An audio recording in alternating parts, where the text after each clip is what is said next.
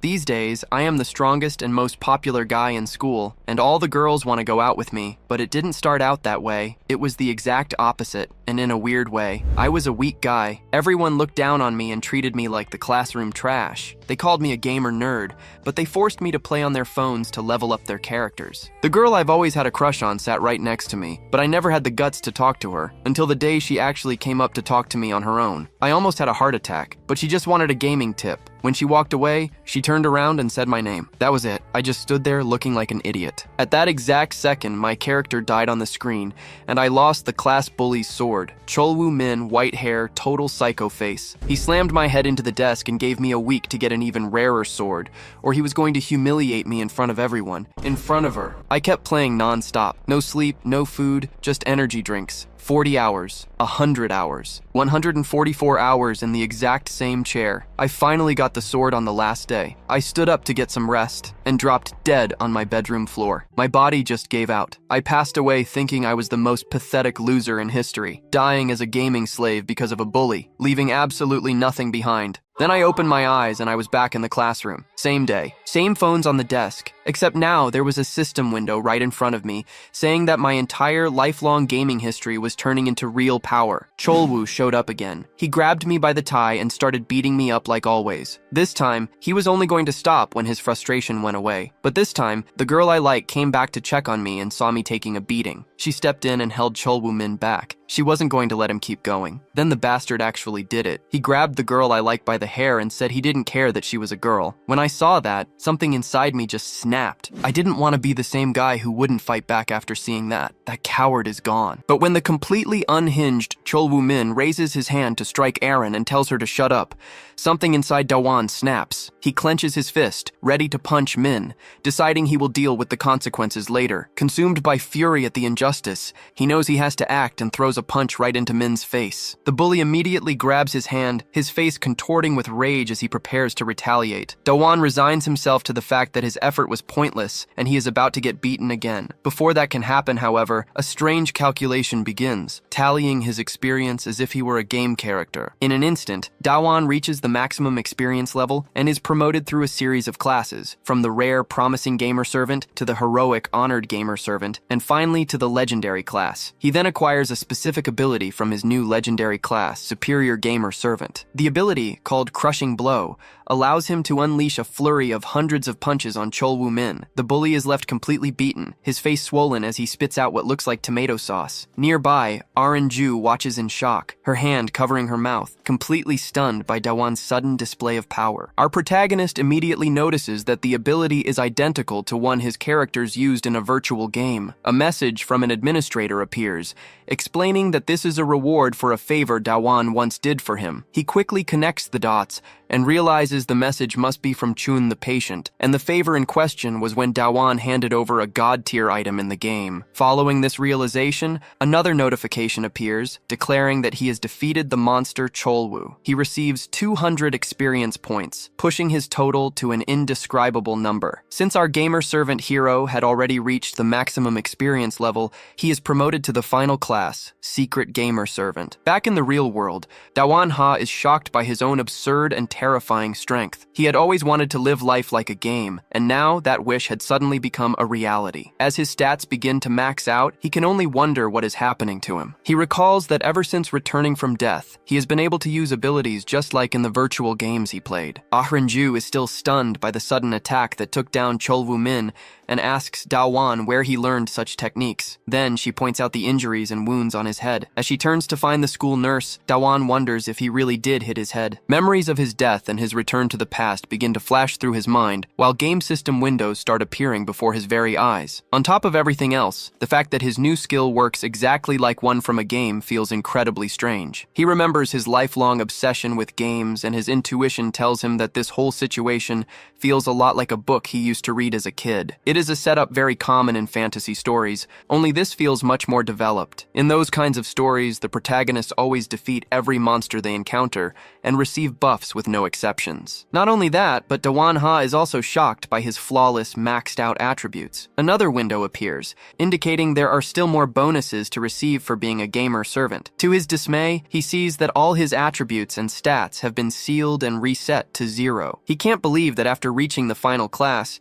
he's become a weakling again and feels it's completely unfair. He then remembers he completed an event mission after unleashing his rage and defeating the monster, which means he will now get a reward. He realizes this was the same event mission he accepted the moment he died that day. Suddenly, the golden key listed as the reward in the mission window materializes before him. After he completes the mission, the system officially notifies him that he has received the golden key prize. Meanwhile, in the classroom, other students are commenting on Dawan Ha's injured appearance. They whisper that it was Cho Woo Nen's doing, mentioning that they saw him looking very upset as he went home the previous day. They guess that Cho Woo couldn't vent his anger during the fight, and had even yelled at the nurse. However, they don't know who hurt Cho Woo Nen so badly, since everyone was on their lunch break at the time. Since no one saw the fight firsthand, they are just spreading rumors and wishing someone had filmed it to post online. Dawan Ha ignores them and looks at the golden key several times, but it just seems like an ordinary object. According to its description, however, it's a legendary item that opens a specific place when used. Our hero is in disbelief that it functions just like a regular key. He puts the item in his pocket and decides to set it aside for now. After all, his curiosity has shifted to something else entirely. He now wants to uncover the administrator's identity. When he saw the way the administrator spoke, he immediately thought of the mysterious player from the game. The fact that the administrator called himself the one who brings the end and your highness makes Dawan wonder if he is the same person. He is eager to get home and contact the mysterious player to ask if it's really him. Suddenly, another mission appears, with a panel stating that he will receive an invitation and must accept it. Dawan doesn't understand what kind of invitation he'll receive that night or how he is supposed to get there. At that moment, someone rushes past him and knocks him to the ground. After the initial shock of the crash, he feels the pain and wonders what just happened. The boy who knocked him down quickly apologizes,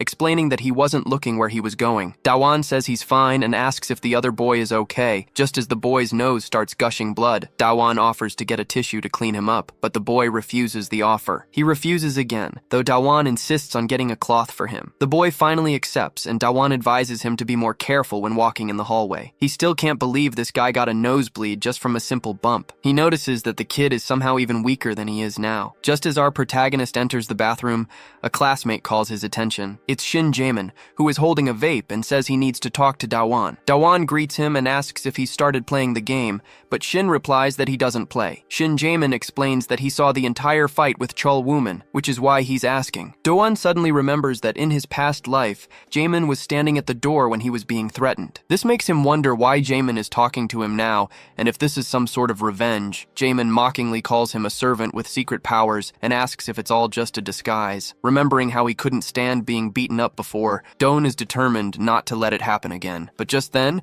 Jaemin grabs his tie and calls him funny. Jaemin then invites Doan to go drinking with some girls from a nearby school that night, leaving him completely shocked by the sudden offer. He immediately realizes this matches the mission he received, but the problem is that accepting would mean hanging out with Chul Wooman as well. Playing dumb, Doan asks if Jaemin is serious, and Jaemin rudely confirms the invitation. Doan can't figure out why he's being invited out of nowhere, and suspects there's a hidden motive. Still, he knows that completing missions in a game always leads to rewards. Since rewards make characters stronger, he initially decides to accept the offer as a good chance to gain experience. However, he quickly reconsiders, realizing it's a bad idea to willingly go somewhere the bullies will be. He makes up an excuse about a memorial for his late grandfather, deciding to give up the chance to stop being a loser, because it seems easier to just avoid that kind of life. He also notices a warning that the mission will be dangerous, which reinforces his decision and gives him a bad feeling. Jaemin accepts the excuse and tells Doan he'll save him a seat at the bar next time. Doan pretends to look forward to it, and their conversation ends. After Jaemin leaves the bathroom, Doan leans on his knees to catch his breath, concluding that nothing good could ever come from hanging out with bullies like them. Just then, a system window appears, notifying him that he will be punished for refusing the mission. A warning states that the pain is about to begin, and he starts to get scared. Suddenly, something strange happens to his body. He has a vision of several massive, fierce bulls in a green valley, snorting as they charge ferociously and strike him in a very sensitive area. Back in the school bathroom, a few students walk in and are shocked to find Doan collapsed on the floor, wetting himself from the pain. They immediately assume Cholwoo must have beaten him up. Lying on the cold tiles, Doan experiences the sharpest, most unbearable pain of his life as a notification informs him it will last for another 59 minutes. Overwhelmed by the excruciating agony, he can't stop crying. Another notification pops up,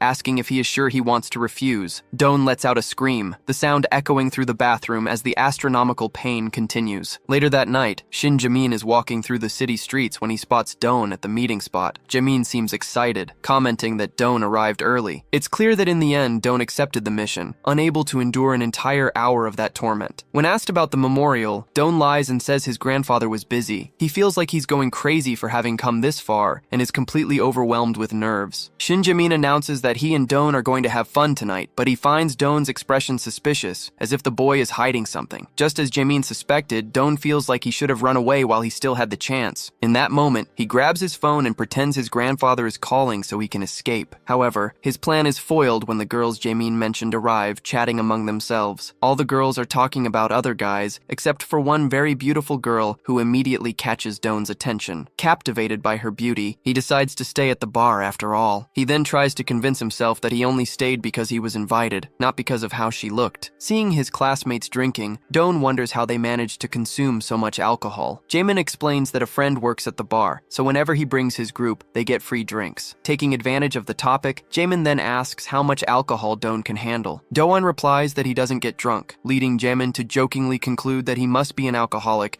even though Doan has never had a drink before. Jamin tells him not to worry about money, since he'll be covering the entire bill. Surprised by this kindness, our protagonist starts to think that maybe Shin Jamin isn't so bad after all. While they wait for Jamin's payment to be arranged, one of the girls starts singing karaoke. Doan is shocked by the sudden turn of events, but Jamin just looks happy when a boy named Yu Jihan arrives. It turns out Jihan is his rich servant who came to the bar just to pay the bill, mentioning that he already paid another one just 2 hours ago. At that moment, Doan remembers bumping into Jihan earlier and realizes he's the so-called rich servant. Shin Jamin scoffs, questioning if Jihan really thinks they'll only be staying for another 2 hours. Suddenly, with an insane expression on his face, Jamin begins yelling, scaring and threatening Yu Jihan. Our hero is stunned by Jamin's abrupt shift in personality. Jamin then asks if Doan and Jihan know each other since they go to the same school, but Doan says no. Noticing that his servant is frozen in place, Jamin advises him to have a drink. However, as Jamin goes to pour the drink, he accidentally spills the alcohol all over Jihan's pants. Pretending it was a mistake,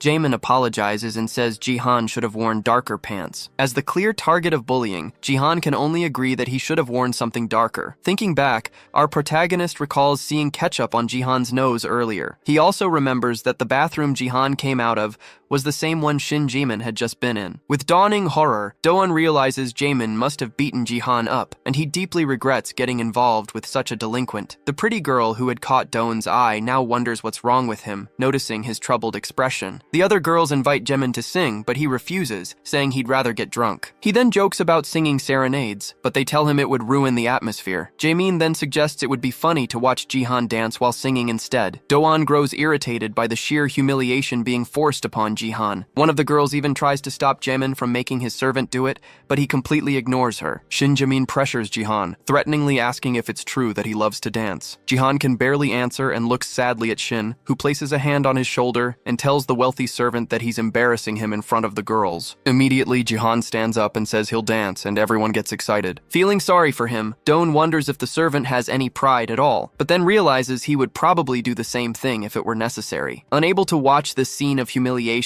Doan asks to go to the bathroom. He knows the only reason Shin doesn't mess with him is because he's believed to be a servant with a secret power. In reality, due to his sealed status, Doan currently has no abilities. He's certain it's only a matter of time before he gets caught, and he knows he's going to be screwed when it happens. He reflects that if it weren't for the penalty he received, he would have fled the mission already. While thinking about it, he concludes that since he came to the bar, he has now fulfilled the mission's requirements. He decides to leave before getting involved in bigger problems, feeling sorry for the other servant. Doan knows he must escape since he doesn't have the power to save anyone, not even himself, and realizes that he and Jihan are in the exact same situation. After Doan takes too long to return, Shin Jamin notices his absence and asks where he is. When Doan finally comes back, he confronts Shin, asking where Yu Jihan's pants are. Shin says he felt bad for spilling on them, so now he's having them washed. Despite feeling a surge of fear at Shin's expression, Doan decides to confront him. Acting like a true servant with secret powers, he commands Shin to hand over the pants, thinking that by insisting so authoritatively, Shin will have no choice. At that exact moment, a tattooed and muscular man arrives at the bar, saying it took a while to settle some business. He's holding a bottle of tomato sauce and asks who the new kid is. Shin tells Doan to greet the man man,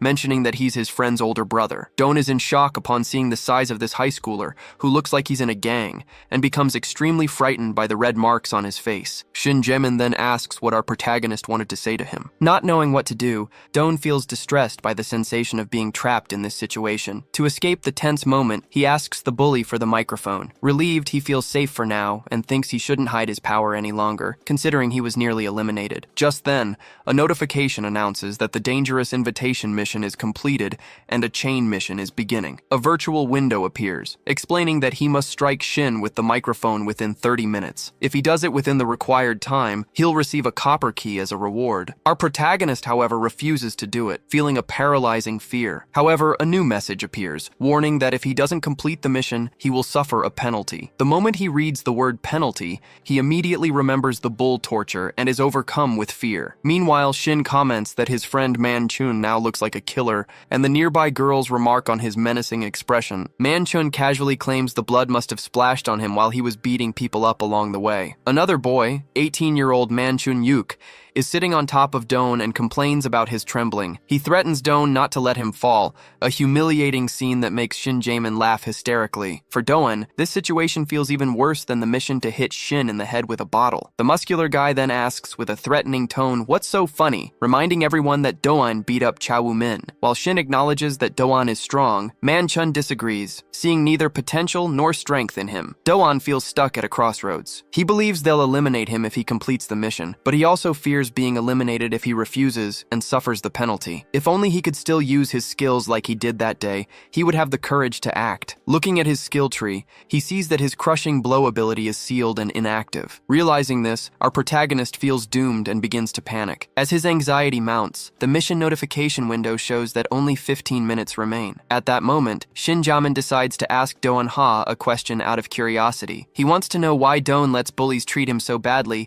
when he clearly has the strength to take them all down. Unsure how to explain, our hero simply answers that he gained his strength from a game. Shin tells him he doesn't need to answer, assuming he must have his reasons. He then reveals that he called Doan there for a specific purpose. Doan expects something big, like a threat to stop messing with Shin's friends, but instead, an excited Shin asks him to join his group, saying they should stick together. Our protagonist completely misinterprets the comment and wonders if Shin is interested in boys. Shin quickly clarifies that he needs Doan's strength to help him take over the Gwanak district. Doan is confused, unable to understand why a bully like Shin would want his help to dominate an entire area. To convince him, Shin explains the benefits, which include free drinks and cigarettes. He adds that Doan will also earn money, property, and even get attention from women. Placing a hand on his shoulder, Jaemin promises that Doan Ha can have anything he wants if he agrees to help. Doan has no intention of accepting the offer in exchange for such shallow rewards and states that he doesn't want anything in particular. He simply doesn't want to team up with a group of delinquents. In response, Shin Jae-min asks if he really wants to remain a mere gamer vassal for the rest of his life. Shin then presses further, asking if Doan wants revenge against the bullies who have always intimidated him, pointing out that he now has the power to do so. Doan ponders the idea of overpowering his tormentors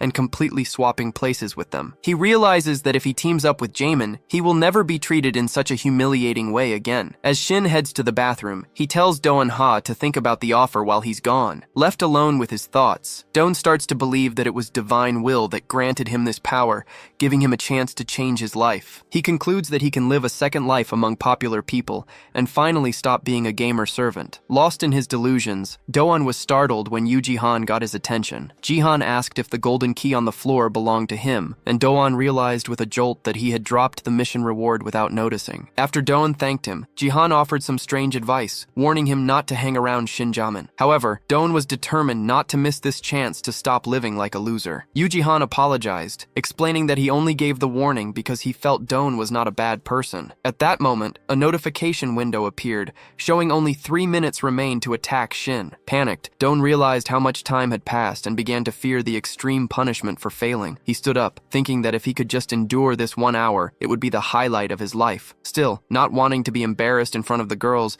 he decided to leave the room to wait it out. An image of a green hill with a herd of elephants came to mind. According to a story, when elephants sense the their own death, they leave the herd to face their fate alone. Doan felt just like one of those elephants as he isolated himself in a distant room. He covered his mouth with a cloth, bracing himself with fear and anguish for the coming punishment. The notification window updated, alerting him that only 30 seconds remained. Doan decided he would rather fail the mission than stay close to Shinjamin. With only 20 seconds left, he resolved that this was the best way to escape his life as a gamer servant. Knowing it was his only option, he prepared for the immense pain that was about to strike him. Back in the karaoke room, the drunken bully, Yuk, asked to sing a song. The girls made fun of his choices, calling them too old and dramatic, but then they suddenly noticed that the microphone had disappeared from the table. At the same time, Shin-mei returned from the bathroom with a stomachache, blaming it on a bad school snack. While he was distracted by the pain, Doan appeared silently behind him, holding a bottle. In a swift and sudden motion, Doan smashed the bottle over the bully's head. The surprise blow was too much for Shin-mei,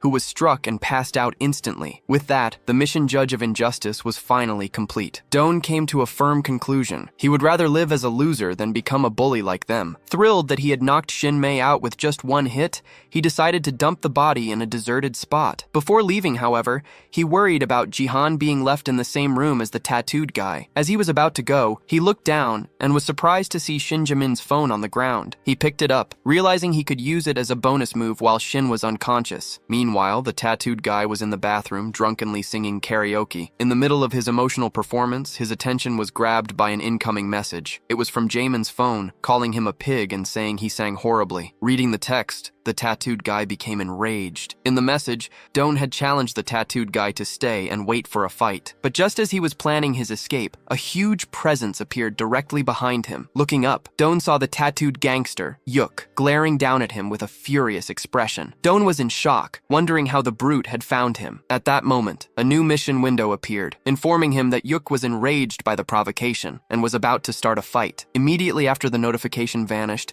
the brute kicked Doan hard in the back, sending him flying across the floor. The force of the impact sent the gamer sprawling, and he hit his head hard on the ground. Yuk then crouched in front of Doan, stating that the messages could not possibly be real. He explained that Jamin never texts him when he is drunk. After saying this, the massive figure grabbed Doan by the collar and punched him hard in the face. While continuing the assault, the gangster claimed that Jamin had actually liked him. He then grabbed Doan's head and slapped him viciously, calling it disgraceful to repay someone who had reached out to him in such a way. Before Doan could even finish a sentence, the gangster slapped him again, calling him a loser and questioning why Jamin ever wanted him in their group. The brute then demanded to know why Shin Jamin was passed out on the floor, but as he looked, he noticed something strange and said he already suspected what had happened. Reaching into Doan's pocket, Yuk pulled out the crumpled microphone and called him a coward. Doan retorted that the real cowards were people like Yuk, who intimidate and steal from the weak. However, before he could finish his speech, the giant threw him across the room. Doan crashed hard into a wall stacked with bags of flour. Yuk declared that it was not his fault Jihan was weak,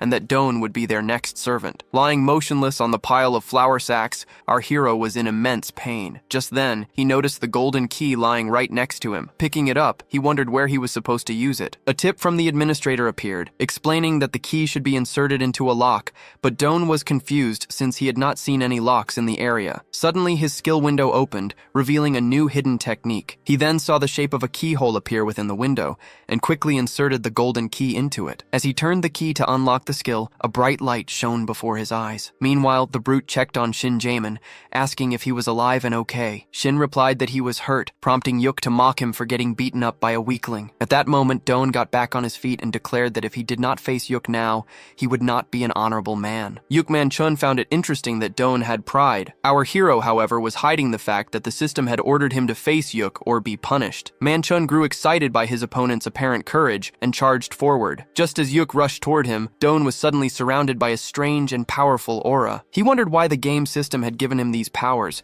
and why it was leading him into such dangerous battles. He then realized the reason was because they wanted to see a show, and in that moment of clarity, he moved to punch Yuk. As a powerful blue aura flares around him, Doan shouts that the giant is doomed. In that moment, he suddenly recalls his childhood and a nerdy kid who was a legend at the local arcade. This boy, known as Master Zobarano, had a unique and unusual playstyle that captivated everyone who watched. Whenever Master Zobarano won, the crowd would erupt in excitement. The boy's incredible skill came from his complete dedication to virtual games. A 10-year-old Doan was deeply impressed, watching in awe as the master played. The boy's special ability was his crushing hawk technique, which made him unbeatable. This This ability, called Hawk's Descent, is a powerful kick that knocks out the target, but it costs 120 mana points to use. Realizing he has just unlocked this head kick, Doan thinks it will definitely come in handy. Even with the massive weight difference and the strength of Yuk's punch, he imagines he can win with this single ability against his enormous pig-like opponent. But just then, a notification window suddenly appears, alerting him that he is out of mana. Doan is shocked by the sudden news as Yuk's punch gets closer and closer. Realizing there is nothing he can do, he takes the full force of the blow right on his chin. He goes flying through the air and lands hard on the ground behind his enemy, Yukman Chun. Yuk wonders what is wrong with the nerd, who had just been yelling as if he had an ace up his sleeve. Lying on the floor wounded and groaning in pain, Doan becomes furious with the game's insane system. After all, he only has 100 mana, yet Hawk's Descent costs 120 points. He cannot understand the logic. He wonders if the golden key was some kind of reward for getting beaten up by Cho Min. As he thinks about the golden key, he reaches a conclusion. He remembers the reward for the mission where he hit Shin Jaemin with the microphone was a bronze key. Looking around the room, he wonders where that key is, since it is not visible anywhere. Doan recalls that the key from the Jaemin mission fell right beneath the window. Since he completed that mission in the bathroom, he figures the key might still be there. With no other choice, he decides to take the risk and go find it. But before he can reach the door, Yuk grabs him. The brute punches our hero hard in the ribs and asks where he thinks he is going. Looking at Doan again, Yuk senses that maybe he is not such a weakling after all. Doan collapses to the floor as Yuk calls him a rat. Feeling his body at its limit, he can barely stand up after being knocked down again. He decides he has to retreat and escape the situation to go look for the key. Still unsure of what to do, he sees the enemy place a hand in front of him, blocking his path. Just as Doan starts to run, the giant puts a hand on his face, stopping him in his tracks. Yukman Chun knocked Doan down again, telling him he should stop getting back up. Instead of giving up, Doan started laughing, prompting the giant to place a foot on his head and ask if he had gone insane. Our protagonist then asked if Yuk really believed he had caused all this chaos alone and without a plan. The brute claimed Doan was just bluffing to stay alive, but Doan insisted he was just buying time as an elevator opened behind Yuk. Doan then shouted for whoever was inside the elevator to attack the bully with everything they had. Shocked and momentarily afraid, Yuk turned to look, only to find the elevator completely empty, which left him frozen in disbelief. This confusion quickly filled him with rage toward Doan Ha. He spun back around, ready to eliminate the boy, but discovered that Doan was already gone. Meanwhile, Doan ran through the hallways with all the strength he could muster, amazed that his simple elevator strategy had actually worked on someone as dumb as Yuk. Now that he had managed to escape, he was in a panic, desperately looking for the bronze key. However, in the middle of his run, he collapsed to the ground from exhaustion. He soon forced himself up with great effort, fighting against the weakness in his legs to keep moving. At the end of the hallway, the hulking figure of Yuk appeared. Cracking his knuckles with a manic expression, the tattooed gangster ordered Doan to stay still. Our hero thought this was the end, since he no longer had the strength to run or escape. Just when he felt it was all over, he glanced to the side and finally found the bronze key. As soon as he grabbed the item, a description appeared, explaining that it unlocks sealed attributes. Outraged that the game hadn't done this from the beginning, he opened his character info and noticed a key symbol in the middle of the status window. At that same moment, the big guy started charging at him, filled with rage. Quickly, just before being caught by Yuk, Doan inserted the key into the lock, urging the system to hurry as adrenaline rushed through his body. A choice appeared, offering to permanently boost one of his stats. Knowing that he needed more mana to use his abilities, he made his decision and shouted for the system to increase his mana points. As the gangster got dangerously close to landing a powerful punch, Doan's mana points were unlocked and increased by 100. Just before being hit by Yukman Chun, he dodged to the side, avoiding the attack. Our protagonist then placed his foot on Yuk's thigh and prepared to unleash the falcon drop. He jumped over the man, soaring above him as lightning circled his leg, activating the secret class skill. An aerial kick charged with electricity struck the enemy directly on the head. The skill-powered attack landed perfectly, smashing the brute on top of his massive skull. Blood gushed from his nose and his eyes rolled back in pain. At that moment, a message appeared for Dowan, confirming he had defeated the monster Yukman Chun. His enemy fell to his knees before collapsing unconscious on the ground. Feeling incredibly cool, our hero landed lightly on his feet. His reward for winning the battle was the missing silver key. Though completely exhausted, Doan Ha grabbed the key he had received. As reality set in, the gamer servant couldn't believe he had actually won the fight. Just as he thought he could finally go home, Shin Jaemin woke up and appeared in the hallway. Furious with Doan Ha, the delinquent demanded to know what had happened. Our hero was in shock and stammered when he saw that Shin had recovered from the knockout. Then, someone else appeared. A giant man from the karaoke bar stepped forward, asking why his brother Yuki was lying on the ground. This was Yuk Manak, a 19-year-old who worked at the bar and was Yuk's older brother. He immediately became furious with Do-won, who suddenly remembered Shin mentioning that Yukman-chun had an older brother. Face to face with the giant muscular man, Do-won felt like this was truly his end. Other delinquents began to show up, asking about the loud crash from a moment ago. The tattooed boys quickly noticed the brute, Man-chun, unconscious on the floor. Again, our protagonist recalled Shin saying he used to drink at this bar with his friends. Realizing he only had 80 mana points and 12 health left, Do-won knew he lacked the strength to run, let alone the mana to activate any special abilities. Exhausted and injured, he muttered that he was totally screwed now that he was cornered by dozens of Shin Ja-min's delinquent friends. Meanwhile, Yuji Han was out on the street alone that night, wondering if it was really okay for him to be wandering around. He knew the message sent from Shin Ja-min to Yuke-man-chun was a fake. The bullies had dismissed Yuji Han, saying they had another matter to deal with, but he knew the only one who would be foolish enough to dig his own grave in a place full of gangsters was Do-won, especially since it was his first time there, and he didn't know the rules. The last message telling everyone to go home seemed like it was meant to save Ji-han, and he worriedly hoped Do-won would be okay and get out of the situation safely. Back in the hallway, Shin Ja-min asked why Do-won did it, insisting he never wanted to be his enemy. In our protagonist's mind, however, he could see no way out. The gangsters threatened him, saying he wouldn't escape, and he was certain he was going to be eliminated today. Just then, a karaoke staff member ran in, announcing that the police had arrived and that everything had gone wrong. A man announced that someone had called the police from the first floor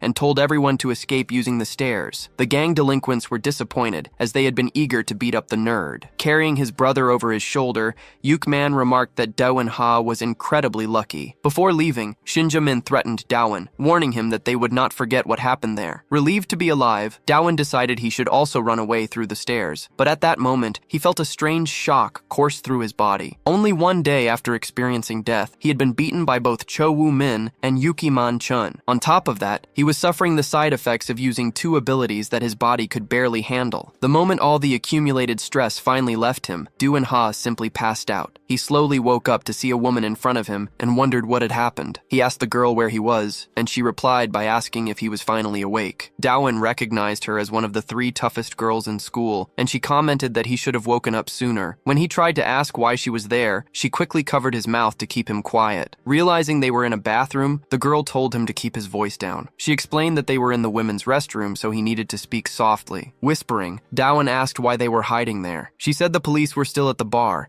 and figured they would not come into the women's bathroom. When Do-won asked who made the report, she admitted that she was the one who reported the underage drinking. Do-won was confused, pointing out that she had been drinking too, and asked if she did it to save him. The girl explained that she saw him when he was fighting Yuk-man. She had always thought he was just a loser, but it seemed he did not care about collateral damage. Thinking she might have fallen for his charm, Do-won asked how he could repay the favor. She initially refused, but after he insisted, she asked him to grant her a wish. As she got very close to tell him, Do-won turned red from embarrassment and was left speechless. The next day came at dawn, with Do-won waking up to a call from his mom. As soon as he picked up, she started scolding him and yelling loudly. He asked why she was so mad, explaining that he had not talked to her for just one day because he was tired. However, his mom corrected him, saying it had actually been 3 days since they last spoke. Now that she knew he was okay, she said she had to get back to work, leaving Do-won shocked by the information that he had slept for 3 whole days. After the karaoke night, Do-won really had gone straight home to sleep. This was understandable,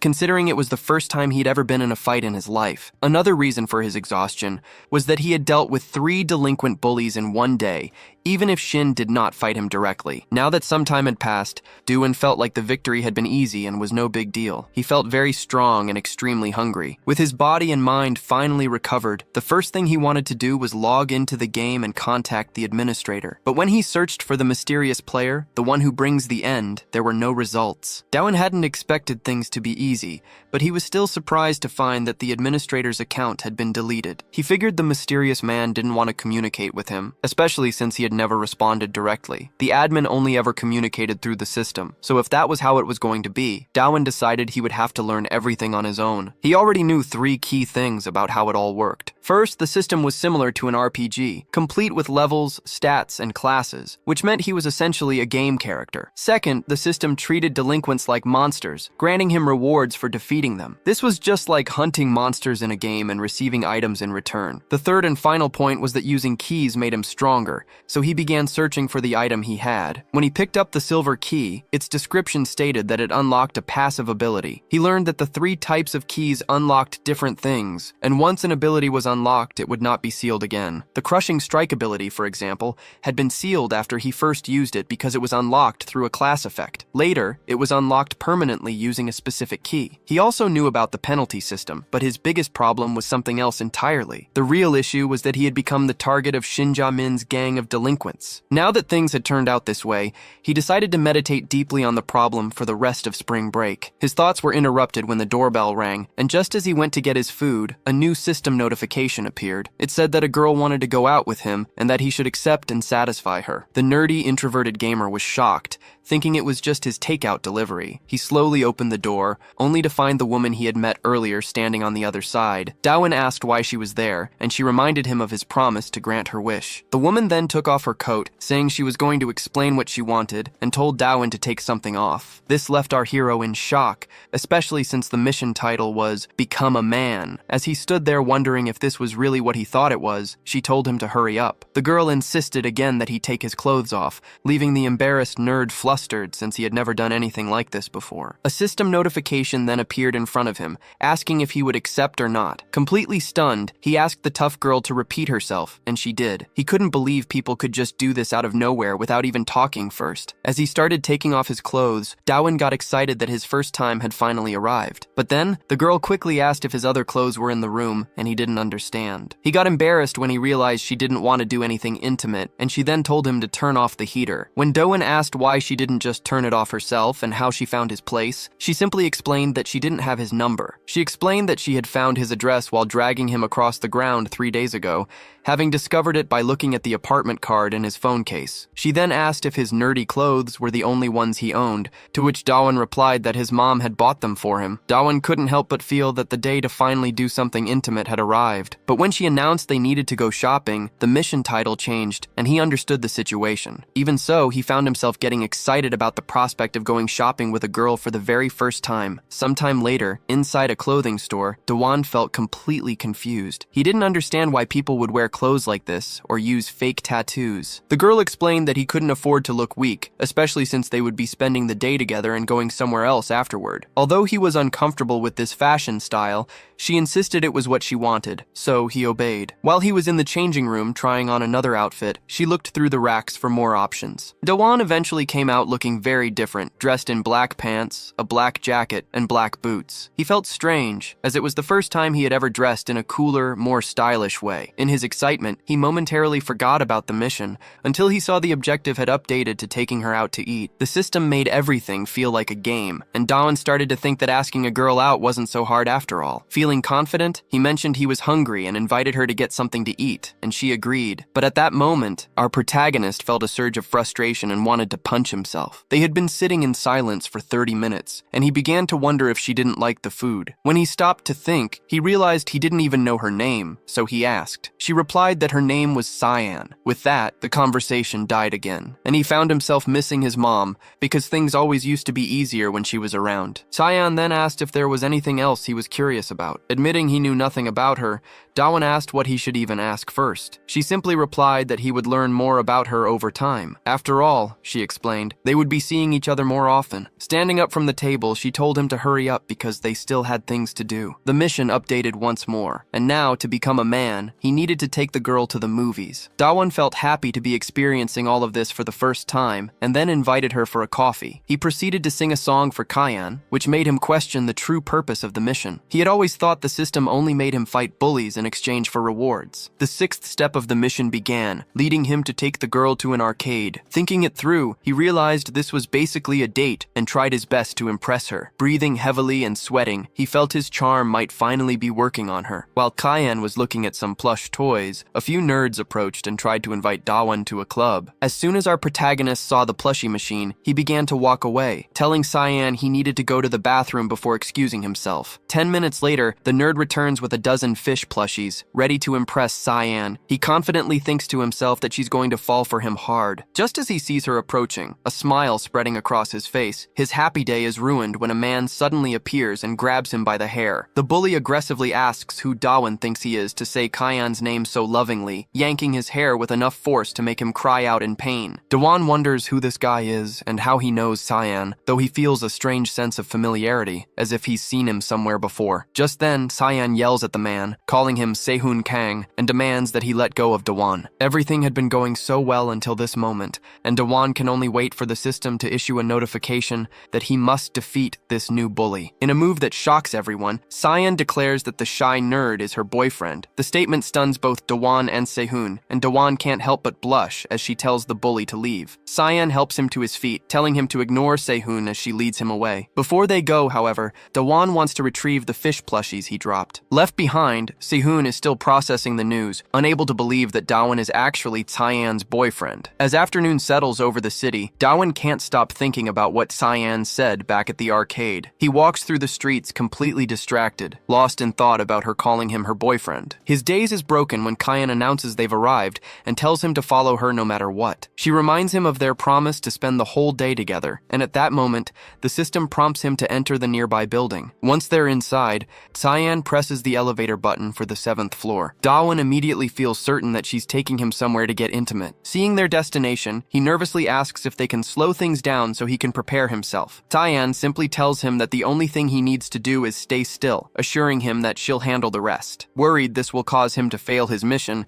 Dawon desperately tries to think of a way to convince her to change her mind. When they arrive on the 7th floor, Dawon notices all the rooms are closed and asks why they're there. As they walk further down the hallway, he realizes with dawning horror that he's at some kind of gathering for bullies. He peeks into a room full of people with a microphone in the center, which only adds to his confusion. A man who looks like a judge strikes a gavel and calls for silence, announcing that the regular meeting of the Guanaku City Bullies will now begin. He then states that their first agenda item is to discuss the Karakwar incident, and more specifically, how to deal with Dawon Ha. The delinquents in the room murmur amongst themselves, thinking the kid looks far too normal to have beaten 3 gangsters. Dawon stands there in complete shock, listening as the men openly talk about eliminating him. When a vote is held to see who wants to defeat Dawon, every single person in the room raises their hand. He is completely stunned to see that they all agreed to take him out. In that moment, it is officially decided that Dawon Ha is now the target of all 497 members of the Guanaku Bullies. The mission ends, and a system message appears, stating that a man thrives on the thrill of risking his life. It explains that bullies is a term teenagers use for school-based groups involved in criminal activities. These individuals are loyal to their instincts, love to show off, and live a carefree lifestyle. The main reason they can enjoy this life without worry is because they always move in groups. There are many ways to control and lead these crews, and in the Guanaku district, they use intense and mature methods to manage their members. Dawon wonders what is wrong with these delinquents, who do not seem to think about anything at all. In shock, he reads the system message and tries to understand the process of becoming a man. The message also includes a warning that for chain missions, the reward is only obtained after completing the final mission in the series. Noticing how strangely Kyan has been acting, Dawon asks if she set him up in an ambush. Before she can answer, the man in a suit holding a hammer declares the matter closed. As Dawon tries to figure out who this man is, Kyan tells him to wait, explaining that they need to move on to the next item on the agenda. The other bullies make rude comments toward her and ask who the guy standing by her side is. With his back to the delinquents, Dawon is terrified of them and the possibility of being eliminated right there. Cyan and the leader announce their intention to discuss a second topic,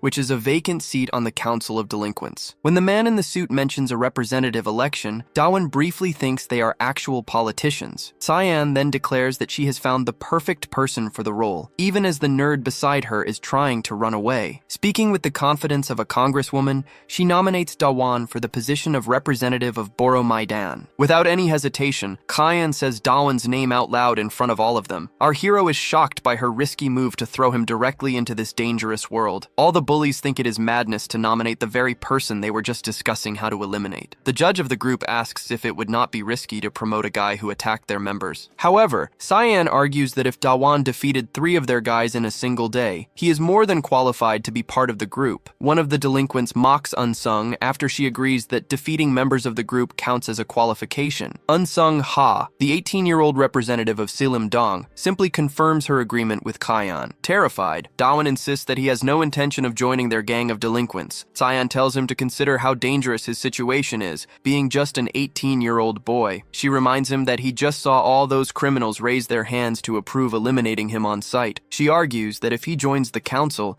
the other delinquents will not be able to punish him. Dawan thanks her for the concern, but Cyan clarifies that she is not doing it for him. She explains that some other jerk wants the position, and she would much rather it be Dawan than that guy. Just then, the elevator doors open, revealing the same man who had attacked Dawan earlier at the meeting with Cyan. Dawan immediately recognized the man from the arcade. Kang Se-hoon stepped forward, demanding to know why Cyan hadn't told him about the assembly. The Boramai Dong associate quickly realized she must have invented the boyfriend story just to hide from him. Kang Se-hoon told Cyan that even though she was against him becoming a representative, her actions were excessive. Suddenly, he wrapped his hand around Dawan's neck and began to choke him, demanding to know what they were doing there. Dawan felt like he couldn't breathe, as if he were being crushed under a boulder. The judge ordered them to stop, declaring that this was a formal meeting before announcing Dawan as the new leader of Boramai Dong. Kang Se-hoon immediately tried to argue that he was supposed to become the area's representative, but Cyan fought back verbally. Meanwhile, the other delinquents whispered among themselves, with some thinking Dawan looked like a weakling and others checking out Cyan. Seeing that there were now 2 people nominated for the position, the judge noted that things had reached another level. Kang Se-hoon finally released Dawan, stating that they would be forced to settle the matter. As all the bullies started to stand up, Dawan tried to say that he didn't even care about the position. Taking advantage of the moment his enemy's back was turned, Dawan quickly used his falcon drop ability and delivered a powerful aerial kick. The other delinquents were impressed to see his special ability up close. However, Kang Se-hoon was known as the Granite of Boramai and possessed extremely high endurance, allowing him to block the attack easily. Dawan was shocked, wondering if his attack was too weak. Kang Se-hoon, however, complimented the special technique, admitting the move had startled him. Still, he found it strange, pointing out that even the brute Yukman Chun was knocked out with a single strike from that same move. Dawan then realized the truth. With his insufficient mana, he could only use his abilities once, meaning he couldn't win without them. He was in serious trouble. Just then, Kang Se-hoon caught him in a chokehold, lifting the terrified gamer completely off the ground. Dawan automatically patted Se-hoon's arm, signaling for him to let go, but it was no use. Se-hoon sneered that he would only release Dawan once he had knocked him unconscious. In that terrifying moment, Dawan finally understood why this bully felt so familiar. The man had changed so much that he was almost unrecognizable. Dawan's mind flashed back to an especially hot summer 5 years ago. During that season, he had been strangled in the exact same way by an extremely chubby boy. Back then they were both 13, but that overweight bully was none other than Kang Se-hoon. Fainting games were common at the time, and Se-hoon subjected him to them constantly. He would choke Dawan even while they were eating, forcing him to finish all his food under duress. The abuse continued even when they were in the bathroom, where Se-hoon wouldn't release his grip until Dawan was finished. Because of this torment, Dawan passed out multiple times and lived in constant fear of blacking out again. But even more than the physical act, he feared the situation he would wake up to afterward. Thanks to Kang Se-hoon, he had suffered countless humiliations in front of the entire class, including the girls he knew. Because of his past trauma, Dawan had become incredibly nervous around women, turning into a complete loser. Now, in the present, he collapses to the ground, nearly unconscious, wishing that people like Kang would suffer for what they do. He couldn't understand how Kang Se-hoon had managed to lose weight, become good-looking, and effortlessly attract girls. The more Dawan thought about it, the angrier he became, unable to stand the idea of losing to his old bully. In the background, he could hear the other delinquents in the room calling him weak. As soon as Dawan managed to get back on his feet, the bullies taunted him, saying he didn't stand a chance. Hearing those words, he wondered what his chances of winning actually were. After all, the one skill that could have helped him was immediately blocked by Kang. Trapped in Se-hoon's chokehold, Dawan realized there was nothing he could do but tap out. Once Kang declared himself the representative of Boram Hwadong, Dawan felt completely lost. Just as he was about to give up, however, he suddenly stood back up and faced his opponent once more. Kang Se-hoon warned him that if he insisted on continuing, he would only end up getting hurt much worse. In response, Dawan took off his jacket and declared that he was going to beat the gangster up. The moment he threw his jacket to the ground, revealing his plan, everyone in the room stopped to watch. No one could believe their eyes as the skinny nerd began throwing a flurry of punches. However, the blows were incredibly weak, and Kang Se-hoon blocked them all without any effort. Straining himself, Dawan felt he just had to keep going a little longer for his plan to work, remembering something from 7 hours ago when he was searching his pants for an object. The item was a silver key, a heroic reward he had received after defeating Ryukman Chun. He recalled that this key unlocked passive abilities, which he had activated earlier. At that moment, the passive skills unique to his class became available. One of them was the critical hit, a skill with a 1% chance to break through an opponent's defense. This passive ability didn't consume any mana and could ignore all defenses to land a devastating attack. Dawen knew the odds were cruel, as a 1% chance meant that it would hardly ever happen. Statistically, only 1 out of 100 strikes would register as a critical hit. In his current situation, he realized he had no other choice but to land that single critical hit. With no other options available, he committed to the strategy of throwing punches non-stop. As he continued his assault, all the delinquents started laughing at the pathetic display, and even Cyan Sunbae felt embarrassed by the scene. But Dawen knew that if he kept punching, one of them would eventually land as a critical hit, and he was already getting close to 100. He noticed his opponent was getting distracted as he neared 80 punches, making him question why the skill hadn't activated yet. Kang Se-hoon, thinking Dawen looked ridiculous, continued to block every single punch up to the 99th one. Finally, Dawen threw his 100th punch, which landed squarely in the center of Kang's chest. A cold sweat broke out on Dawen's face as he realized it didn't seem to work. Kang just looked at him and asked what he was even doing. Dawen could only think about games and the irreplaceable factor known as the random number generator, which gives everyone a chance to succeed. That feeling of satisfaction from success is much harder to obtain in real life. It's precisely for that feeling that gamers challenge the odds every day, just as Daewon Ho did at 13 years old when he used his English class money to pay for game upgrades. At the time, the random number generator didn't help him, and he failed to get the item he wanted. Even knowing the next failure could be the end,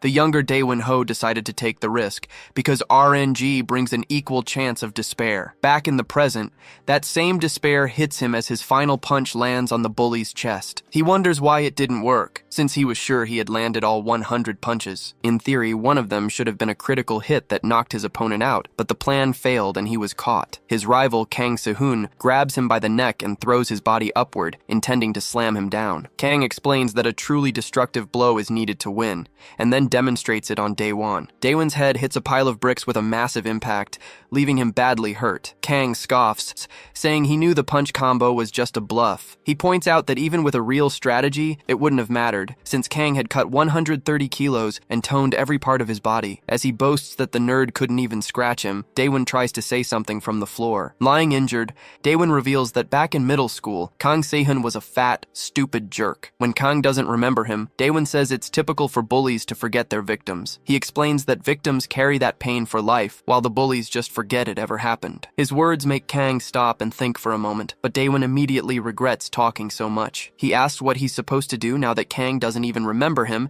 and tells him to back off. Growing desperate, Daewon starts delivering several instinctive, irrational kicks, shouting for Kang to stay away. Completely ignoring the request, Kang grabs his foot and throws him far away, sending him crashing into a pile of tables and chairs. Looking down at the weakling on the ground, Kang asks if Daewon is still the same person he was back then. He questions if Daewon remembers every single toy he played with as a child, seeming genuinely upset to see him in such a miserable state. Suddenly, a man in a suit steps forward and tells the nerd to give up the fight. The man, Han Un-sung, the representative of Seollyeongdong, declares the match a waste of time, stating that one side has already lost all will to keep going. Daewon feels incredibly guilty for relying on a 1% chance to win. He's certain he has no chance at all against this monster, but he knows that if he gives up, the other delinquents will attack him. He doesn't know what to do as Han Un-sung coldly says the fight is already over. Despite this, Daewon Ha slams his hand against the floor and yells that the fight isn't over yet. He starts getting up with great effort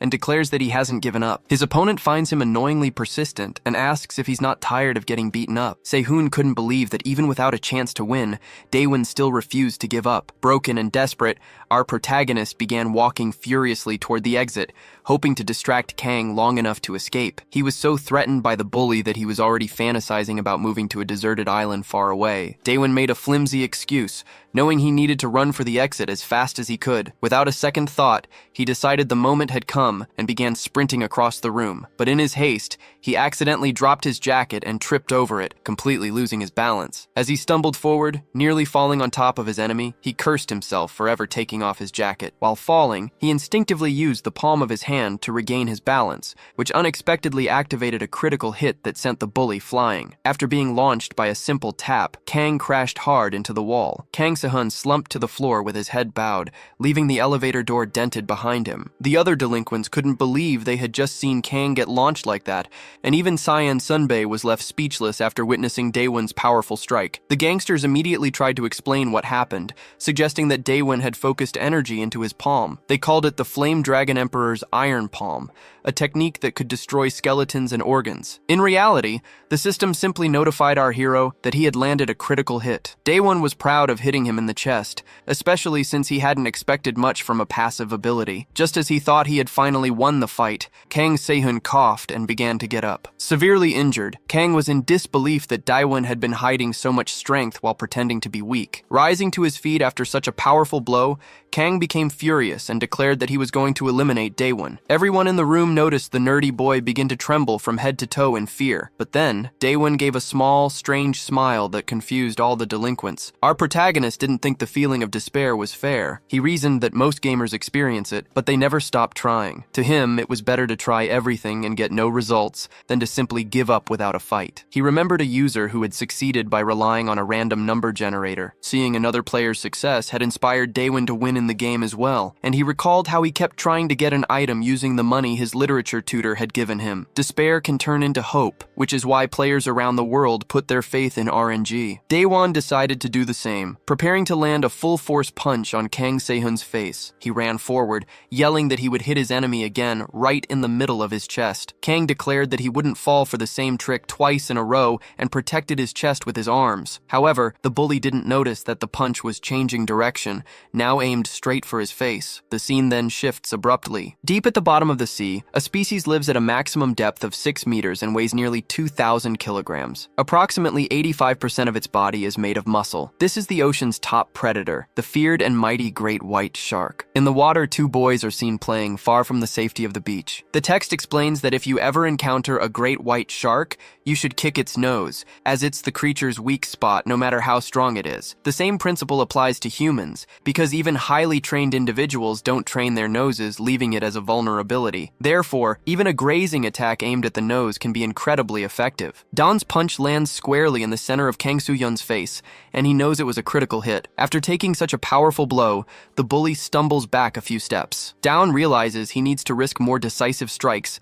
and stop relying on his 1% critical chance. A stream of blood pours from Kang Soo-hyun's nose as he screams, though he is not yet defeated. Consumed by rage, he vows to wipe Dawn off the face of the earth, repeating the threat over and over. Just then, our protagonist appears behind him, wrapping an arm around his neck and shouting insults. Dawn yells that Kang will be the one eliminated, then grabs his nose and begins to choke him. Our nerdy hero shouts that he'll only let go if Kang begs to be released, warning that otherwise he'll pass out. All the while, he pulls the bully's nose upward with all his strength and fury. The other criminals in the room are stunned by the scene, finally acknowledging Daewon's strength. Cyan Sunbae watches in disbelief, witnessing this bizarre display of the nerdy boy's power. As Daewon continues to choke the bully, he makes him cry until Kang eventually begs to surrender. As soon as his enemy finishes saying he gives up, Daewon Han releases the chokehold. The bully collapses to the floor, defeated, trying to catch his breath and regain his strength. Daewon, also injured and exhausted, comments that he finally managed to win this time. However, behind him, an electronic component is just about to touch a puddle of water. Before Daewon can finish his sentence, the exposed wire makes contact with the puddle, sending sparks flying. Just as he yells that he won, the short circuit causes a massive explosion right behind him. Hearing the blast and seeing the flash of flames, our protagonist is startled. The other bullies are shocked by the sudden and very real explosion. They immediately begin scrambling to escape, desperately trying to get into the elevator before the fire can spread. They remember that the police raided the karaoke bar last time, and now they face the very real risk of a fire. Outside, everyone who was in the room manages to escape the blaze. Dawn, who had thought he was going to die in the flames, feels an immense sense of relief to have made it out alive. But then, one of the gang members asks where Cyan Sunbae is. Realizing she is nowhere to be seen, the other bullies begin to wonder if she's still trapped upstairs with Kang Se-hun. Nearby, District Chief Han Yun-sun remains silent, staring at a fire hydrant on the ground. Feeling a surge of outrage, Dawn heads back toward the stairs, thinking that Cyan should have run as soon as she saw the fire. Even though he doesn't really know Cyan, he decides to rush up the stairs to find her. He reflects that while he only knows her name and she isn't particularly important to him,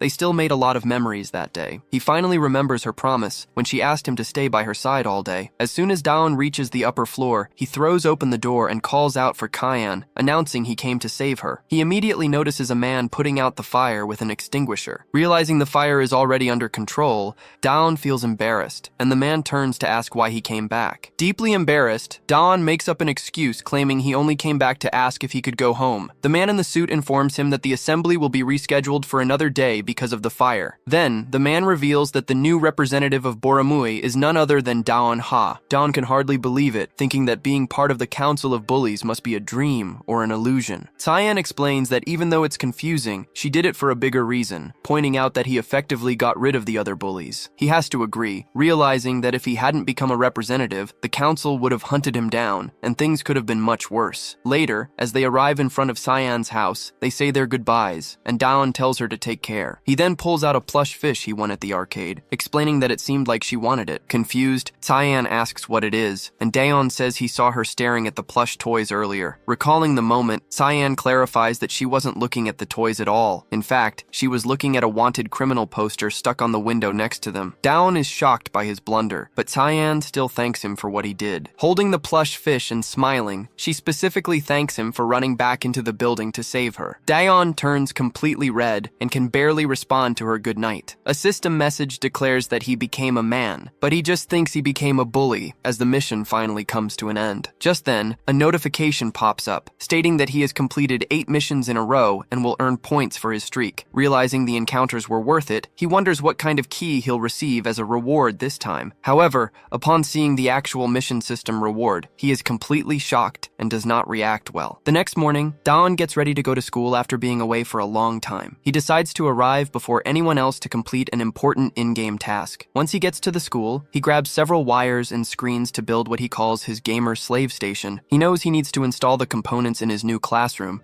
so he starts looking for his assigned spot. When he enters the room, he sees someone already there sleeping at a desk and is surprised that another student arrived even earlier than him. With all the tech in hand, he resolves to build the best gaming setup in the entire school. As soon as he spreads the components across his desk, he worries that he made too much noise and woke up the other student. Glancing at the sleeping student's ID card, he sees the name Han Yun-sung. The name sounds vaguely familiar, triggering a memory from the day before. He suddenly remembers Cyan telling him that Han Yun-sung is the representative of the Seollyeong-dong district. She had warned him that Han Yun-sung was the most dangerous bully of all the districts in Gwanak. Just then, Han Yun-sung speaks, telling Dawn he doesn't need to be scared since he's part of the Council of Bullies now. But then, the dangerous bully suddenly sweeps all of Daeon's tech components onto the floor. Han threatens him, saying it would be easy to take care of him right then and there. Daeon immediately remembers Tyan's advice not to confront him, and he can't help but wonder why he's already facing a boss so soon. Daeon tries to de-escalate the situation, pointing out that as members of the Council of Bullies,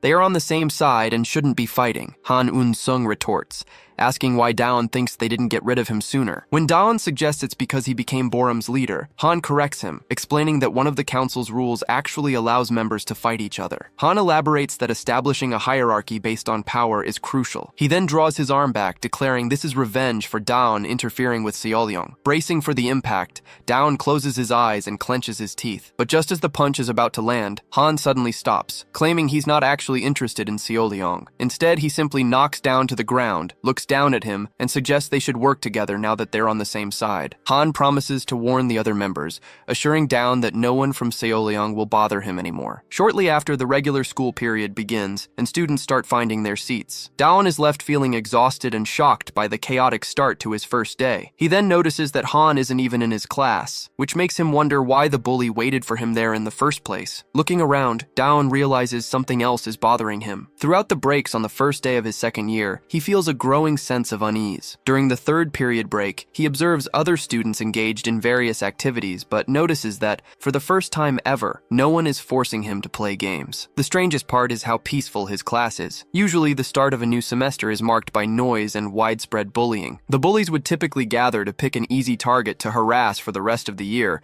threatening everyone to establish their dominance. The school becomes a lawless jungle where only the strongest survive, with some students trying to rise to the top while others just aim for personal gain. But just as Dawn is contemplating this unusual piece, a window suddenly shatters as a student is thrown right through it. Annoyed by the bullies acting like wild animals, Dawn heads to the bathroom to clear his head. The moment he enters, he comes face to face with Jamin, and the two stare at each other. Dawn had completely forgotten they went to the same school and instantly assumes Jamin is still angry about the karaoke incident. Fearing an attack, Dawn nervously raises his hands in a defensive gesture. To his surprise, Jamin doesn't attack. Instead, he congratulates Dawn for becoming the representative of Borum. The bully seems strangely excited, especially about Dawn being friends with Yunsun. Dawn immediately notices how weird Jamin is acting, and when he questions him about it, Jamin makes up a poor excuse and quickly tries to leave. As he flees, he asks Dawn to put in a good word for him with Yunsun. Back in the classroom, Dawn continues to find it odd that no one is bothering him. He finally realizes that Han Eun-sung wasn't lying and must have actually warned the other bullies. His distant dream of living a normal school life is finally coming true. He knows he should be overjoyed, but instead he just feels uncomfortable. He had initially thought the missions were designed to force him into confrontations with the bully bosses, but his recent and sudden induction into the bully council makes him question the system's true purpose. He starts to wonder if it's using him in some larger scheme. As Daeon considers whether he's just overthinking things, a girl comes over and asks if he's gaming. Dawn assumes she's offering him a gift out of pity for his previously miserable life, but Orenju explains it's a thank you for what he did for her earlier. Completely shocked, Dawn takes the gift and wonders if he's dreaming. When he opens the gift box, he's confused to find a small octopus inside. Aaron explains that octopus is good for recovery and energy,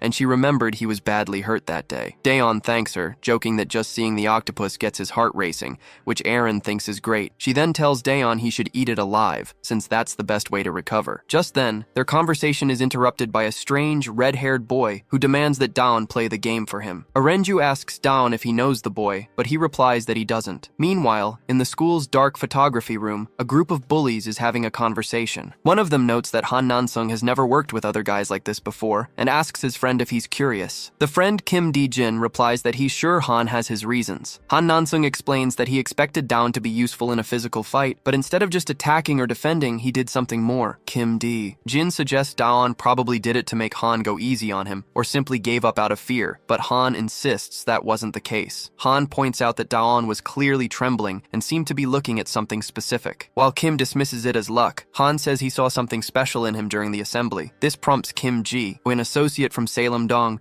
to ask if that's the reason Han is working with him. Han denies this and declares the questioning is over, adding that it's much more fun to get to know Daon Ha in person. Back in the classroom, an annoyed Daon walks toward the strange boy, and Orenju notices his odd behavior. He stands in front of the weirdo and tells him to get up for interrupting his time with her. Elsewhere, a strong tattooed man wonders aloud why Class 3 of the second year has been so quiet lately. His colleague shows him a card, explaining it's all because of one particular person. The tattooed man finds it amusing that So Sung Woo is in the same class as Daon. He agrees with Han's assessment, thinking they might get to witness something interesting since So Sung is a bloodthirsty guy. At that moment, Daon introduces himself to the red-haired boy and asks if he has spoken to Han Eun-sung. Trying to sound brave, Daon tells So Sung to play the game himself if he wants to survive. Daon knows that no one from Salem Dong can harm him, but he realizes So is from the Bongqian Dong district. Enraged by the threat, So Sung stands up and questions Daon's audacity. Daon keeps his composure and replies that if So has hands and eyes, he can play the game on his own. So Sung mockingly asks if he should talk to Eun-sung about this. However, Daon stops when he notices the boy's eyes filling with pure hatred. He's momentarily scared by So Sung's dark gaze,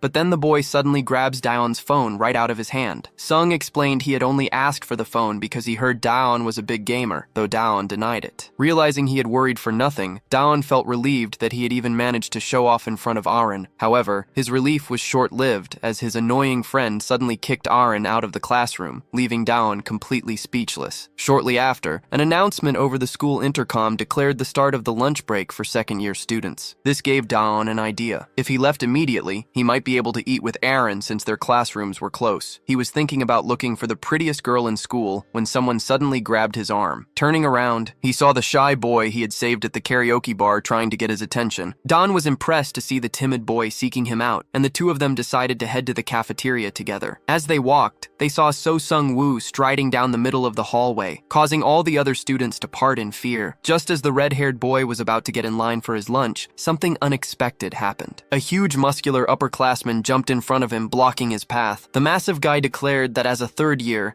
he had the right to eat before any of the second years. He used his large frame to block the way, claiming that the second years would not mind anyway. He then called over his own classmates, telling them they could all cut the line since no teachers were watching. Nearby, Dawn was surprised to see Jihan and asked what he was doing there. Jihan explained that he was also in class 3. Jihan immediately warned Dawn that what he had just done was incredibly risky and that he needed to be more careful. He explained that treating so that way was dangerous and asked if Dawn had any idea who he was dealing with. Dawn admitted that he had spent the entire past year just playing games and asked what the big deal was with So Sung-woo. Jihan began to explain that Sung was different from the other delinquents. He does not hurt people without a reason, nor does he care about the school's hierarchy. Jihan added that So generally has a calm personality and does not get angry over nothing. However, Jihan clarified that this did not mean So was completely harmless. Apparently, he can change in an instant. That moment of change is always triggered by one specific thing: someone cutting in front of him in line. The third-year bully mockingly asked if So was actually angry just because some seniors were eating before him. He followed this up with another insult, causing So Sung-woo to become visibly irritated by the taunts. With a dark look in his eyes, So quietly asked the massive third year if he thought he was faster. Angered by the disrespect, the bully claimed his hand was faster than So's eyes could follow. But before he could even swing, Sung-woo drove a fist straight into his stomach, landing a clean hit on the arrogant tyrant. This only enraged the upperclassman, who immediately tried to punch Sung-woo in the face, but So easily dodged the attack. As he ducked under the blow, he used his body's momentum to flow right into another punch. In fact, So Sung-woo effortlessly dodged every single one of the older guy's wild punches. The senior was baffled, wondering how his opponent kept dodging everything, since he had not managed to land a single hit. Suddenly, Sung-woo shouted that he had asked a question, and then unleashed a rapid series of punches. The surrounding students watched in silent shock as the third-year student collapsed to the ground. So Sung coldly stated that the guy wasn't faster than him, expressing his fury that someone slower had dared to cut the line. Shortly after, the defeated student fainted. From a distance, Da-won-ha watched the scene unfold alongside the other terrified students. He and Jihan broke out in a cold sweat, witnessing the bully's sheer brutality and coldness. Later, on his way home, Da-won couldn't help but wonder if such a violent reaction was really necessary just for cutting in line. Da-won didn't know much about So Sung-woo, aside from some rumors that he was in an athletics club. He made a mental note to be careful, knowing that while So was usually calm, he flew into a rage whenever someone cut in front of him. Feeling happy as he carried his octopus home, Da-won resolved to simply never cut in line when So was nearby. He figured his school year would be easy now that he knew how to avoid angering the red-haired guy, but his relief was short-lived. The system suddenly notified him of a new mission. He had to run and overtake So. Standing in the middle of the courtyard, Da-won yelled to himself in frustration over the absurd task. He couldn't help but wonder what would happen after the race, assuming it would inevitably end in a fight. Pushing the thought aside, he focused on the fact that he only had 10 minutes to complete the mission and couldn't afford to fail. With newfound motivation, Da-won decided he had to find So Sung-woo as quickly as possible. Meanwhile, in a nearby alley, a nerdy boy with broken glasses was on the ground begging for help. He apologized profusely, explaining that he was running because he was late for his tutoring class. Lying on the pavement and begging for mercy, the boy insisted that he never meant to bump into the person standing over him. So Sung-woo stared down at him with a grim expression and asked a single, chilling question. Was the boy faster than him? After a few tense seconds of silence, Sung-woo simply grabbed his own backpack, turned, and walked away, leaving the boy unharmed. The boy burst into tears of desperation as blood dripped from his nose. Just then, Da-won appeared with a tissue, telling the boy it wasn't worth crying over. As the grateful boy took the tissue to clean himself up, Da-won asked him a question. He asked if he wanted to get revenge on So Sung-woo. The boy immediately said yes, but admitted he was too weak to do anything about it. Noticing he only had 2 minutes left on his mission timer, Da-won told the boy he understood the feeling. He explained that he used to be weak as well. As he comforted the boy, Da-won felt a new sense of determination growing inside him. He told the boy not to be afraid anymore, promising that from this day forward, So Sung-woo wouldn't be able to bully people like this again. He grabbed the keychain, and though he felt a wave of nausea, he resolved to deal with So Sung-woo. But before he could act, his mind flashed back to what happened 6 days ago. He remembered saying goodnight to Seon and thinking about the mission that had set him on this path, along with the secret reward he received for completing completing 8 missions in a row. As a reward for his efforts, a keychain had materialized in front of him. He thought it was a strange prize and wondered why he was receiving so many keys. He examined them, realizing he had been given 4 bronze keys and 1 gold key for completing all those missions. Dawan thought about using the gold key, but the system warned that all keys had to be used at the same time, and that once the first was activated, the others would disappear. Even if the system hadn't mentioned it, he would have used them all simultaneously anyway. Unlike the gold key that unlocks random skills, this item allowed him to choose one attribute to permanently increase based on the next boss he would face. Even though he was dying to use it, he decided to save it for later. He planned to wait for the next mission to appear, but the 2 minutes left on the clock spooked him. Dawan asked the other boy if he knew So's weakness, but was told there was none. Leaving the alley, our protagonist started running to finish the mission, but he had to stop at a nearby corner when he felt his heart was about to explode. Realizing he didn't have much time, he decided to use the keys where no one could see him. He started with the gold key, hoping it would be something useful, and acquired a low mana cost skill that hits the target's blind spot. He was happy because he could use it more than once, but he still didn't have much mana. To solve this, he used one of the bronze keys to unlock and increase his mana points. His mana increased by 100 points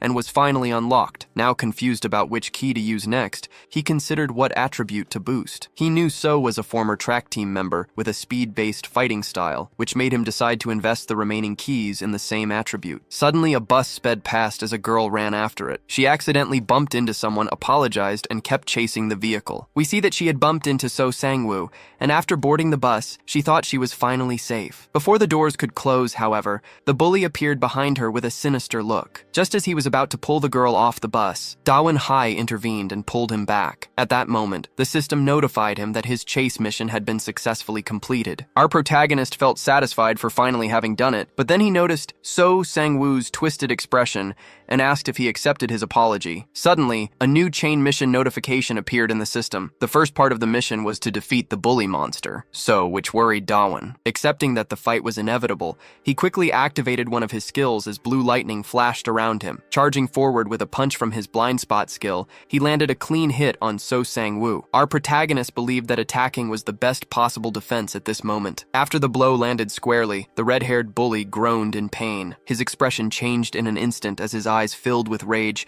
and he started cursing at our protagonist. Finding it all very scary, our hero started running like there was no tomorrow. His strategy was to flee and then land more surprise blows on So Sang-woo. Within seconds, the bully caught up to our hero and stretched out his hand to grab his backpack. As soon as So Sang-woo grabs Dawan's backpack strap, he yanks it off and throws it to the ground. Dawan is surprised that So can run so fast even after taking a direct hit, which makes him suspect that the blind spot punch costs less mana because it deals less damage. Before Sang-woo can even ask if Dawan is faster, Dawan throws in more hits. Using a series of surprise attacks, he taunts the bully, claiming he was faster. Seeing Sang-woo start to cough after the combo, Dawan briefly wonders if his opponent just doesn't like to fight. Taking off his own backpack, Sang-woo says the boy has actually managed to really piss him off. Our hero notices that the backpack is so heavy it sinks into the ground when it lands, and he suspects it's full of rocks. Shocked by the backpack's weight, Dawan watches as So charges at him. He quickly prepares another blind spot skill, but this time he's surprised by a well-timed dodge from the bully. So demands Dawan repeat what he said, while landing several punches directly to his face. The sudden assault leaves our protagonist in shock as blood starts coming out of his nose. He tries to use his skill again, but the man dodges and Dawan realizes he's much faster than before. At that moment, the gamer understands the heavy backpack was limiting his enemy's speed and agility. With a dark and evil glare, the bully dares Dawan to repeat his taunt if he has the guts. A second later, Dawan takes a full punch to the chest and is sent flying away, unable to land properly as he bounces across the ground. After getting badly beaten, our hero realizes So Sang-woo has gotten much faster. He wonders how many times So has used his skill and considers using the Falcon's drop. He knows that dodging such a powerful technique is hard, but he's afraid he'll run out of mana. Dawan then wonders how he'll deal with someone so fast without any basic fighting knowledge. The shadowy bully interrupts his thoughts, asking if our nerdy hero would rather end up in a coma or paralyzed. Hearing this, Dawan immediately grits his teeth, realizing his enemy is far too dangerous. Even without knowing if it will work, he decides to take the risk and chooses neither option. Once again, our hero uses a combo of 3 blind spot strikes, but So Sang-woo dodges them all. While moving, he says those tricks and punches won't work on him anymore. But before he can attack, Dawan tricks him and manages to land a surprise hit. He lands a backhanded punch squarely on the red-haired bully's cheek. Dawan then decides to humiliate him, pointing out that he got hit right right after claiming nothing would work. He adds that it wasn't even a fast move, yet he still managed to land it on So Sang-woo. In fighting games, there's a basic rule necessary for survival. Land a slow strike among fast ones, and a big hit among several small ones. Our protagonist calls this a feint, and it worked perfectly against his opponent. After all, everything he knows about fighting comes from games. He had to bet on that chance, and it seems to have paid off because as soon as he unlocked his attributes, he knew he wouldn't be able to beat So in pure speed. This is why he had invested all his points into attack rather than speed, effectively turning his hands into heavy blunt weapons with an attack power of 31. By thinking of the fight like a game, Dawon felt that victory was finally within his grasp. After all, while he might struggle in other areas of his life, he never lost when it came to games. Approaching this fight with that same mindset, he knew the first step was to analyze his enemy's attack and movement patterns. Based on So Sang-woo's fighting style, Dawon attempted another blind spot strike, but it missed. However, the attempt wasn't a total failure, as he had already figured out that So Sang-woo typically threw a fast punch immediately after dodging. His first priority was to defend himself and avoid taking a fist to the face. He planned to look for an opening to counterattack, but So Sang-woo threw a kick instead. The unexpected move caught Dawon completely off guard, and the kick connected squarely with his face, sending him flying. He hit the ground hard and slid across the floor before managing to steady himself. So Sang-woo declared with conviction that Dawon Ha would never beat him. At that moment, Dawon remembered he had been on the track team and knew how to kick as well. He realized that if the blow had landed on his head instead of his forehead, he would have been knocked out. Dawon decided he had to end this fight quickly, knowing that dragging it out would only lead to more injuries. He launched a swift and relentless assault, anticipating So's dodges, until he finally feinted and landed what should have been a solid, powerful blow to the stomach. In reality, however, the bully caught his arm, stopping the strike from connecting with its full force. With Dawon's hand trapped, So Sang-woo delivered a sudden upward kick to his chin. The kick was so powerful that blood burst from Dawon's mouth, and he nearly fainted from the impact. Mocking Dawon's tricks, the bully followed up with a punch to the face. He finished the combo with another kick that sent Dawon flying, sneering that his tricks were never going to work. With a look of pure hatred, So Sang-woo told him there was no turning back now. Dawon lay coughing on the ground like a defeated weakling. The kick to his chin had been so powerful that he could barely move. Crawling, Dawon knew he had to act fast before he was killed. He desperately opened his skills window, searching for anything he could use against So Sang-woo. He saw that his health was nearly gone, and that his attributes would only recover if he rested. Thinking quickly about how to use his remaining points, he noticed he only had one blind strike left. Just then, something in the skill's description caught his attention, and he went silent as he read it. He looked up to see his enemy preparing a kick that resembled a soccer move. Seizing the opening, Dawon used his blind spot skill and swept So Sang-woo's leg. The attack connected directly with So's heel, causing him intense pain. The moment his attack landed, Dawon smiled, happy that he had pulled it off. He realized that unlike the hawk strike, which had to hit the head, the blind spot attack was effective anywhere on the body. Based on the skill's description, Dawon had been trying to attack Sang-woo using only his fingertips. He finally realized, however, that the skill wasn't limited to just his hand. Understanding this was his only chance to use the ability effectively. He knew it was also his best shot at winning the fight. Dawon came up with a specific strategy to carry it out. He lunged forward and blocked Sang-woo's vision by yanking his hood down over his face, and the moment his opponent's eyes were covered, Dawon threw the first punch. Unfortunately, Sang-woo predicted the attack and pulled Dawon to the side. Spinning around, he landed a powerful kick that sent Dawon falling to the ground in a humiliating heap. Injured, Dawon watched as the bully picked up a heavy object, dragging it across the ground before getting a firm grip on it. Wielding the object, So Sang-woo remarked that he should have used it earlier. His mind drifted back to his time in school track competitions,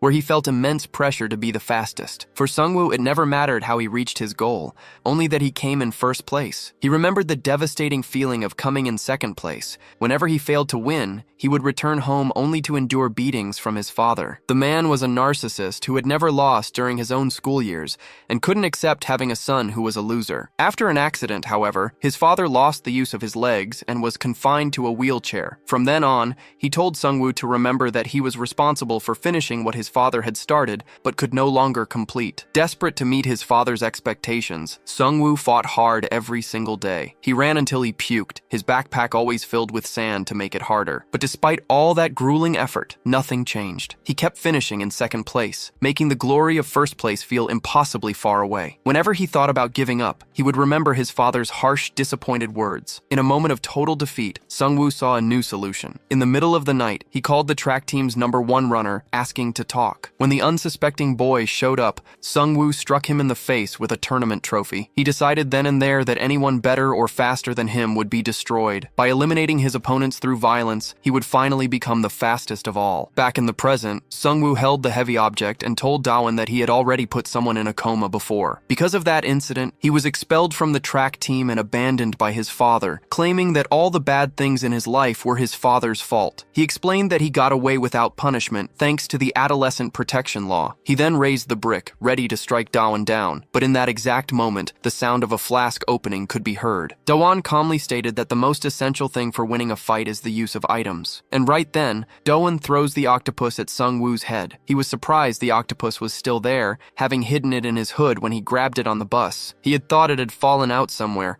but he managed to pull the live animal out with his hands. Sungwoo, who had no idea Daewon would do something so crazy, threw the octopus far away. In that moment, however, the octopus's black ink started dripping down the bully's head. The ink sent Sungwoo into a panic, making him drop the brick as he desperately tried to wipe his face. Daewon explained that an octopus releases ink when it's squeezed, and now Sungwoo's vision was finally blocked. With only enough mana left for a single blind strike, Daewon knew he needed to deal more damage to win this fight. Thinking quickly, our hero formed a plan and charged at the blinded Sungwoo, preparing to attack. The enraged bully screamed that he couldn't see anything. Taking advantage of the situation, Daewon threw a powerful downward punch, hitting him squarely on the head. In his mind, he thanked Eren for the gift that had just saved his life. As he landed a headbutt with a special skill, he dedicated his victory to Eren. The blow sent the red-haired bully flying through the air. He crashed hard to the ground with his vision still blocked by the ink, and blood trickled from his mouth. Bragging about his victory,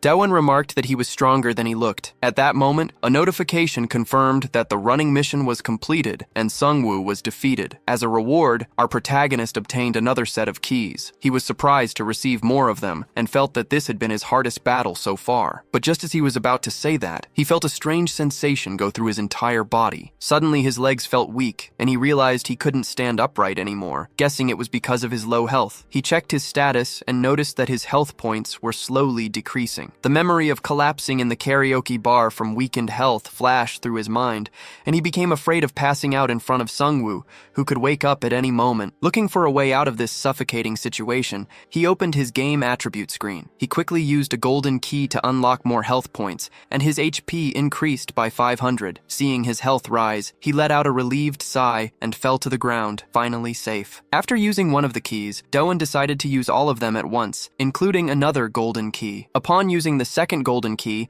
the system notified him that a new class and skill had been unlocked. The new skill, which cost 200 mana points, could deliver multiple massive and powerful attacks. He had finally regained the multi-punch skill that he had lost earlier, but he noticed that the mana cost was a bit too high. In the end, he decided to use his other keys to increase his mana points. After using the keys, he turned his attention to the octopus and thanked it. After all, if it were not for the small creature, he would have been eliminated. Daewon decided to take care of it since it was a gift from Eren, and named it Fofucho. Just then, however, a stray cat snatches the small sea creature in its mouth. The sight leaves Daewon completely shocked, and he immediately starts chasing after it. With tears in his eyes and rage in his heart, he desperately shouts for Fofucho, his new pet octopus. Hours later, Daewon is covered in scrapes and bruises from the chase. He holds a photo of the octopus and silently apologizes to Eren for not being able to save Fofucho in time. At that moment, his mother calls and asks if his first day of school went well. When Daewon tells her he almost died, she casually replies that she has to deal with similar things all the time. He acknowledges that she's busy with business trips and asks where she is now. His mother explains that she's currently living in the United Kingdom of Great Britain and Northern Ireland. After he expresses his confusion, she clarifies that it's just the UK and asks if he's eating well. Before hanging up, his mother reminds him not to forget his father's death anniversary. She explains that her schedule is too busy for her to visit the grave, so she asks Daewon to go in her place. His mother then says she has a lot to do and quickly says goodbye. After the call, Dawan looks at an old family photo from his childhood. He stares at the picture and a framed piece of paper for a moment before deciding to get something to eat, his mind drifting to thoughts of fried octopus. Meanwhile, in an abandoned building, two people are having a serious conversation. One of them reports that Sungwoo was defeated by the representative of Boromai Dong. The man holding a tool asks for confirmation,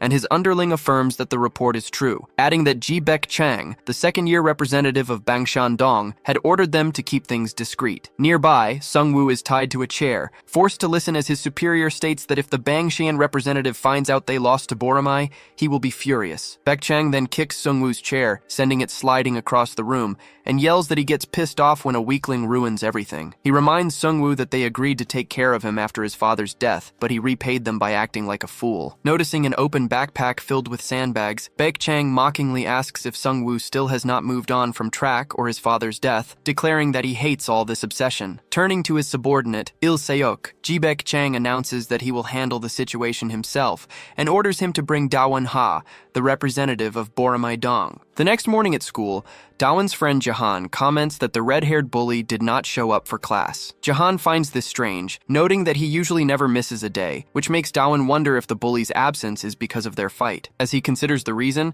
Dawan thinks it would be better if he never came back to school at all. He begins to believe that after defeating Sungwoo, he might finally get to enjoy a peaceful school life. His thoughts are abruptly interrupted when a student bursts into the classroom, shouting Dawan Ha's name. The panicked student explains that some strange people have entered the school and are looking for him, asking what the hell he did. Before Dawn can answer, another group appears at the doorway, announcing that they have found him. Several intimidating bullies then stride into the room, asking if this is class 3 of the second year. Before the student could even answer, the thug began slapping him across the face. Dawan was completely shocked and started sweating with fear as a very tall, bald man stepped forward, saying it was a pleasure to meet Dawan Ha, Sunbae. Hearing the man call him Sunbae, Dawan assumed he must be from the bully club. The bald man creepily told Dawan that he needed to come to Bangshin with them. Dawan immediately refused, as his instincts screamed that he would be eliminated if he accepted the offer. The bully immediately declared they would take him by force, but first, he had a question. He asked if Dawan could handle the 10 bullies currently in the classroom. Dawan knew it was impossible to fight 10 guys alone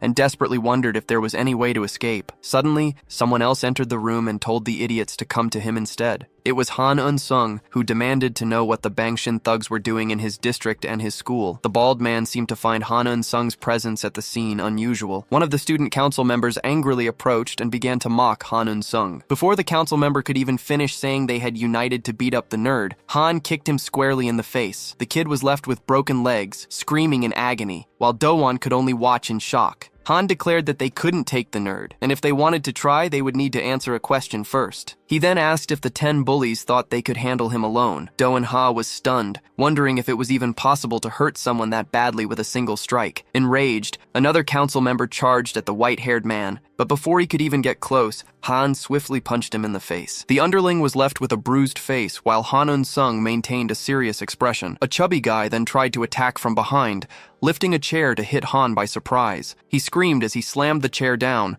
but Han easily dodged and prepared a strike to the guy's neck. The moment Han's elbow connected, the chubby guy went flying across the classroom. The chubby guy slammed into the wall with enough force to break right through it. Seeing this, another gang member became terrified of Eun-sung and begged him not to come any closer. Meanwhile, a different gangster warned Han not to take another step if he wanted to get out alive. Next, 2 underlings charged at Eun-sung together, shouting that they had him cornered. One of them, convinced they had already won, started laughing. In response, Han pulled off an unbelievable dodge, flipping upside down to stand on his hands on a table as he prepared a kick. With a single, powerful kick, Han struck both enemies in the head, knocking them down instantly. He looked at the 2 defeated thugs lying on the floor and commented that this was a problem. Meanwhile, the bald man was starting to get annoyed as he watched his subordinates being taken down one by one. Soon, the white-haired man ordered everyone to attack him at the same time, and they all obeyed. Using extremely fast movements, Eun-sung easily defeated the entire group at once, throwing his enemies across the room and sending them crashing into the classroom furniture. Dong-ha and Ji-han were shocked by Han Eun-sung's overwhelming strength, finally realizing he was the most dangerous of the council's bullies after all. He had just taken down 9 people at once. With only one person left standing, the last member of the Seollyeongdong Council, Ji-baek,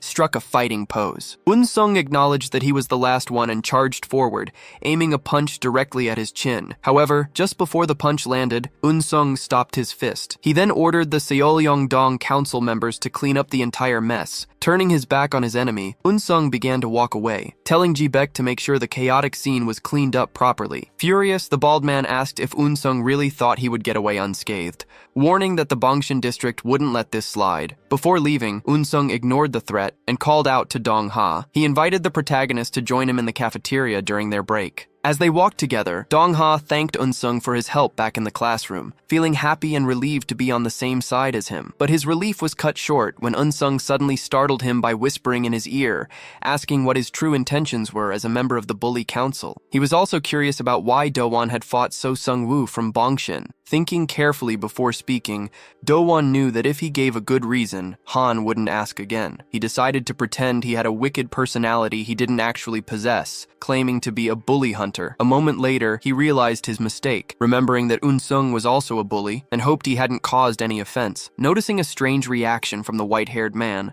Do-won briefly wondered if he should kneel. Instead, Eun-sung let out an unexpected laugh and said his comment was funny. As the elite council member walked away, he simply wished Do-won good luck. From that day on, the protagonist was afraid that Bongshin-dong's goons would come after him, but luckily, that never happened. Since he didn't have any schoolwork, he spent his days at an internet cafe playing games. There, he overheard some gamers talking about taking games seriously and spending money on them, which made him think of himself. He used to spend money to improve his own gaming skills too. Feeling nostalgic and a bit emotional, he watched as the boys left the cafe. Suddenly, a beautiful girl arrived with a tray carrying the noodles he had ordered. He was surprised to see that the waitress was actually Rin-ju. Do-won asked if she worked there, and she explained that she just helped her father out sometimes. The realization that the girl he liked was the owner's daughter made our protagonist incredibly excited. Seeing his reaction, however, Rin misunderstood and thought he was just after free stuff. Meanwhile, a crowd of people gathers around the computer of a particularly skilled gamer. The other nerds are talking about punishing some kid in-game, which Do-won finds strange. Shortly after, a few younger kids arrive asking to use someone else's avatars, only to be laughed at by the older players. While working her shift at the cafe, Rin-ju thanks some customers and wishes them a good day. As she arrives with a tray, she notices a sad-looking boy who explains that someone stole all of his character's items. Rin asks what happened, and the kids tell her everything was taken while they were in the bathroom. Seeing the concerned look on the girl's face, our protagonist speaks up, saying he saw the older guys do it. Rin asks if Do-won witnessed the whole thing, and he admits that he did, but didn't understand what was happening at the time. Hearing this, the desperate young gamer turns and begs our hero for help. Crying and sobbing,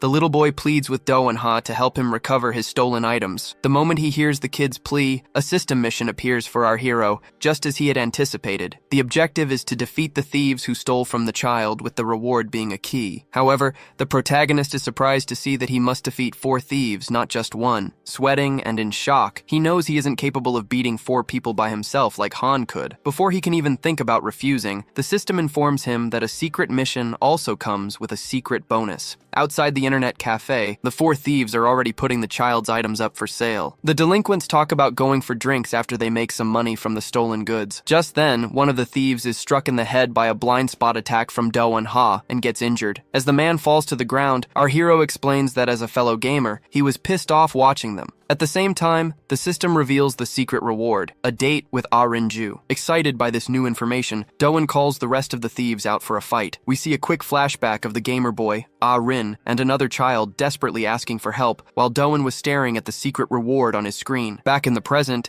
he places a hand on the kid's head to calm him down, telling him to keep playing and wait. In a heroic pose, our protagonist declares he will return from his mission before the kid's food even gets cold. Seeing that his surprise attack on the first thief was successful, he challenges the rest of them to a fight. He threatens them, saying that if they don't come at him, he'll go after them himself. Inwardly, however, Do-won-ha is completely confused about what to do next now that one of them is down. He is even more surprised when he sees the delinquent he hit getting back up. The angry thief asks what just happened, and Do-won wonders if the strike even made him dizzy. The thieves notice he's just a student and comment that they've never seen a kid get involved in their business like this before. Realizing that his sneak attack and his threats have failed, Do-won immediately starts running away. The delinquents chase after him, yelling that he isn't getting away that easily. They watch as the high school student runs into a dead-end alley and begin to laugh, thinking they have him trapped. When one of the criminals reaches the alley, however, he doesn't see our protagonist anywhere. The others arrive and find it strange as well. They are all certain it's a dead end, yet Do-won is nowhere in sight. The delinquents soon notice a trash can nearby and start laughing, certain he's hiding inside. They mock him, pretending not to know where he went and saying they can't see him anywhere. One of them threatens Dallin, announcing that dinner is going to be roast chicken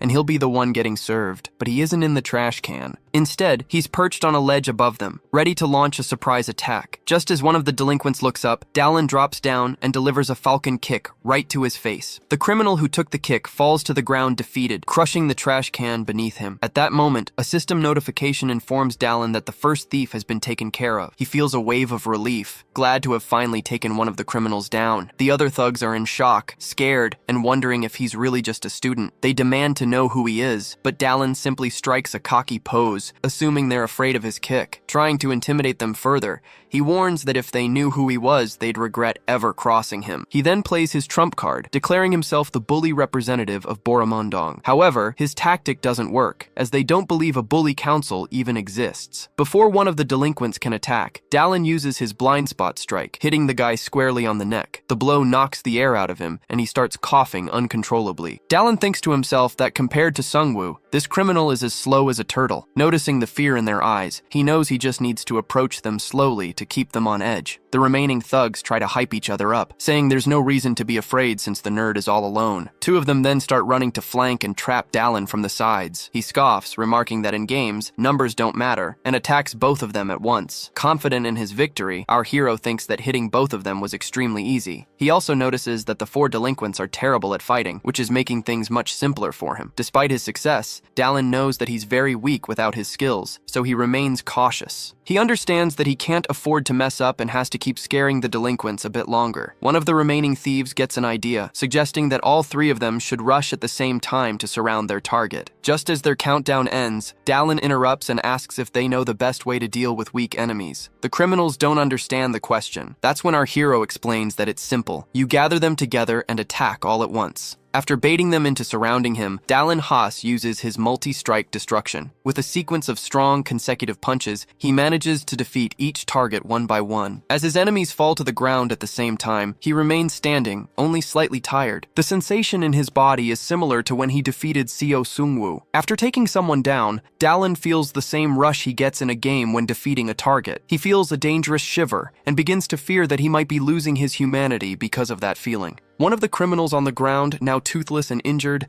begs Dallin for mercy. He promises to return everything he stole and swears he'll stop committing crimes. Seeing him ask for forgiveness makes Dallin feel like a villain, so he tells the thief to return every single stolen item. Our protagonist decides not to throw away his humanity, reminding himself that he's not a bully like the others. Taking his jacket back, he says he can't spare the last thief because his mission isn't complete yet. Realizing one enemy still needed to be defeated, Dallin runs and attacks him with a flying kick to complete the mission and get his reward. After he hits the delinquent with a double-footed kick, something that looks like ketchup comes out of the thief's nose. As the final enemy hits the ground, the system notifies Dallin that all thieves have been taken down. The mission to eliminate all four thieves is finally complete, and when the black key reward appears, our hero gets really excited. However, he gets even more hyped about receiving his secret reward, Rinju. Sometime later, the four thieves return to the internet cafe and, on their knees, promise the kid they robbed that they will never steal again. The victim forgives them, and the delinquents promise to change their ways. Dallin warns them that if he ever catches them stealing again, he'll crush them, and they quickly agree. At that moment, a man named Mingyu Kyung starts calling one of the thieves, who doesn't answer. Rin thanks Dallin, explaining that they were having problems with thieves, and he commits to always helping her. She then asks him to wait while she goes to get more food for him, promising to be as fast as possible, which makes our hero overly excited. As he thinks about his moment with Rin, he remembers her making a comment about her tight clothes, which excites him. Suddenly, the scene shifts to a memory of a little girl falling on a classroom floor while two older girls bully her, calling her a loser and blaming everything on her. At that moment, another child stepped in to defend the girl. It was Dallin Haas in his first year of kindergarten, and that was the day he met Ahrin. In a surprising twist, it turns out that Ahrin Ju was the first girl to ever punch Dallin in the stomach. She was the leader of the girls in kindergarten and asked Dallin if he wanted to be their next target. Afraid of the popular and mean girl, our protagonist avoided making eye contact with her. After that dark period of bullying, they were separated and went to different schools. After 3 years passed, our hero didn't expect to ever see her again. That changed on a day she kindly picked up something Dallin had dropped on the floor. The Ahrin he met in high school was completely different from before and didn't seem to remember him at all. She kindly picked up his electronics and gave them back. Then, he once again got a punch in the stomach from Ahrin Ju, but this time it was different. This time, he got praise. In the present, Ahrin announced she would come back to talk after changing out of her tight outfit. As she left, Dallin grew excited about the secret reward, throwing himself into a chair to think about what he had earned. He looked at the silver key in his hand and decided to use it before she returned, hoping it would not grant him another weak, random skill like the last one. Upon using it, he unlocked the Weapon Master skill, which boosted his proficiency with all weapons. This new ability scared Dallin, as he was afraid of fighting with weapons and accidentally killing someone. However, after reading the skill description more closely, he realized he could only use it if his enemy was also harmed. Just as he was reading the system's message, Ahrin Ju returned and asked what he was doing. His expression immediately changed as he was dazzled by how beautiful she looked in her dress. Dallin complimented her, saying the outfit suited her really well, and a relieved Ahrin thanked him. She then asked what he wanted to eat, and he suggested a steakhouse. Ahrin mentioned that she loved eating spicy rice cakes, and Dallin quickly agreed, saying he loved them too. She clarified that she was thinking of a different kind of food, and he went along with it, thinking it would probably go well with the spice. To his surprise, he was presented with a strange dish of noodles mixed with chocolate and mint. Dallin wondered how he was supposed to eat it, but Ahrin immediately made a sad face and asked if he did not like her choice. He quickly pretended to enjoy it, stuffing his mouth and claiming he could not stop eating. Her expression brightened instantly, and she asked if he really liked it, to which Dallin confirmed he did. Although she noticed he was not actually chewing, Dallin Ha felt happy just to be on a date with Ahrin. He realized this was only his second date ever, and the last one had been forced on him by a mission. This made him question if a date offered as a secret reward might have some hidden purpose. Suspicious, he asked if she was planning to take him to some strange place. Ahrin Ju simply answered that she would like to take him somewhere, and soon after, they were at another location, having fun and making a lot of noise. Dallin Ha felt his body grow hot and nervous, as if he were on fire. It turned out they were just playing a game of stacking wooden blocks. When it was Ahrin's turn, he commented that she was way too good, as the tower had already grown to a huge height. Ahrin admitted she was not usually good at games, but was very confident in her Jenga skills, which was why she wanted to play with him. Just then, however, she accidentally knocked the whole tower down. Seeing this, Dallin suggested they try some other games. They moved on to a lie detector game, where Dallin Ha asked Ahrin if she considered herself pretty. Looking a little insecure, she said yes, and the machine buzzed, indicating she was telling the truth. After the tense moment passed, she confidently repeated that she really did think she was a beautiful person. She quickly placed her hand on the toy again, ready for the next round. Dallin thought of another question, feeling like he could not let this opportunity slip away. He decided that now was the time to ask the most important question of all. He asks if she has a boyfriend. While he waits for her answer, Dallin gets extremely nervous and tense. His hopes are completely shattered when the beautiful girl replies that she does in fact have a boyfriend. Though he pretends everything is fine, our protagonist is dying inside, figuring it was impossible for a gorgeous girl like her to be single. However, she suddenly says the toy doesn't work, admitting she had been lying the entire time. Dallin Ha is incredibly relieved to hear this, and they both laugh about the machine being broken. The two then begin deciding what game to play next and quickly pick one. Meanwhile, the thieves are still looking for him and the girl, having heard that the two were seen together. One of the delinquents starts mocking Dallin Ha for being on a date with Ahrin Ju. His friend, however, is trembling with rage and tells him to calm down while they continue their search. The injured thief vows that he'll destroy the guy who left him in this state. His friend tries to calm him down, awkwardly patting his head in a strange and irritating way. Back at the arcade, Ahrin Ju and Dallin Ha are still having fun and haven't noticed how much time has passed. Our hero feels much closer to the girl and is happy to see everything going so well with Ahrin. She points to a claw machine and asks if he wants to play it with her. Nearby, a vendor calls out to customers, advertising a hammer and nail game with teddy bears as prizes. Rin-ju tries to win the bear but fails, so Dallin says he'll give it a shot. Although the vendor claims he's weaker than her, Dallin is confident because he knows the trick to winning. He just needs to stretch his arm, align the hammer and nail perfectly, and then strike vertically. The gamer nerd is inspired to win the stuffed bear for Rin, thinking it would make their date perfect. But just before he can swing, Dallin Ha stops and begins to coldly observe something in front of him. Rin doesn't understand what's happening as he stares, stunned, at a message that has just popped up from the system. The task demands that he strike Rin-ju on the head with the hammer as hard as he can, all within 5 minutes. As the girl asks what's wrong, Dallin can't believe the impossible situation he's been put in. This mission requires him to slam the mallet into her head, and the reward is a dungeon map. After all the previous missions asked him to defeat bullies, he is in complete shock that the system is now asking him to hit Rin-ju. His body starts to tremble as he realizes that if he doesn't complete the mission, he'll be punished. But he can't bring himself to hit the girl with the mallet. Instead, he slams it on the table, pretending he failed the game. He would rather suffer the system's punishment than do something so horrible to her. While whining about his loss, he notices a booth behind him advertising a royal castle-style game, where players use a toy mallet to win a random prize. Seeing that the booth has a toy hammer, he gets an idea and immediately takes Rin there. As the vendors try to attract a crowd, Dallin volunteers to play right away. The vendors explain the rules. Whoever wins rock, paper, scissors gets to use the hammer while the other defends. In a rush to complete the mission, Rin notices Dallin looks anxious. She realizes it is because the task has a time limit, and there are only 3 minutes left. So, he and the girl play rock, paper, scissors, and by a stroke of luck, Dallin wins. Seeing his victory, he impulsively grabs the toy hammer, silently apologizing to Rin before attempting to hit her with the mallet. Dallin looks on eagerly, but Rin expertly defends herself by placing a pan on her head. They play another round of rock, paper, scissors, and once again, Dallin wins. He quickly tries to strike her with the mallet, but she blocks it with the pan just like before. After that attempt, it is Rin's turn with the hammer, and she tries to hit Dallin, who manages to defend himself.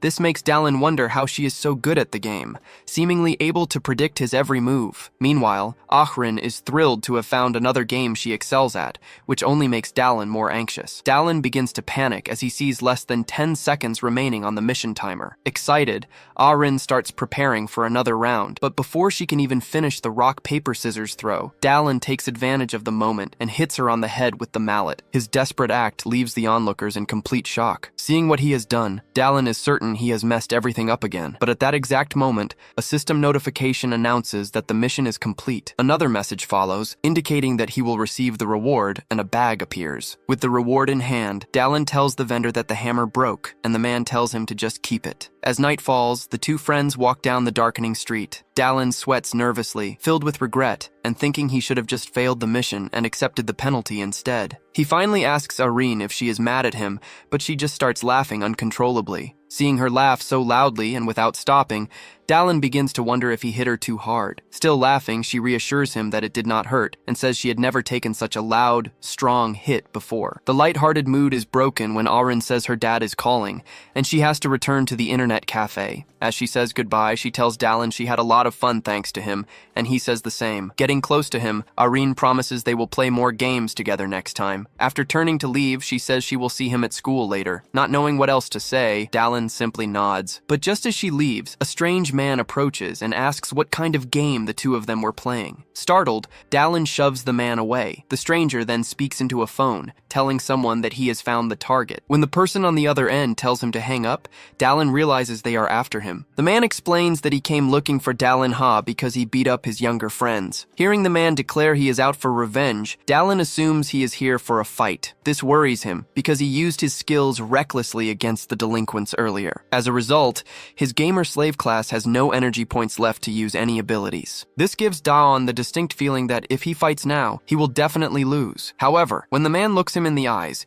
he suddenly claims to have lost the will for revenge. He starts to walk away, saying he has more important things to do, which leaves Daon feeling immensely relieved. Just as he's leaving, the man turns back and asks if Rin went to the internet cafe. After Daon confirms this and asks why, the sinister delinquent says he's going after her to play a fun game of his own. He He cruelly suggests that if she's willing to play with someone like Daeon, then she must be willing to play with anyone. Before the jerk can say anything more obscene, Daeon grabs his shirt. With pure hatred in his eyes, he silently tightens his grip on the man's jacket. Furious, Daeon threatens him, telling him to shut up and just follow him. Sun Mingyu taunts him, asking if he's scared, just as a new mission appears, indicating a fight is about to begin. A few seconds later, irritated by the insults, Sun Mingyu starts attacking Daeon. Our protagonist misses his first few strikes, and the delinquent lands a solid punch straight to his stomach. As he stands over him, Sun Mingyu mocks the story of how Daeon took down 4 bullies earlier. Humiliated, Daeon knows that his critical strikes might not trigger, but he sees no other option. Since he's completely out of mana points, he has no choice but to rely on a lucky critical hit. He is determined to do anything to land a hit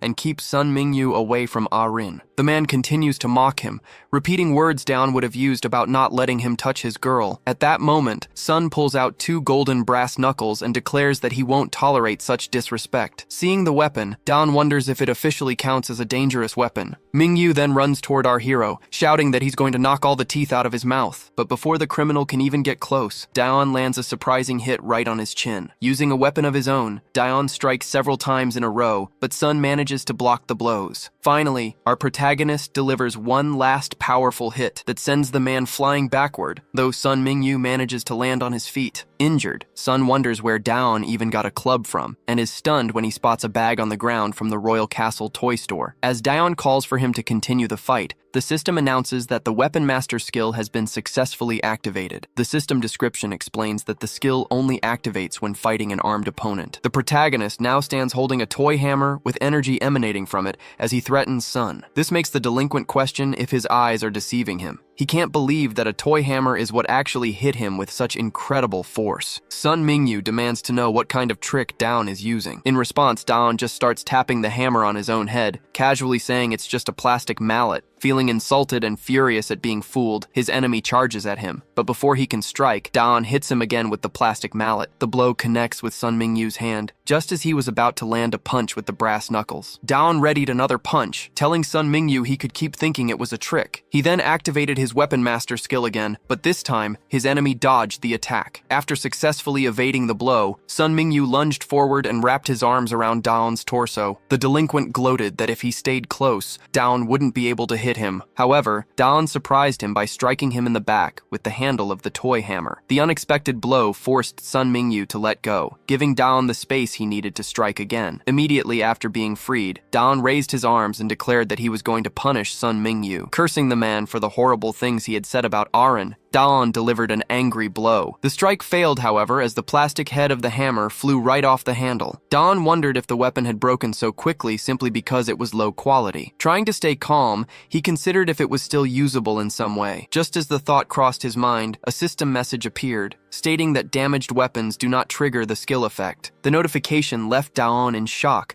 as he saw no way to win without a weapon. Desperately, he scanned his surroundings, wondering if there was anything nearby he could use as a replacement, even something as simple as a trash can. Noticing that Daeon was in trouble, Sun Mingyu moved in to land another punch. His fist, armed with the brass knuckles, slammed into Daeon's face, sending a spray of ketchup flying. After the attack, he taunted Daeon, asking if he could do anything without his little mallet. As he fell to the ground in great pain, Daeon wondered what kind of power he had just been hit with. The golden brass knuckles made the pain feel completely different from a regular punch. Following that initial blow, Daeon was hit with a flurry of hard punches. After landing a full-force punch to Daeon's stomach, Sun Mingyu got an idea. He declared that he was going to beat Daeon until he was nearly eliminated and then take him to Orinju. He finished by saying he would do obscene things to the girl right in front of Daeon. Sun Mingyu boasted that he would avenge his prodigus and fulfill his own desires all at once. In response, Daeon sarcastically asked if he got those villain lines from a movie or a video game. He then questioned why Sun Mingyu wanted so badly to be a villain and do evil things, but Sun Mingyu just scoffed, saying the answer was simple. As he prepared a downward punch,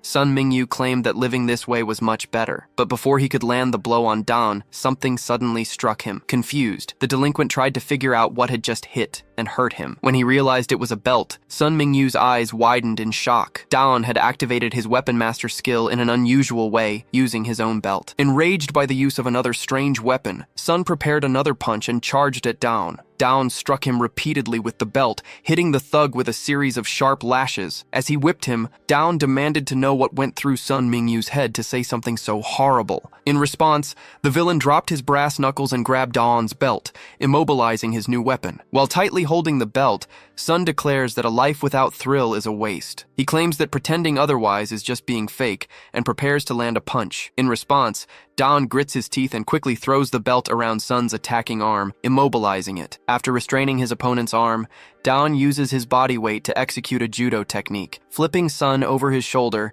and slamming him hard onto the ground. The moment the thug hits the floor, he spits out some jelly and abruptly passes out. Immediately after, the system notifies Dawn that his mission is complete now that he has defeated Ningyu. Tired and injured, our protagonist breathes a sigh of relief after winning the fight. Elsewhere, Aren's father apologizes for making her work instead of study, but she just asks for food in return. Her father asks what she wants to eat, and Aren replies that she wants chicken with chocolate and mint. Dawn is happy to see that nothing happened to her, and that she is safe with her dad. Later, upon arriving home, our protagonist feels relieved and happy that he made it back safely. Lying hurt on the couch, he admits to himself that he thought he was going to die today. When he remembers the question the thug asked, he realizes he still can't answer it. He then wonders how his father, who dealt with people like that all his life, would have responded. Dawn decides to forget about the question for now, and opens the reward from the sudden mission. He sees that the reward is a set of 5 bronze keys. After everything that just happened, he realizes he will never know when another fight is about to break out. He decides to invest in other attributes,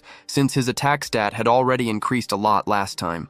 He spends his bronze keys to boost his agility and defense stats by 3 and 2 points respectively. With all of his attributes increased, he ignores the spirit stat because he still does not know what it is for. Seeing the bag on the table, he decides to check the reward from the Hammer Game mission. Daeon is confused when he sees he received a dungeon map as a reward. Ignoring the system window, he wonders if this could possibly be a map to a real-life dungeon. He imagines dungeons like the ones in games, with giant gates suddenly appearing. When he looks inside the bag at the reward, however, he cannot believe what he sees. Breaking out in a cold sweat with his eyes wide, Dawn realizes it really is a dungeon map. The system calls it a dungeon map, but all he sees is a real estate pamphlet. He wonders how this map of the royal castle, which is actually an apartment complex, could possibly be a dungeon. Noticing a construction date on the pamphlet, he assumes it must be the mission's deadline. This makes our hero question whether the construction site is the actual dungeon. A notification then appears, stating that the mission opens in 5 days and is recommended for a group. He realizes he needs a party of 2 or more people to explore the place, just like in a game. Imagining the dungeon to be difficult and scary, he immediately decides not to do it. But at that very moment, the system notifies him that if he does not complete the dungeon, he will be punished. Dawn Ha gets frustrated with the game-like system that takes so much and still demands more. Accepting the situation, Dawn immediately thinks of a friend to accompany him on the mission, but his plan fails when Unsung replies that he has other commitments. Unsung firmly states that he's not a pawn Dawn can move whenever he wants, leaving him back at square one. Sighing in frustration, Dawn wonders who else he could bring. Just then, his antisocial classmate Jihan asks what's bothering him, giving Dawn the sudden idea to invite Jihan on the dungeon mission. However, he quickly changes his mind, considering Jihan's history with bullies and the potential danger of the mission. As he starts thinking of someone else to invite, Kyan suddenly appears and asks where he is going. Dawn is shocked to see the beautiful girl show up at school so unexpectedly. When he asks why she came, she claims it is because she does not have his phone number. This makes him curious about her real reason for visiting, but Cyan dismisses it as nothing important. She explains that ever since he became a representative, she has not had a chance to introduce him to certain people. When Dawn asks who they are, Cyan reveals they are the men of Boromundan. He questions if she really needs to take him, arguing that he does not do much as a representative anyway. He then imagines a ridiculous scenario where he acts like a bossy representative,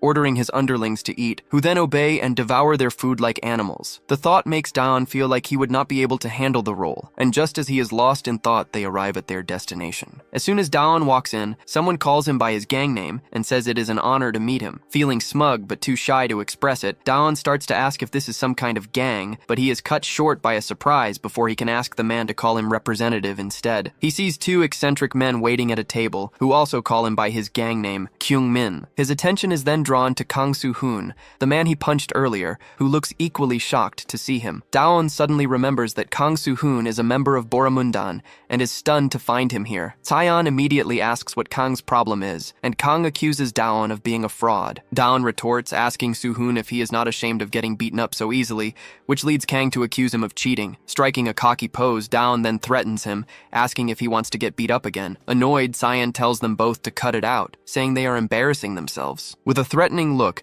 she orders them to shut up and sit down, prompting the eccentric man at the table to remark that her terrifying attitude was just as he had heard. The older man then says he really wanted to meet Daon Hyung-nim and thanks Taeyeon for finally bringing them together. When Daon asks if the rest of the members will be arriving soon, the old man seems confused. He explains that the 4 of them at the table are all that Boromundan has at the moment. Confused, Daon asks if this is really a meeting, thinking it should involve a discussion with tons of members. The old man begins to talk about an incident that happened after the last Borame representative left, but Kang seems to want to avoid the topic. Chaeyeon steps in, clarifying that they are just here for introductions today and should keep the conversation simple. Taeyeon introduces the man as Shin Se-hee, a first-year student. Shin then explains that Kang is Borama's deputy, angrily adding that he would be the leader if it were not for Daon. He insists that Daon just needs to hold on to his representative title for now. Taeyeon then asks Daon if he has caused any trouble, prompting him to ask what she means. She clarifies by mentioning his conversations with Han Yun-sung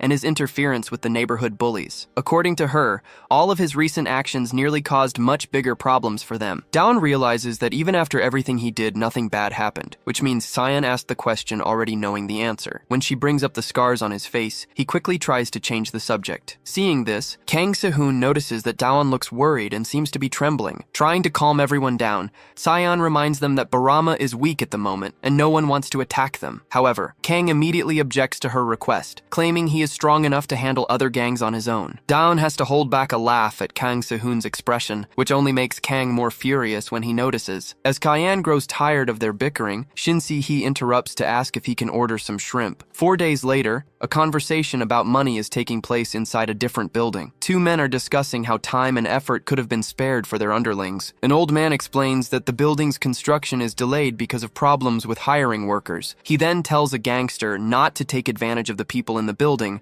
and to leave. The gangster, a man in a green suit with tattoos, retorts that his actions were all for his client's benefit. Knowing the old man is wealthy, he suggests they should demand an allowance for working day and night. The old man complains that the brats have no respect for him, which only angers the gangster. He calls for his underling, Il-seok, and orders him to beat up the old man until he hands over the money. Il-seok rolls up his sleeves and confirms he understands the command. A short time later, the underling is seen wiping his hand, which is strangely covered in jelly. The gang leader laughs, confident that the old man will pay one way or another. He asks his underling if everyone is ready, and Il-seok confirms they are all gathered on the first floor. The leader then reveals he has a reason to attack Borami Dong, explaining that his men were previously beaten by Daewon. With a cold, evil gaze, he declares that they should start their attack with the weakest of Borama's members. In response, the men he summoned gather together, preparing to head to Borami Dong. Meanwhile, 2 other people arrive at the construction site. One of them asks the other for the position of leader, threatening him in case he changes his mind about handing over the role in exchange for help. The gangsters already there wonder who these newcomers are and how they found the location. Looking at a dungeon map, Daon wonders why this place is in Bongshin-dong. Daewon declares that after having their school invaded, this time will be different. He points out that now, they are the ones invading the enemy's base. Just then, a system announcement declares that they have entered the royal castle. The scene then flashes back to the past, showing Kang on the phone asking why Daewon accepted his help. During the phone call with our protagonist, Kang had asked if he was being serious. Stressed, he demanded the address and said he would head there immediately. Back in the present,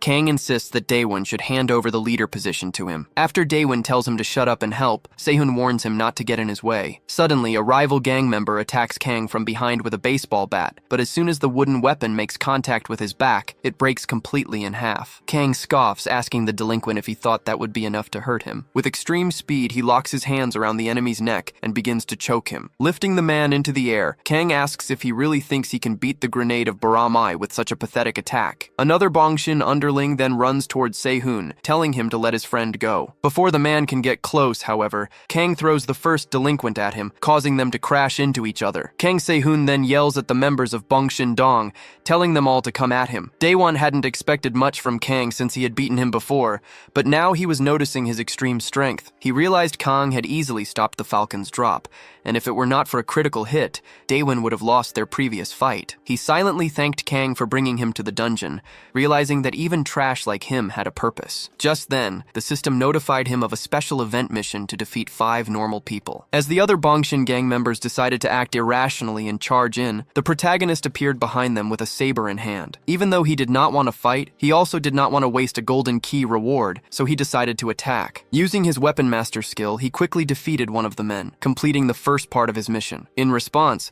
a friend of the man Daewon defeated got angry and charged at him with a metal pipe. Avoiding the hit, our protagonist trapped the pipe with his foot. He commented that characters with iron pipes are always weak extras before striking the man with his saber. After being hit square in the face by Borame's representative, a stream of what looked like strawberry jelly came out of his nose. Finally, the protagonist struck his saber hard into the thug's stomach, slamming him into the ground. At that moment, the system announced that the second normal monster was defeated, with 3 more to go. Our hero felt great using the weapon master skill, which significantly enhanced his saber's power. Nearby, Kang Sehun was surprised by Daewon's techniques, realizing he really knew how to fight. As he glanced at his comrade's feet, 2 other men arrived to attack and surround Kang. He dodged the first one easily, ducking his torso without even moving his feet. Immediately after, he delivered a powerful upward punch straight to the enemy's chin. The other thug took advantage of the opening to attack him from behind with a pipe. Kang calmly absorbed the blow, his body toughened by experience, and retaliated with a punch to the man's face. In moments, the thug fell to the ground, badly injured, with a lot of what looked like ketchup pouring from his face. Noticing another enemy ahead, Kang decided to ask him a question. He asked if he was there too, referring to the Bongshin assemblyman, Ji Baek-chon. Sipping whiskey, the assemblyman of Bongshin Dong asks if his vassals have already left. His subordinate, Il-seok, tries to call them, but no one answers the phone. Since Ji doesn't want to go after his experienced men himself, Il-seok decides to go check on them. Meanwhile, our protagonist defeats 2 more enemies for his event mission. Tired and sweating, he celebrates that he is finally close to completing the task. Around the 2 members of Boramwon Dong, several enemies from the rival gang lie defeated on the ground. He notices that the man being held by Kang is the last one. While Kang is busy bragging that he took down 1 more enemy than Daomon, the man he is holding suddenly pulls out a knife. Realizing what is happening, Kang Soo-hoon's eyes widen in shock. Daomon Ha yells that he needs to defeat that man and throws his saber toward the target. His saber perfectly hits the enemy, who flies out of Kang's grip and drops the knife. As soon as the saber strikes the rival gang member, it knocks him out. That is when the system notifies our protagonist that the mission is complete and the reward is incoming. After defeating 5 regular enemies, Daomon obtains the golden key. Kang Soo-hoon stares at the blade on the ground and says he did not ask for Daomon's help. With his pride hurt, Soo-hoon turns his back and starts going up the stairs. Seeing that Daomon stayed behind, he asks if he is afraid to go up, but Daomon denies it. After climbing several flights of stairs, our protagonist says, "This is really exhausting." Suddenly, a voice from above remarks that this is an unexpected sight. The man, Il-seok, says he never expected the Sambas to come to their base in the royal castle. Daomon remembers this is one of the guys who invaded the school along with the others they fought. Kang assumes that if Seok is here, then Ji Baek-chang must be here too. Soo-hoon then walks right past the delinquent, heading straight for the Bongshin Dong assemblyman. Annoyed, the subordinate Il-seok asks how he dares to ignore his presence. Before he can hit Kang, Daomon Ha strikes Seok's blind spot from behind. Noticing that the final boss is on the top floor, Daomon decides to take on his subordinate. He tells the vassal to grab a paint roller as a weapon so they can fight fair. At the same time, Kang Soo-hoon reaches Ji Baek and says it has been a while since they last met. The Bongshin Dong assemblyman gets excited to see him there. He starts mocking Kang Soo-hoon for losing the class representative position to some random nerd. In response, Kang calls Ji a coward for doing everything from the shadows without his leader knowing. Bothered by this, Baek says he hates people who only bluff. As soon as Kang tells him to see if he is just bluffing, they start fighting. While all this is happening, our protagonist drops his red saber. Pinned down by Seok, Daomon realizes he is screwed, having mistaken his opponent for just a regular enemy. Jo Il-seok revealed himself to be an elite monster, boasting that he could defeat Daomon with just one hand. While Daomon tried to process what an elite monster even was, Seok explained that he was unlike the others. But before he could eliminate his opponent, Daomon landed a swift kick to his groin. After hitting him, Daomon was honestly surprised that Seok had managed to block such such a surprise attack. He quickly jumped back to create some distance, declaring that he was also different from the other bullies. Meanwhile, a system message appeared, announcing that the dungeon would grant him a reward once it was cleared. Since he was already locked in combat with Seok, Daomon decided to see it through to the end, vowing that this place would be his opponent's grave. Il-Seok shot back that it would be a grave for both of them. Charging at Daomon, he yelled that the Sunbai wouldn't make it out of this. Daomon remembered a key lesson. Instead of simply using a blind spot to attack, it's more effective to use it to break an opponent's pattern. He knew that hitting one blind spot would create an even bigger one due to the impact. Using this technique, he managed to land a clean punch right on Seok's face. Thrilled to see his strategy working, he immediately used his blind spot technique again, connecting with another punch to the delinquent's face. This created an even larger opening, allowing him to deliver a long sequence of punches that he called a beating. Daomon planned to keep up the assault, but an unexpectedly quick punch from Seok came out of nowhere. The punch from the Bong Shindong delinquent seemed to hit him squarely. Seok then admitted that he had gotten really scared when Daomon called him an elite monster. However, Daomon blocked the punch and realized it wasn't as powerful as he'd expected. His body was definitely stronger after the status boost. Happy to have deflected the blow with his arms, he declared that today, Seok was the one who was going to get pummeled. His opponent was stunned, wondering how he had managed to block the punch so quickly. Seok then said he had been observing his opponent and had some interesting information about him, mentioning something about him hiding from the sunlight. He continued, stating that anyone who walks among delinquents knows they are a non-profit institution. He explained that the organization only emerges with the ideal of guiding troublemakers to the right path and supporting them. He then revealed it was created by Haejin-oh, Daomon Ha's father. Il-Seok cruelly corrected himself, adding that since his father was no longer alive, he should just call him a cold corpse. Extremely angry, Daomon rolled up his sleeves and warned him not to talk about his father that way. The scene then cut back to Ji Baek and Kang Soo-hoon, who were locked in a strength clash, both trying to overpower the other. Ji said he had planned to take down Barama today and asked how Kang had ended up there. In response, Soo-hoon simply said he was following their leader, Daomon. Hearing this, Ji Baek Chang concluded that the Barama representative must also be nearby. Feeling like it was his lucky day, Ji Baek Chang threw himself to the ground to set up a kick. As soon as his back hit the floor, he drove his foot right into Kang's solar plexus. Excited, Ji exclaimed that the mountain had come to Muhammad in the desert. Just as Ji Baek Chang lands his kick, Kang Soo-hoon grabs his leg, leaving Ji Baek's body completely exposed. Declaring that he is the mountain, Kang prepares to counterattack. He then uses his grip on Ji Baek's leg to throw him across the room, sending him crashing hard into the nearby furniture. Kang Soo-hoon announces that he already took care of all the underlings on the first floor, and that Daomon is currently dealing with Seok. Suddenly, Ji Baek Chang emerges from the dust and smoke, punching Kang directly in the face. Kang immediately strikes back, and after they both land blows at the same time, Ji Baek attempts to drive his knee into Soo-hoon's face. Ji Baek lands the knee and immediately tries to climb on top of Kang for a takedown. However, before he can hit the floor, Kang firmly plants his feet to avoid falling. Having managed to dodge a direct hit to his nose, Kang grows irritated at Ji Baek for using such cheap tricks. Ji Baek tells Kang that he was wrong to leave his representative behind, claiming this mistake has already cost him the fight. He adds that Daomon is not weak like Kang thinks, and that if Kang truly knew Seok, he would never have said such a thing. Meanwhile, in another part of the building,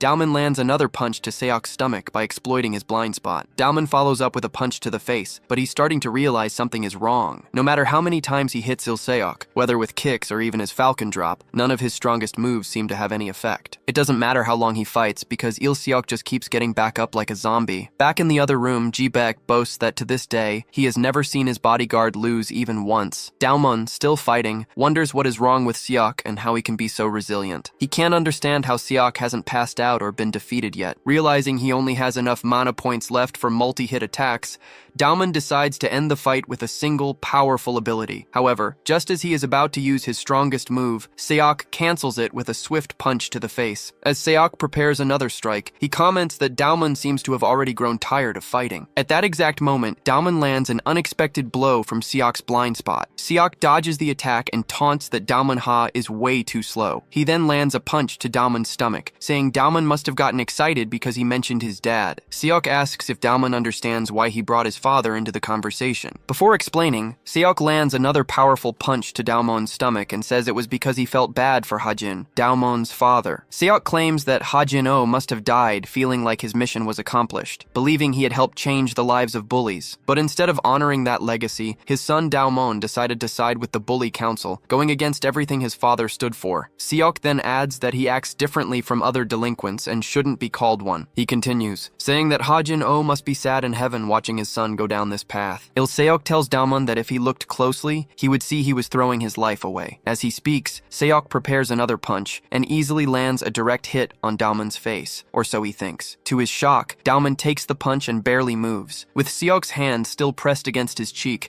Daemon stands unmoving as he remembers to grab the golden key, recalling that he had unlocked a unique skill class through the mission reward. Grabbing his enemy's clothes, our hero said he would say this one last time. Filled with rage, Daemon-ha told Il-seok to never speak of his father like that again. Suddenly, he was hit with a memory from his childhood, a time when he used to play video games with his dad. He recalled a special move from one of those games called the stunning blow. In the memory, a younger Daemon was having a great time playing alongside his father. The game's story involved a knight rescuing a princess who had been captured by the Demon King's army. The knight would knock out every enemy, using his stunning blow to fight his way to the top of the castle and save her. However, no matter how many times he hit the final boss with that move, the Demon King would never fall. The knight in the game had no choice but to get up and try again and again after each defeat. Little Daemon would cry and ask his dad if the game was impossible to win, but his father never gave up, always pressing continue after being completely annihilated. Back in the present, Daemon realized that after using his golden key, he had unlocked that very same skill. The stunning blow cost 90 points and was designed to knock a target down. Gripping Il-seok's clothes tightly,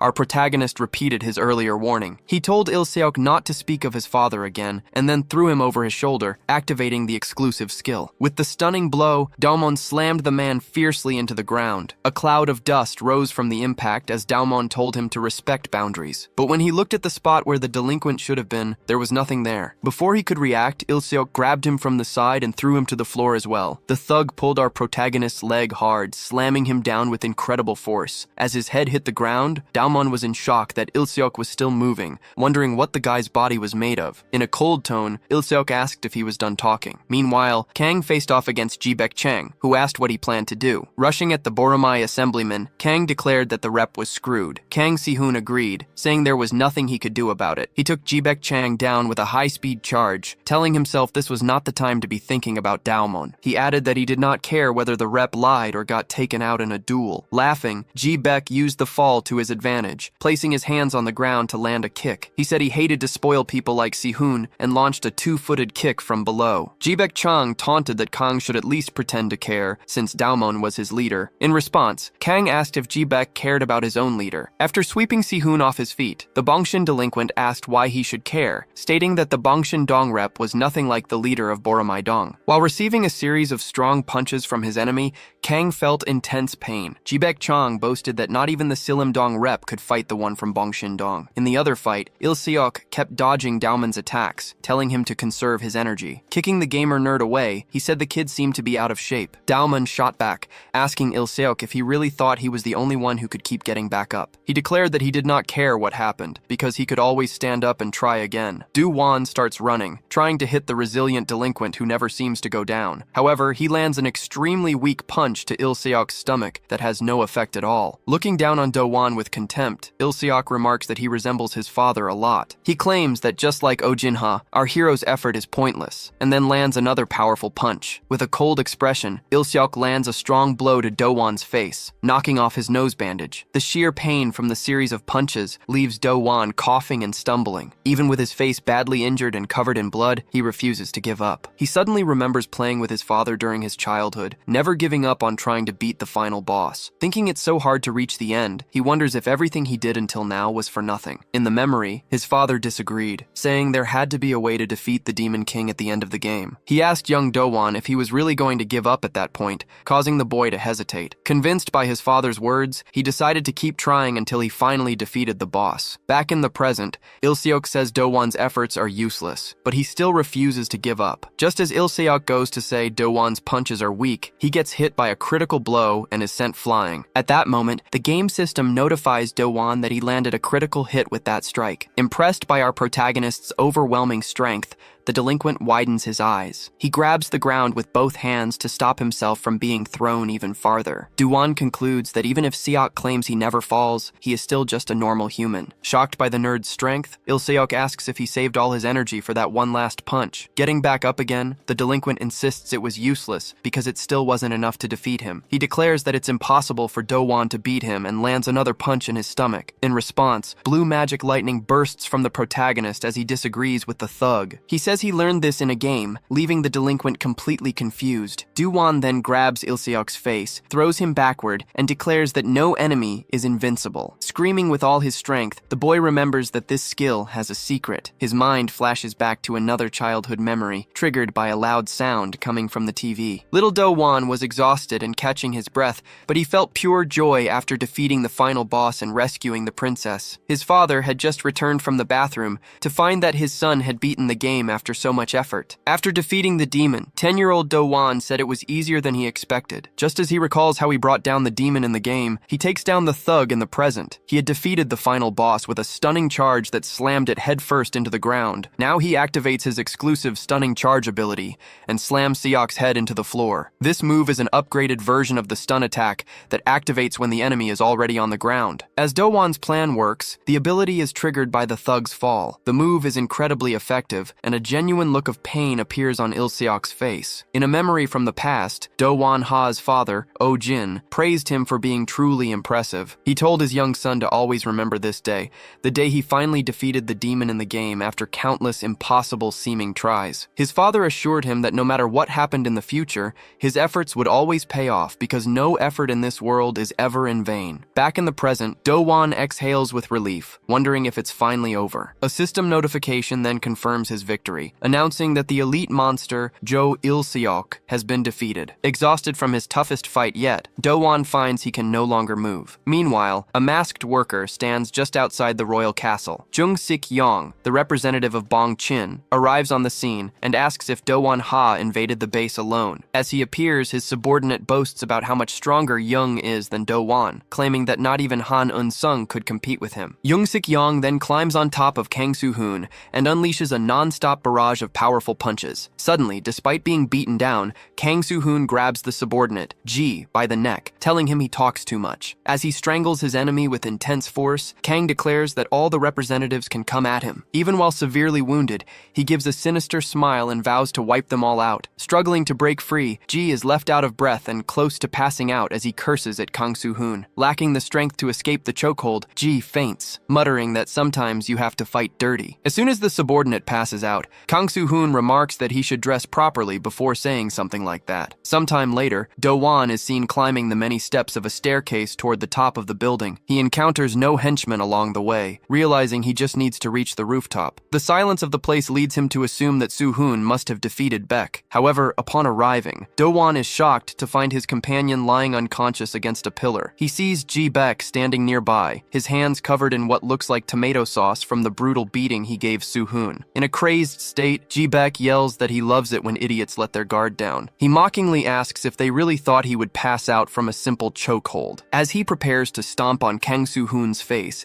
Ji Baek sneers that Soo-hoon should have finished him off when he had the chance. Just before Ji Baek can deliver the final blow, Do-won appears and shoves him away. He yells at his companion, calling him tough and urging him to get up. Recognizing that Do-won got him into this mess, the barely conscious Soo-hoon tells him to run while he buys some time. Ji Baek-chang scoffs, calling their sense of camaraderie embarrassing. Laughing at Do-won, he asks if he really thought he had defeated Il-seok before revealing that he himself is the true final boss. Do-won is stunned by this revelation, realizing that not only is Ji Baek the dungeon's final boss, but he's also in perfect condition. In stark contrast, Do-won is low on health and has no energy points left for the fight. Ji Baek taunts him to come at him, and Do-won understands that with Kang Soo-hoon unconscious, simply winning won't be enough. Knowing it's impossible to run from this duel, he braces himself as Bayek suddenly charges forward, throwing a powerful punch. Just as Bayek declares he's going to crush Boromai, his boss suddenly appears and demands to know what he's doing. The newcomer, an 18-year-old named Young Sup Young, claims to know nothing about Jibek's plan. Clearly frightened, Beck stammers and asks what his leader is doing there. Watching the scene unfold, Dawon Ha wonders who this man could be to make Jibek so terrified. He can't tell much about him other than the fact that he's very short. Jibek quickly tries to explain himself, claiming that the people from Boromai Dong had invaded their base. Young glares hatefully at his subordinate, refuting the claim by saying he heard they attacked first. Terrified, Jibek immediately agrees. The boss then asks if they also took money. Sweating nervously in the representative's presence, Jibek confirms that they did. Suddenly, the short man vanishes, declaring that Jibek made a mistake. Reappearing in the air, he delivers a powerful kick directly to Jibek Chang's face. The force of the blow sends teeth and blood flying as the thug is launched across the room, slamming his back hard against a distant wall. Dawon Ha is stunned, wondering if the short man really just defeated the final boss with a single hit. His thoughts are interrupted when the gang leader turns to stare at him, and Dawon realizes he is now in a very dangerous situation. Just as the short man is about to threaten Dawon, Han Yun-sung appears on the stairs and tells him to stop. Dawon is shocked to see him there. Han casually remarks that the short guy's threatening lines aren't even funny. When Dawon asks why he's here, Jung asks if he really doesn't know. Jung explains that he was the one who asked Han to visit, even giving him the location. The comment jogs Dawon's memory, and he recalls the day at school when he invited Han Yun-sung to the dungeon. He had tried to convince the leader of Seollyeongdong to help, but Han had rejected him outright. Dawon is shocked that Han actually remembered the address and came all this way. Han Yun-sung then asks what Dawon wants, but the short man interrupts, asking if they're just going to forget about the school invasion. Threatening Han,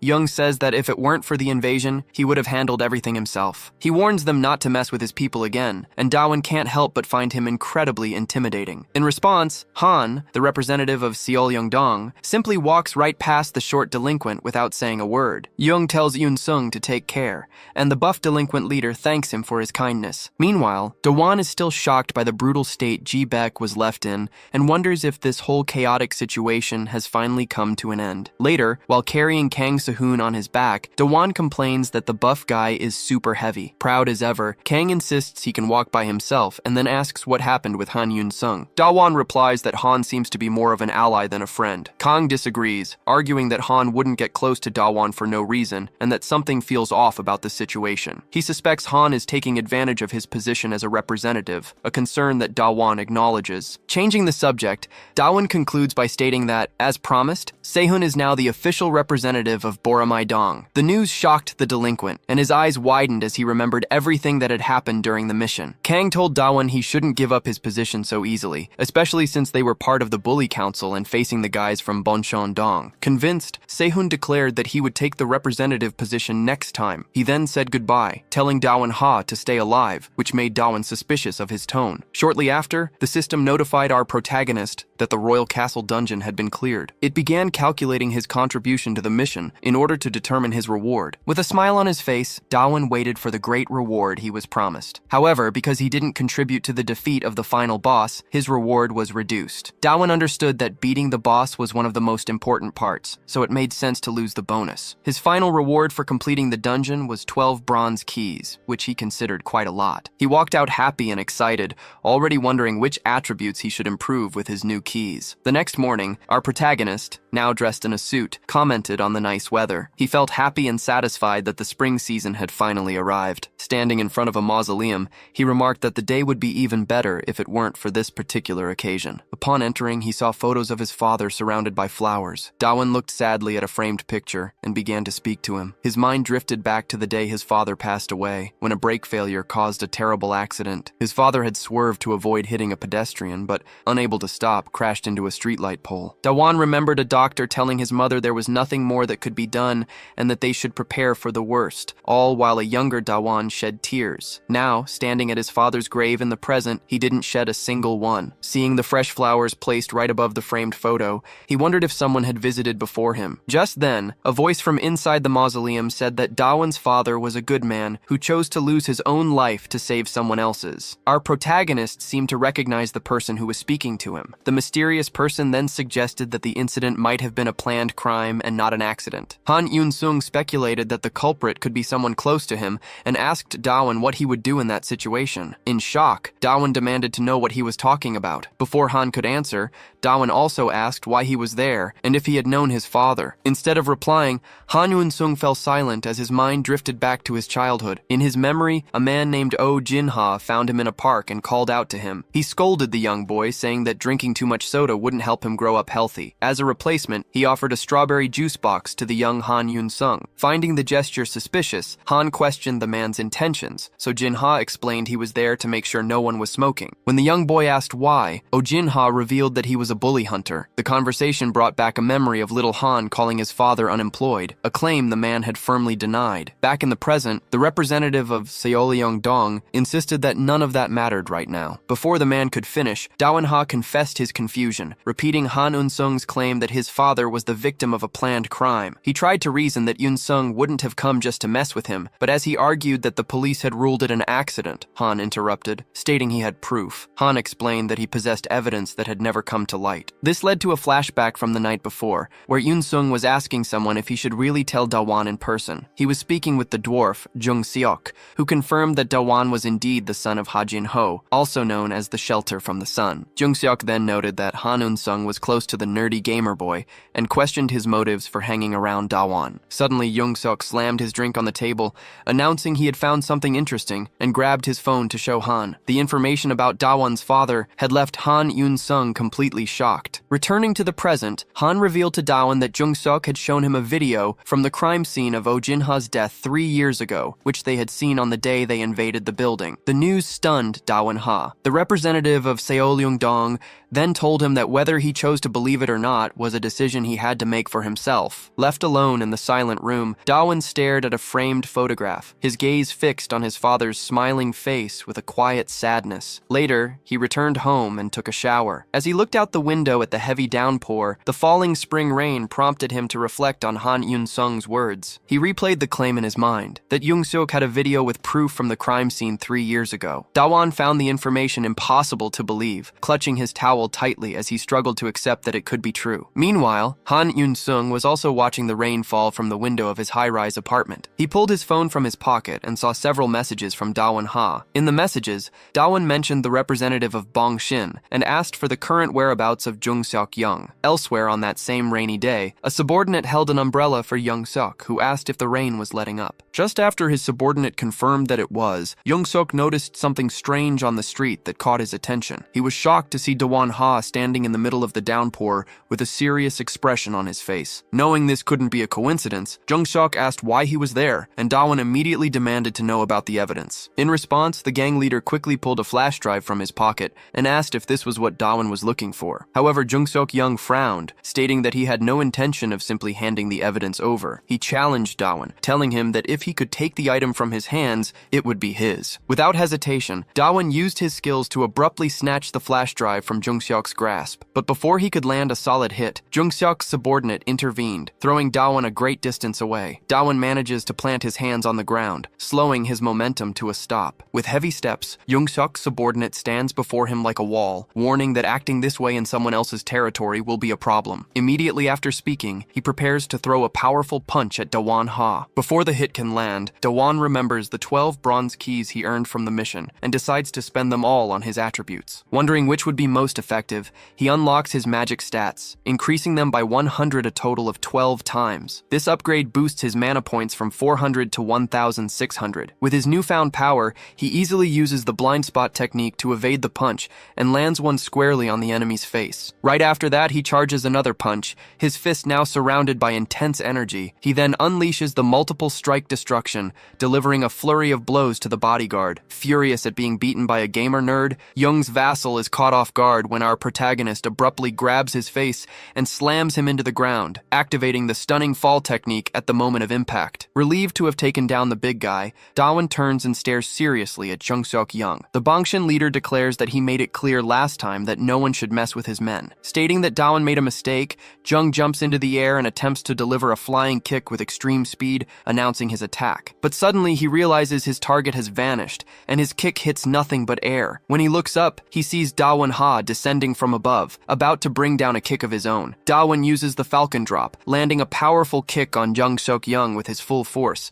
the impact so strong it sends ripples through a nearby puddle. However, Jung manages to block the attack with his arm, and smoke begins to rise from the point of contact. Facing our hero directly, he says that one strike won't be enough to bring him down. Dawon realizes this fight is completely different from the others he's faced. He decides he must use his keys to release his mana, and then unleash all his abilities if he wants to win. Believing he can win if he can use his skills as many times as he wants, Dawon immediately tries another kick at Jung. He executes a high jump, followed by another falcon drop. Jung Seok-young questions whether Dawon really thinks the same kick will work a second time. After dodging the attack with ease, he calls Dawon's pattern simple and prepares a punch. But he's caught off guard by a double-footed flying kick and doesn't have time to strike back. Despite the surprise, Jung Seok-young easily blocks the kick again using his forearm. Dawon understands the problem. This guy is different from his other enemies and won't go down easily. Seeing his opponent go for another strike, the protagonist knows that until he can figure out Jung's techniques, he has to give it everything he has. He counters by throwing the enemy over his shoulder toward the ground. As soon as Jung is about to hit the pavement,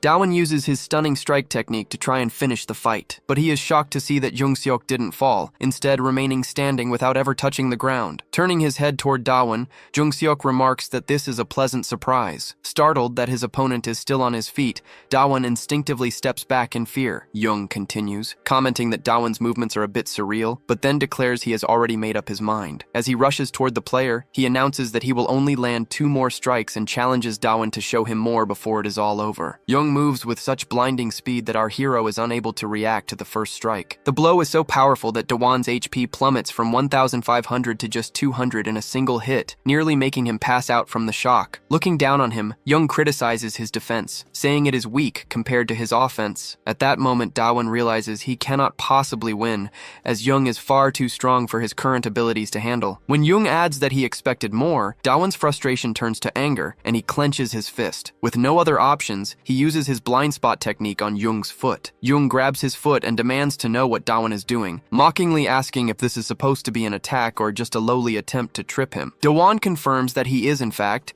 trying to trip him, since the floor is wet. Using all his strength, Dawon successfully uses the puddle of water to bring the Bongshin representative crashing to the ground. Taking advantage of Jung landing headfirst, Dawon winds up a punch and yells that his opponent is going to eat his own teeth. With his enemy finally down, he activates the destructive multi-punch ability. He immediately uses it again to create a combo, and then a third time, unleashing a massive sequence of destructive blows as sweat flies from his body from the sheer effort. Completely exhausted, Dawon exhales heavily, his body feeling utterly drained from the assault. To his horror, his opponent does not look even slightly hurt and simply asks if he is finished attacking. Jung Seok notes that Dawon seems lost and offers him a piece of advice. He tells Dawon to look at his own hand, which is now completely ruined and covered in a bloody, jelly-like substance. Jung scoffs that he does not know what he expected from a boy like him, adding that Dawon clearly has nothing new left to show. Then, extending his hand, Jung tells him to take the flash drive he is holding. Confused but hopeful, Dawon reaches out with a trembling hand for the offered item. However, it is a feint, and Jung tricks him, sending him flying with an extremely powerful punch. The impact launches our protagonist across the room, where he crashes hard into some crates. Jung holds up the flash drive containing the evidence about his father's death, revealing he never had any intention of handing it over. As Dawon lies severely injured, Jung Seok calmly states that was the second strike. Jung Seok taunts Dawon, telling him that if he still wants the flash drive, he can visit the representative again. However, he adds that next time, he will beat Dawon until he is completely eliminated. As our protagonist's eyes begin to close on the verge of passing out, Jung remarks that he had hoped for more of a fight. Announcing that it was more boring than he expected, the Bongshin representative turns and walks away. Shortly after, rain begins to fall from the sky, hitting the face of the unconscious hero. Suddenly, Dawon's eyes fly open in shock. He struggles to his feet, badly wounded in the middle of the downpour. In disbelief, he wonders if he really lost the duel to a thug like Jung Seok. His mind flashes back to En Sung's words about the flash drive containing evidence of his father's murder, and then to the moment Jung tricked him by pretending to hand it over. Overwhelmed with sadness as he remembers remembers his father. Our protagonist wraps his arms around himself in a desperate attempt at comfort. Curling into a fetal position on the wet ground, Dawon begins to cry, apologizing to his dad. He feels utterly terrified, convinced that if he faces the delinquent again, he has no chance of winning. He asks himself what he's supposed to do now as the cold rain mixes with his tears. The storm reminds him that it was on a rainy spring night, just like this one, that his father passed away. At that exact moment, a new mission activates in the game system. Dawon reflects that everything happened that day before he even understood his own weaknesses. The system then displays the rewards for the new mission, and he realizes that he has already gotten stronger. A message appears, asking if he wants to accept this mission with its great reward. With a renewed goal of becoming more powerful, he accepts the mission and immediately feels a surge of strength. His thoughts then drift to the Sun Shelter, an institute that aimed to guide young people onto the right path. His father, Oh Jin-ha, was the representative of this charitable group, and all its members admired and praised him for his social work. However, Dawon never felt the same attachment to his father as everyone else did. The scene shifts to a memory from years ago, where a sleepy Dawon asked his father if he was heading out late at night. Oh Jin-ha, seeing his son was still awake, explained that there was still a lot of work to do. Dawon recalls a boy from the shelter named Park Jung-soo, who used to smoke during school breaks. His father mentioned that he had already spoken with the boy, but acknowledged that quitting smoking is a difficult process. Dawon then reported that Park Jung-soo was also stealing from others and had even bought a motorcycle with the shelter's money. Hearing this, his father blamed himself, feeling incompetent. The young Dawon then asked if he really believed the boys would change, cynically questioning whether his father's real plan was just to make money from donations. Oh Jin-ha left that day without another word, and Dawon now realizes he unfairly blamed his father for simply trying to help delinquents. His father had invited him to go camping that weekend, an offer Dawon immediately refused, never imagining it would be the last day he would see him alive. Overcome with deep sadness and resentment from the memory, Dawon screams loudly. He wakes up in his bed, sweaty and distraught after the nightmare about his father. He then remembers what Young Seok said, and the taunting invitation to visit him anytime fills Dawon with a burning anger. Dawon was certain that Seok Young was very strong and had only fallen sick because of the rain. He began to consider the possibility that the car accident that took his father's life 3 years ago was actually a planned crime. This made him wonder why Young from Bongcheon would have a flash drive containing that kind of information. He initially suspected Young Seok Young was involved, especially since he refused to hand over the item with the evidence. However, Dawon started to rethink his theory. After all, Han had said Young was someone close, yet Dawon had never seen him before that day. He also realized that if Jin were truly involved, he wouldn't have offered the evidence as a prize for winning their fight. Thinking about all these exceptions started to confuse and irritate him, so he resolved to see the evidence with his own eyes as soon as he defeated Jung Seok Young. To do that, he had to complete a mission that required him to improve his body in 5 steps. By completing this mission, he would gain many attribute points and become much stronger. Internally, he promised himself that he would get the evidence from Jung Seok Young soon enough, declaring that it didn't matter what the mission was, he would handle it. The first mission was to make his way to school by imitating the monster from the movie The Exorcist. As he walked to school with his body completely upside down, 2 girls started mocking him. Even though he was dying of embarrassment, he was determined to do whatever it took for his improvement instead of just going to the gym. He didn't care what they thought and was willing to do anything for physical enhancement, so he ran with his body inverted, scaring the girls at school. The second task required him to sit in an invisible chair for a long time, which he did. For the third mission, he had to catch a pigeon with his hands, and despite great difficulty, he succeeded. In his fourth mission, Dawon had to cling to the underside of a playground slide. Upon reaching the final task, he had to do a ring exercise on hard mode. Even with the extreme difficulty, he refused to give up. An entire week passed, and the exhausted protagonist apologized to his father. With only 2% progress, he felt like he wouldn't be able to complete the task. While at an amusement park late one afternoon, he started to think about something else. He came to the conclusion that Jung-suk's evidence might be fake since it had appeared out of nowhere. The idea that Ian Sung was deceiving him seemed more plausible, which motivated him to finish the mission quickly. He was considering giving up on the ring mission when someone suddenly showed up and asked what he was whispering. Dawon saw Kang Sung-hoon and asked what he was doing there, and the delinquent simply said he was in his own neighborhood. He then asked why Dawon was hugging the slide, and Dawon explained it was part of a training routine. This led Sung-hoon to ask why he was training at the park instead of the gym. Kang Sung-hoon explained that it was because he had been obese in elementary school. Ashamed of his body, he didn't go to the gym and instead used to train at night in the park. For 2 consecutive years, he trained without resting or stopping and completely changed his body. He admitted that during the first year, as he was getting stronger, all he could think about was giving up, a feeling Dawan understood all too well. Kang Sung-hoon explains that he returns to this place to train and remember the past. This causes Dawan to compare himself to Kang, recalling how he would get beaten up at school when he was younger. He decided to learn sports and asked his mother to enroll him in taekwondo, but those decisions never lasted long because he would always quit to play video games instead. Whenever he got beaten up again, he would ask his mom to put him in another sport. However, the younger Dawan would give up too easily and go back to gaming because martial arts felt too hard. Back in the present, the delinquent asks if Dawan is going to quit again. Kang Sung-hoon points out that our protagonist was in the middle of training just a moment ago. Feeling reflective, our hero looks at his goals and finds inspiration in people like Kang who never give up, silently apologizing to his father for sounding so weak. Motivated to try one more time, Dawan grips the playground slide again. Clenching his teeth and putting in all his strength, he decides not to give up and to go all the way this time. As Dawan hangs from the slide, he shouts from the strain, and Kang simply tells him to be quiet. Time passes quickly, and 2 months go by. In his office, Jung Si-hyuk hears someone arriving and tells the person that he thought they had given up. Jung Si-hyuk looks directly at Dawan Ha as he enters through the front door. Holding the flash drive, Jung Si-hyuk says he understands why Dawan wants it. He then reminds Dawan of his earlier threat,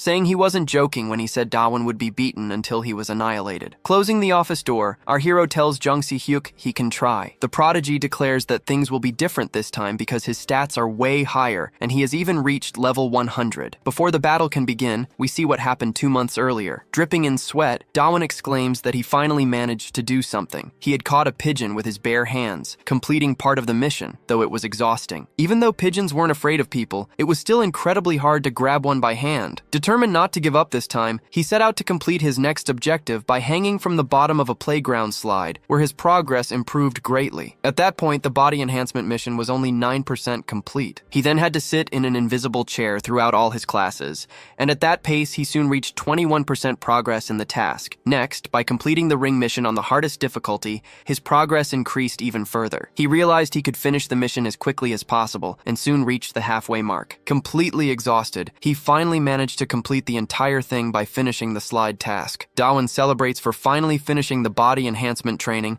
and meeting all the requirements. As a reward for completing the mission, he receives a general increase in his attributes. Right before his eyes, Dawan watches as all his stats increase one by one. Despite the stat increases, Dawan didn't feel any different and wondered if anything had truly changed. To understand the practical effects of his new attributes, he decided to test them, his focus still firmly on discovering the truth about his father's death. Jung So-kyung mocked Dawan, saying he had no idea what the gamer had been doing for the past 2 months, and questioning if he really thought he had a chance to win. When Dawan remained silent, Jung assumed it was because he was being reckless out of grief for his father. The delinquent from Bangjin then leaped over a desk, shouting that if Dawan wanted to die so badly, he would send him to where his father Ojinha was. He launched a kick at Dawan, but was shocked when the hero, before the fight even truly began, simply wanted to ask a question. Dawan easily blocked the strike and calmly asked where Jung had gotten the evidence. Stunned that the nerdy kid had deflected his attack, Jung Seok-kyung stepped back. He realized he had almost been countered and found the sudden turn of events interesting. Charging forward, the delinquent demanded to know why he should tell Dawan anything. He then wound up and threw a fast, powerful punch directly at Dawan's face, but our hero caught the punch with his hand, telling Jung that he didn't need to answer just yet. In a threatening tone, Dawan declared that he would make Jung Seok-kyung hand over both the evidence and the answer. This sudden confidence shocked Jung, triggering a memory of a recent conversation he had with Han Yoon-sung. In the flashback, Jung showed a video to Yoon-sung and asked if the culprit was a specific person. After Han confirmed the culprit's identity, the delinquent announced his intention to make good use of the video. Han Yoon-sung, however, suggested they should just give the video to Dawan. The representative of Bangjin dismissed the idea, stating he had no connection to Jin and therefore no interest in helping. He told Yoon-sung that if he cared so much, he could tell Dawan himself that they had found the culprit. Han argued back, explaining that without seeing the video, Dawan would never be convinced. He insisted that even after hearing the truth, Dawan would become obsessed with finding the video proof. In the memory, Jung had no intention of sharing the video, preferring to wait for Dawan to come to him. He had confidently declared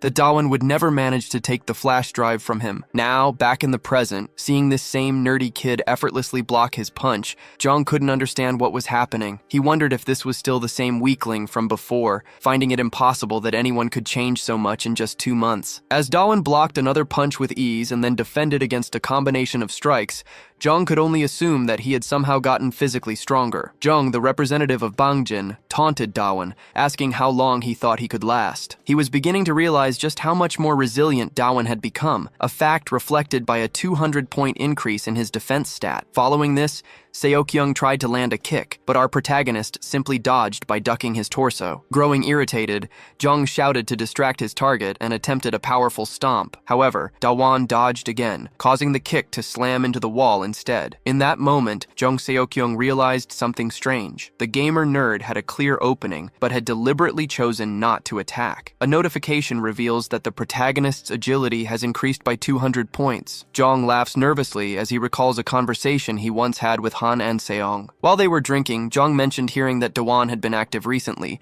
but scoffed at the idea, saying the gamer was only fighting weak opponents. He then asked if Ansong truly believed Dawan was a match for him, and Han had agreed that there was no real competition between them. However, Han had added that this was only true for the time being, a comment that confused the Bangshin delinquent. Han couldn't explain it, but he insisted that Dawan was somehow a special person. Back in the present, Jung Seok-kyung wonders if this strange new strength is what An Seong had been talking about. He realizes his initial impression was correct. Dawan's movements were simply unreal. With a crazed expression, Zhang demands to know what is happening, questioning if this is some kind of inherited power because it makes no sense. Dawan notices that, just as before, Zhang's behavior has suddenly shifted. His enemy charges forward, preparing a punch while telling Dawan to go join his father. Enraged by the comment, the protagonist snaps and lands a quick, sharp punch to Zhang Seok-kyung's chin. The moment the punch connects, Zhang feels a jolt of intense pain as strawberry jelly flies from his mouth. Dawan coldly remarks that Zhang seems to be having fun and, still furious, prepares another strike. Taking advantage of his enemy's weakened state, he follows up with another quick punch that slams Zhang into the ground. Looking down at his opponent with a cold gaze, Dawan says there will be no more reason to laugh. Despite the beating and the threat, Zhang just laughs, claiming his expectations have been exceeded. He maniacally declares that finally, after so long, he can take a fight seriously. Meanwhile, from the top of an abandoned building, Ji Baekcheon is watching the events unfold. A subordinate approaches, calling out to his boss, the Bangshin assemblyman, to inform him that the alarms are still sending alert signals. Baekcheon asks if Seok-kyung is in his office, and the subordinate confirms the alarm won't stop. When Ji Baekcheon asks what the alarm from Zhang's office is reporting, his man checks and replies that the system is detecting loud impacts. At that very moment, back in the office, Zhang Seok-kyung kicks a wall, triggering the alarm. He then tries to kick Dawan, who easily dodges by ducking. Zhang can't believe how much his opponent has changed in just 2 months. He unleashes a relentless flurry of high-speed attacks, but to his disbelief, the protagonist blocks every single one. As Zhang tries to say something about what he did during that time, Dawan's back hits a couch, causing him to stumble. As Dawan falls, Zhang prepares a strike, taunting that his opponent didn't gain any real experience. However, Dawan uses the momentum of his fall to land a powerful kick to Zhang's face, canceling the attack. He then quickly jumps onto the other couch to recover his balance and regain the upper hand. Relieved that the risky maneuver worked, Dawan knows just how dangerous that last exchange was. Zhang rushed toward Dawan while charging a punch, commenting that his last attack was not bad at all. This time, his powerful strike connected, sending Dawan flying into the wall. However, Dawan quickly steadied himself on the ground and asked if Zhang had always been such a big talker. Zhang Seok-kyung replied that finally being able to fight seriously was getting him excited. Dawan found it odd, remarking that it was the first time he had heard something like that from a man who was about to punch him. Immediately after, Dawan landed a clean punch, but as Zhang fell, he followed up with a kick of his own. This time, however, Dawan did not dodge and took the kick directly to his face. The pain caused him to lose focus for a moment, and Zhang took advantage of the opening to land a punch to his ribs. Dawan realized that Zhang was faster than he had thought, as his opponent began unleashing a flurry of successive attacks. He began to wonder if Zhang had been holding back this entire time, to which Zhang declared that Dawan would never get the flash drive. But it turned out Dawan had not been fighting seriously either, and he easily blocked Zhang Seok-kyung's knee strike. Then, landing a powerful punch to Zhang's face, Dawan announced that he would take the flash drive by force. Even in the middle of the fight, Dawan found himself able to stay calm and think clearly. He suspected this was the effect of his spirit stat, which had jumped from 1 to 201. With this newfound clarity, he charged toward the representative and demanded he hand over the item. His analysis of the situation was complete, and he was confident he could end the fight now as he landed several blows. Zhang, in turn, realized that Dawan Han had been hiding his true strength until this moment. Dawan declared that anything more would be a waste of time and unleashed another flurry of attacks. However, the leader of Bongshindong dodged the assault and asked if it was really a waste of time. He then then landed a heavy, destructive punch to Dawon's face, insisting that they were just getting started. Putting all his strength into resisting the blow, Dawon denied Jung's claim. He repeated that the fight was ending now, and as he powered up his strike, his arm grew to a massive size. He then delivered a massive punch to his enemy's stomach,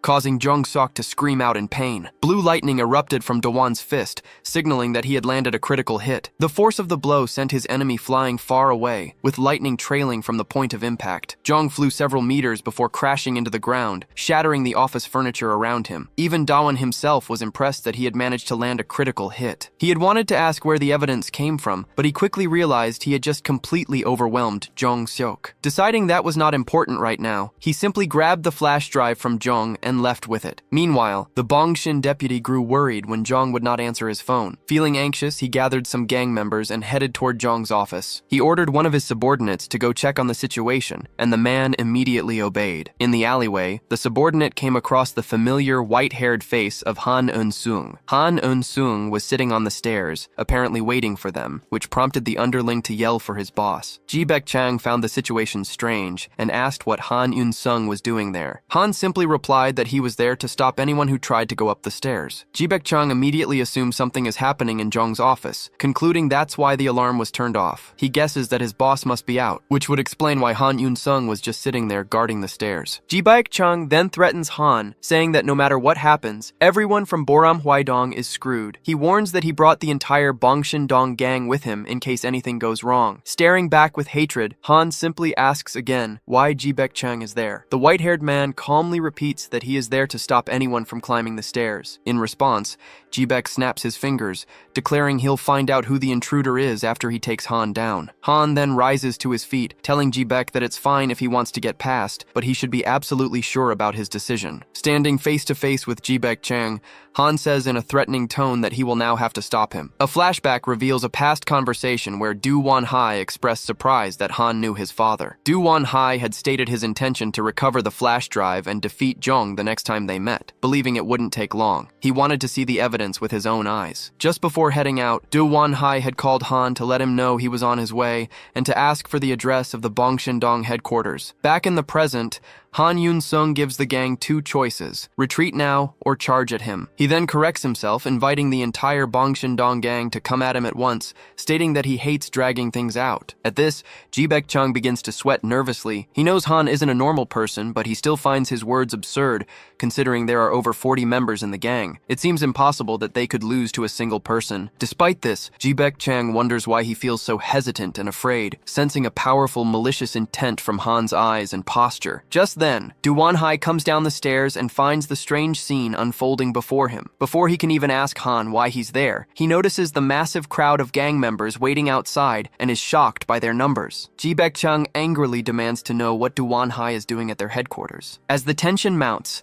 Han Eun-sung once again whispers to Ji Baek that he hates stalling. Hearing this, Ji Baek loses his composure and his fist begins to tremble with rage. Finally, he orders all his men to step back and clear a path for Do Won-hai and Han to pass. Furious, Ji Baek-chang storms toward his boss's office, vowing that the Boram Hwaidong members will pay once this situation is resolved. However, the moment he enters the office, he is shocked to find his boss, Jong, was there the whole time. Seeing Jong injured and the office completely destroyed, Ji Baek asks what happened. Jong reveals that Do Won-hai was responsible, then tells Ji Baek he's being too noisy and that it wasn't a big deal, though he privately suspects Do Won is hiding something. Jung tells the gang to clean up the office, promising himself that he will discover the nerd's secret next time. Wiping the strawberry jelly from his mouth with an insane expression, he vows to uncover everything. Meanwhile, Han Eun-sung and Do Won sit together in a park, where Do Won asks why his classmate came to see him. In response, Eun-sung tells the gamer servant to watch the video first so they can talk more afterward. Plugging the flash drive into his phone, Do Won feels satisfied that he can finally discover what happened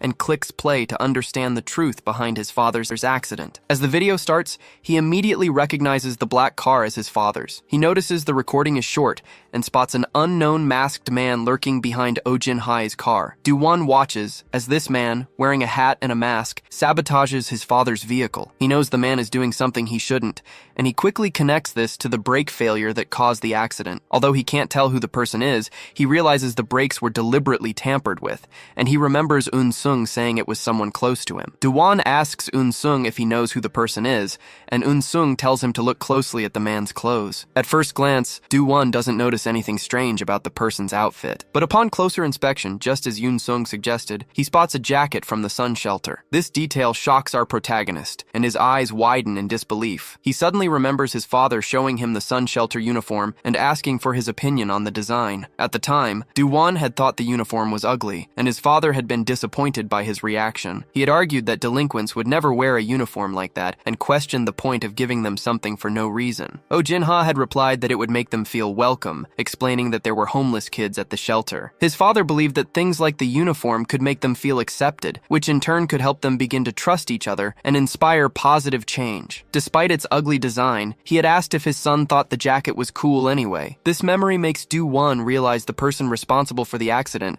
was a former member of the sun shelter. Han Eun-sung cautions that they can't be sure just based on the jacket, but he agrees that it's a plausible theory that makes a lot of sense. Angry, Do-won clenches his fist tightly as he remembers telling his father that delinquents would never change. In the end, it seemed his father's efforts to help them had led directly to his death. Thinking about all this, our protagonist lowers his head in sadness. Eun-sung points out that even if they find out who the culprit is, there's no point in reporting it to the police. An investigation might happen, but they wouldn't be able to identify the person, and the source of the evidence is unclear since Yoon Seok-hyung received the video from an anonymous message. Han then asks if our hero has any guesses about who the culprit might be, but Do-won says he doesn't. He explains that after his father's death, the shelter collapsed, making it difficult to get any information from that time. Just then, something seems to come to Do-won's mind as he remembers that the building is still standing and might hold some evidence. Do-won thanked Han, explaining that the conversation had given him time to come up with an idea. When Han asked what he planned to do after finding the person responsible, Do-won first thought of his father. He silently promised him that while it might take some time, he would eventually take down the culprit. Then, speaking aloud, he declared that he would make them all pay for their crimes. The following day in class, a classmate mentioned that test week was starting, which came as a complete shock to Do-won. Their teacher then announced that he had included several difficult questions on the exam, warning everyone that they needed to study hard. Hearing this, Do-won began to panic, realizing he hadn't studied at all because he'd been so busy with missions. Noticing his distress, his classmate Jihan asked if something was wrong. Do-won admitted that he hadn't studied at all, and Jihan was very understanding. He offered to help and kindly invited Do-won to study at his house after school. After classes ended for the day, Do-won had a sudden realization. He had been so preoccupied with other things that he hadn't noticed how much time he spent with Jihan. They were in the same class and always ate lunch together. It dawned on him that Jihan was his friend, a thought that left him feeling strangely confused. Excited by the invitation, Do-won asked where Jihan's house was. Just then, a system notification announced an active mission, causing Jihan to ask what he had just said. The mission required him to protect Jihan Yu during test week. Do-won wondered why such a strange and sudden mission would appear, but he immediately understood it meant Jihan was probably in danger. Meanwhile, in a nearby alley, two delinquents were making disgusting comments about women. One of them put his arm around a girl who looked clearly uncomfortable, telling her she was the only one for him. A different girl asked someone named Gyu-min what he was looking at, and he replied that he had recognized someone on the street. Gyu-min was staring at Jihan Yu, remarking that it was strange to see him in a place like this. He mentioned that they used to be best friends, part of a group of 4 people standing in the alley. The system mission, which offered a secret item as a reward, had activated with just 4 days remaining before the tests. Sometime later, Do-won stood in shock in front of a massive mansion and asked if this was really Jihan's house. Jihan confirmed that it was and invited him inside. A woman greeted Jihan upon his arrival and asked if Do-won was his friend. Do-won introduced himself and assumed the woman was Jihan's mother, but she corrected him, explaining that she was his maid. She offered to bring them some fruit, leaving Do-won stunned that his friend had a maid. As they climbed a spiral staircase toward the bedroom, Do-won commented that he had only ever seen houses like this in movies. When they finally arrived at Jihan's room, Do-won was even more surprised by its size and appearance. He realized that just visiting his house made him feel much closer to his new friend, and he couldn't help but wonder when the last time was that he had been invited over to a friend's house. The maid commented that it had been a long time since Jihan brought a friend home, telling them not to worry about her and to just call if they needed stated anything. As she left, Dawon realized the only time he had ever seen Jihan with other people was that one day at karaoke. Jihan then asked if they could start studying, and Dawon instantly agreed. Later that afternoon, Dawon thanked him and suggested they should keep studying together during the week. As he said goodbye and told Jihan he would see him at school tomorrow, he realized how quickly the day had passed. Dawon figured that with Jihan safe at home, nothing dangerous was likely to happen. He continued reading the school mission that required him to protect his friend, but upon closer inspection, he noticed a detail he had missed before. He wondered what the secret item could be, since all the rewards up until now had just been keys. Dawon imagined that a secret item must be something really good, and the thought made him excited. A day passed, leaving only 3 days until the tests began. Jihan was surprised to see that Dawon had already solved all the practice questions. Suddenly, he was startled to see his friend collapse onto the floor with his eyes rolled back. Dawon explained that his brain was overloaded with information and would crash if he tried to learn anything else. Smiling kindly, Jihan suggested they take a break for a while. He then led Dawon into a strange and unfamiliar room, prompting Dawon to ask what it was. Jihan explained that it was just a normal game room, but it was incredibly fancy and filled with expensive equipment. Dawon felt a pang of jealousy, since having a setup like this with all these items had always been his dream. To his surprise, Jihan admitted that he did not even like to play games and that the room was just a gift from his parents. He mentioned that the entire second floor of the house belonged to him, which made Dawon feel a little down as he realized his friend was on a completely different level. His gaze then shifted to the side, where a white door caught his attention, and he asked what was inside. Jihan smiled and said it was just a storage room, and Dawon pretended to believe him. His attention was then drawn to a virtual reality headset nearby, making him suspect the door was hiding something important. Another day passed, leaving only 2 days before the exams were set to begin. Dawon asked if he was taking up too much of his friend's time, but Jihan assured him that he still needed to review anyway. Realizing that nothing had happened with the mission, Dawon thought he had worried for nothing and found himself enjoying his time with Jihan. He then asked if Jihan used to attend special classes or have a tutor, and his friend replied that he had tutors in the past. When Jihan revealed he had 20 tutors, Dawon was shocked by the number. Jihan explained that it was not just for studying, as they covered all sorts of subjects, which helped him learn a little bit of everything. Their conversation was suddenly interrupted by a man who approached Jihan, saying it had been a long time since they last saw each other. The man added that it was the first time they had met since elementary school, and Jihan seemed to recognize him. The tattooed man sitting on a motorcycle was Lee Gyu-min. Before Jihan could even ask how he found them, Lee Gyu-min explained that he had just seen him walking down the street. Gyu-min explained that with nothing better to do, he decided to stop by, adding that it was nice to see his old classmate again. When Gyu-min mentioned that he'd found out Jihan had moved to Gwanak-gu, Dawon noticed his friend begin to tremble. Seeing Jihan shaking with fear, Gyu-min casually asked if Dawon was his friend. Dawon bravely asked who the man was, but Jihan immediately pleaded with him not to start a confrontation. Jihan then turned to the delinquent and dryly told him that he hadn't missed him and didn't want him visiting. Saddened, he turned his back and asked Dawon to follow him so they could leave the area. Gyu-min said nothing in response. As they walked away, Dawon asked who that guy was, pointing out that they clearly didn't seem like friends. Jihan simply apologized, explaining that they couldn't study together that day, to which Dawon replied that he would just study alone. After Jihan said he would go on ahead, Dawon said goodbye and told him to be careful. Left alone, Dawon wondered what the strange encounter was all about and tried to figure out who the man really was. He questioned whether it had something to do with his mission and decided to open his system screen to check. Meanwhile, as Jihan walked home, a painful memory from his past began to surface. He remembered a time when Gyu-min had asked him if he licked yogurt lids. When a naive young Jihan said yes, the bully took the lid off a spoiled yogurt and tried to make him eat the rotten contents. With a wicked expression, Gyu-min kept taunting him, asking if he wasn't going to lick it. As the poor kid was forced to lick the moldy yogurt, the entire class, including Gyu-min, had laughed at him. Lost in this sad memory, Jihan continued on his way home. Seeing his friend's distress from a distance, Dawon decided to let him go home alone. He chose not to follow, mostly because Jihan had asked him not to. Dawon watched until he saw his friend get home safely, figuring everything would be fine for now. As soon as a tired Jihan entered his house, his maid asked about his friend Dawon. She then mentioned that another friend had stopped by and left a while ago, adding that the rest of them were upstairs waiting for him. When the maid specified they were the elementary school friends who used to visit, Jihan's face paled and he immediately ran up the stairs. He threw open the door to his game room and found his old classmates inside. A girl remarked on how nice his room was and commented that he must be living well. Other boys were lounging around, lazily asking him to give them his video game. Shocked,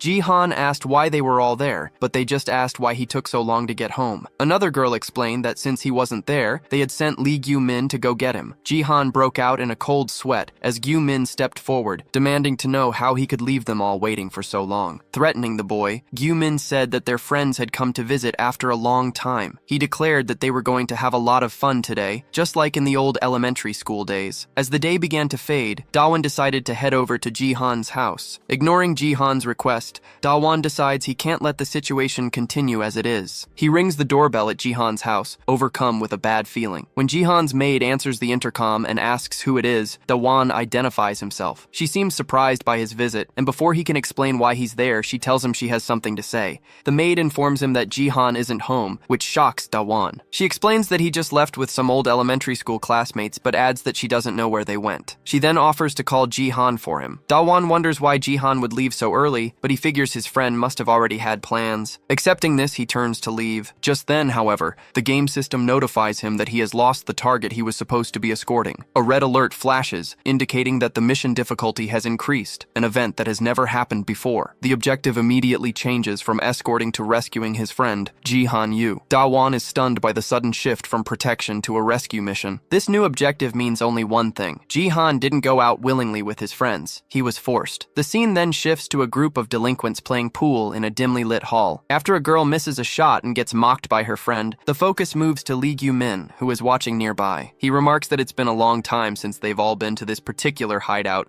reminiscing about how they used to come here for fun back in elementary school. Another bully chimes in, commenting on how Ji-han hasn't changed at all and that losers are always the same. Two other thugs, who don't recognize Ji-han, ask who the naive-looking kid is. Gyu-min explains that it's been 2 years since they last came here, so it makes sense that Ji-han wouldn't know the new faces. Noticing that Ji-han is shaking, the new delinquents tell him to relax. They then point out that Ji-han isn't drinking, which bothers them. They question why Gyu-min even brought him along if he wasn't going to participate. Finding this equally annoying, Lee Gyu-min decides to put Ji-han to a test. When the confused boy asks what he means, Lee explains they're going to do a friendship test. He loudly announces to everyone present that he is going to slap Ji-han across the face. If anyone steps in to take the slap for him, Ji-han will pass. Lee then grabs Ji-han by the collar, telling him not to worry because someone will surely help him. As he prepares to deliver a powerful blow, a loud slap echoes through the room. Afterward, a girl mockingly asks if anyone is going to step in. One of the bullies dismissively commented that it was just a slap, and Lee Gyu-min agreed. As Ji-han fell to the ground in pain, Lee told him he should have treated his friends better. The girl then asked what would happen if Ji-han reported them to the police, pointing out how hard they had hit him. The arrogant thug cruelly explained that nothing would happen because Ji-han wouldn't dare report them. He elaborated that not only were the police already aware of how Ji-han was usually treated,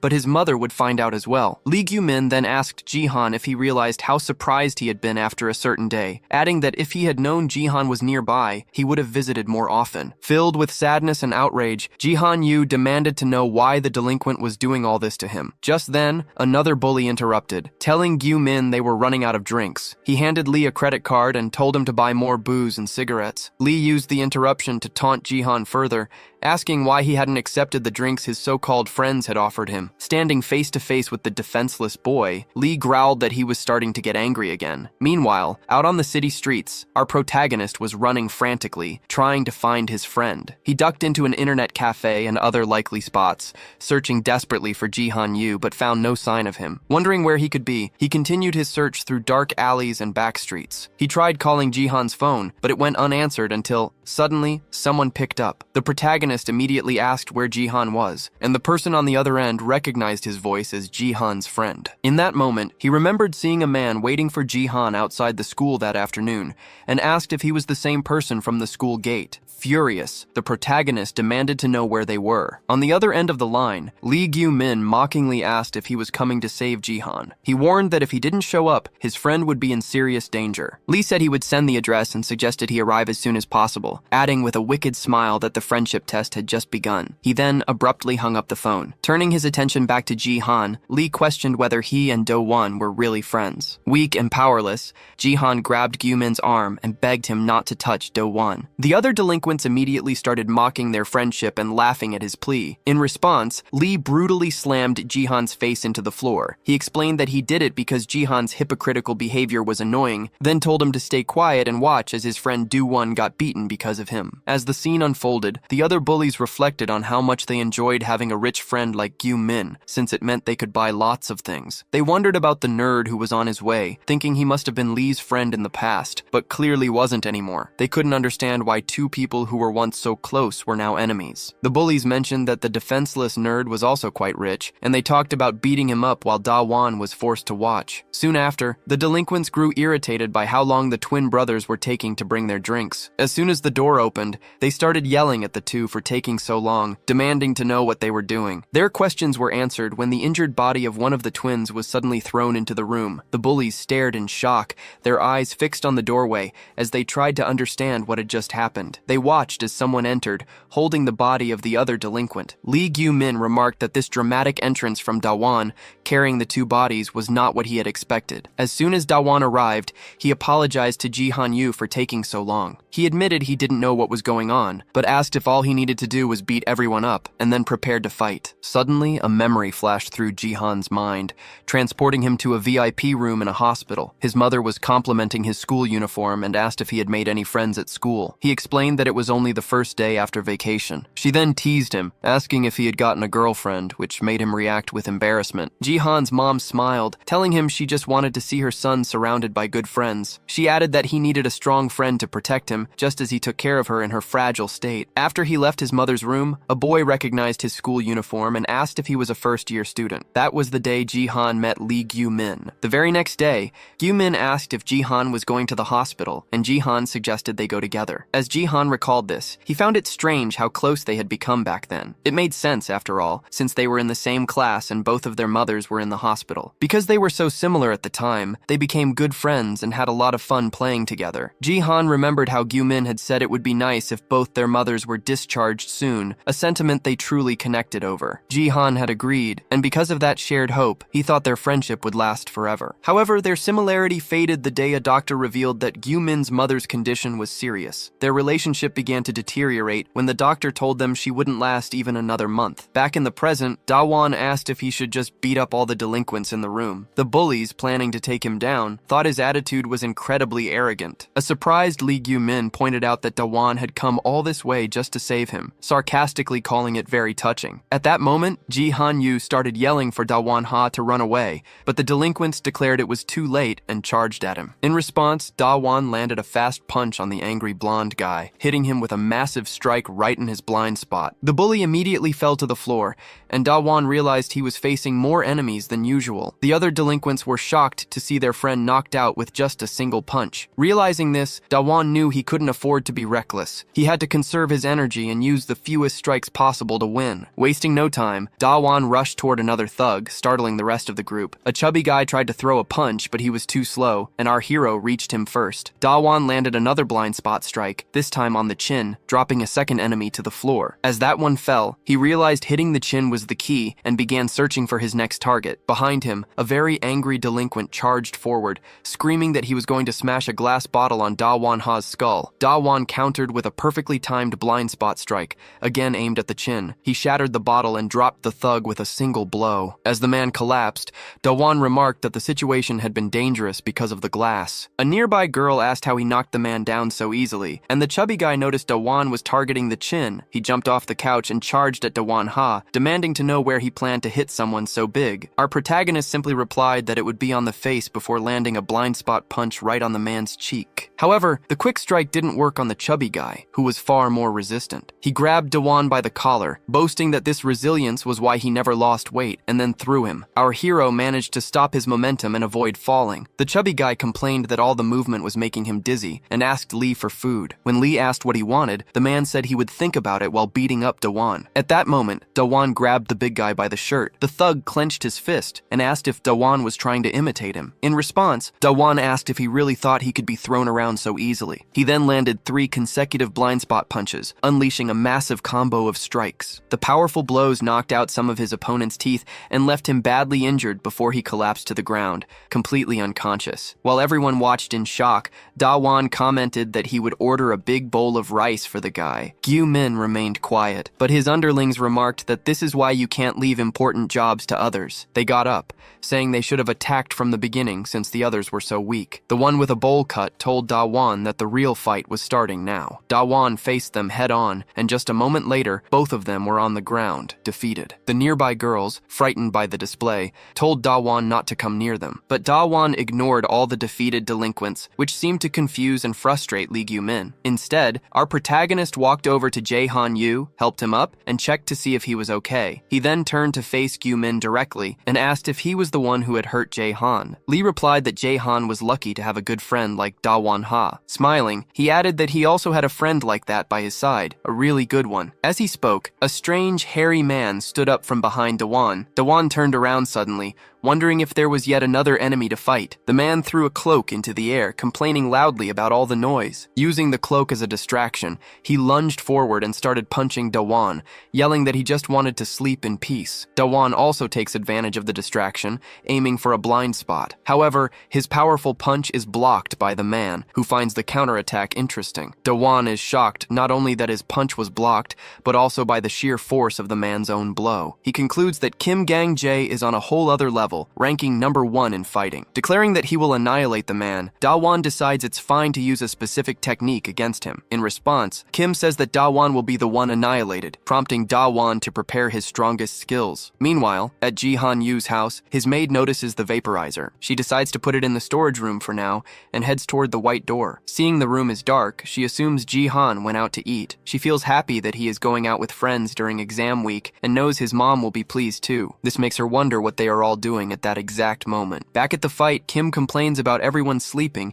just as he woke up and unleashes a barrage of punches on Da-won. Da-won-ha blocks the blows but feels the damage stacking up as each punch is incredibly strong. He assumes the strength comes from Kim's muscles and realizes he's at a disadvantage in a direct punching exchange. Since Kim can block his attacks, Da-won knows he must use his strongest skills without hesitation. Kim doesn't understand how Da-won beat everyone with such weak attacks and asks if he has some kind of secret. He then grabs Da-won's hand to stop his attack, saying he'll take him out before he can do anything. However, even while immobilized, Da-won twists his entire body to land a powerful kick. Using a move called the Falcon's Fall, he strikes the big man in the head and breaks free from his grip. He then uses his energized body to strike the enemy again. The force of these blows tears through Kim Gang-jae's clothes, leaving him badly injured. Despite this, Da-won is disappointed because he had aimed for the head, intending to finish him off in one go. The girls watch in fear, worried that Da-won might actually defeat Kim, and tell each other to stay quiet. Announcing that he hasn't fully woken up yet, Kim starts to get irritated and charges at Da-won. Da-won quickly moves to Kim's side, saying he's going to wake him up with a crushing blow. He sees his enemy on the ground and wonders if it's not the other way around, since he's about to be knocked out. Nearby, a heavily injured Jae-han-yu watches on, impressed by his friend Da-won-ha's power. Very annoyed, Lee Gyu-min wonders what the hell his idiot friend is doing in this fight. He looks to the side, and upon seeing some throwing darts, seems to get an idea. After taking a crushing slap that leaves him dizzy, Kim Gang-jae feels confused and hurt. Da-won says that being too strong is actually a problem, but his enemy doesn't understand what he means. Unleashing a series of destructive strikes, Da-won tells Kim it would be better if he just stayed on the ground. But before he can finish the fight with his final blow, someone tells him to stop. Lee Gyu-min has taken Jae-han hostage with a sharp dart and warns Da-won not to attack anymore. He threatens to eliminate his friend with the lethal weapon if he makes a move. Da-won shouts his friend's name as Gyu-min mutters in disappointment, feeling like he wasted his money on Kim. Gyu-min threatened his subordinate, telling him to do his job properly and not get beaten up. This enraged our protagonist, but before he could react, Kim Gang easily landed a punch squarely on his face. Kim then asked if Da-won didn't see that this was all being done to completely crush him. In response, Da-won started blocking several of Kim's punches in a row. Kim taunted him to keep going if he didn't care what happened to his friend. As Jae-han yelled out in horror, he watched Da-won take a punch straight to the stomach. Jae-han got mad at Gyu-min, who simply held up the dart and warned him not to try anything funny. Gyu-min then revealed that he had video footage of the crime they had committed against Jae-han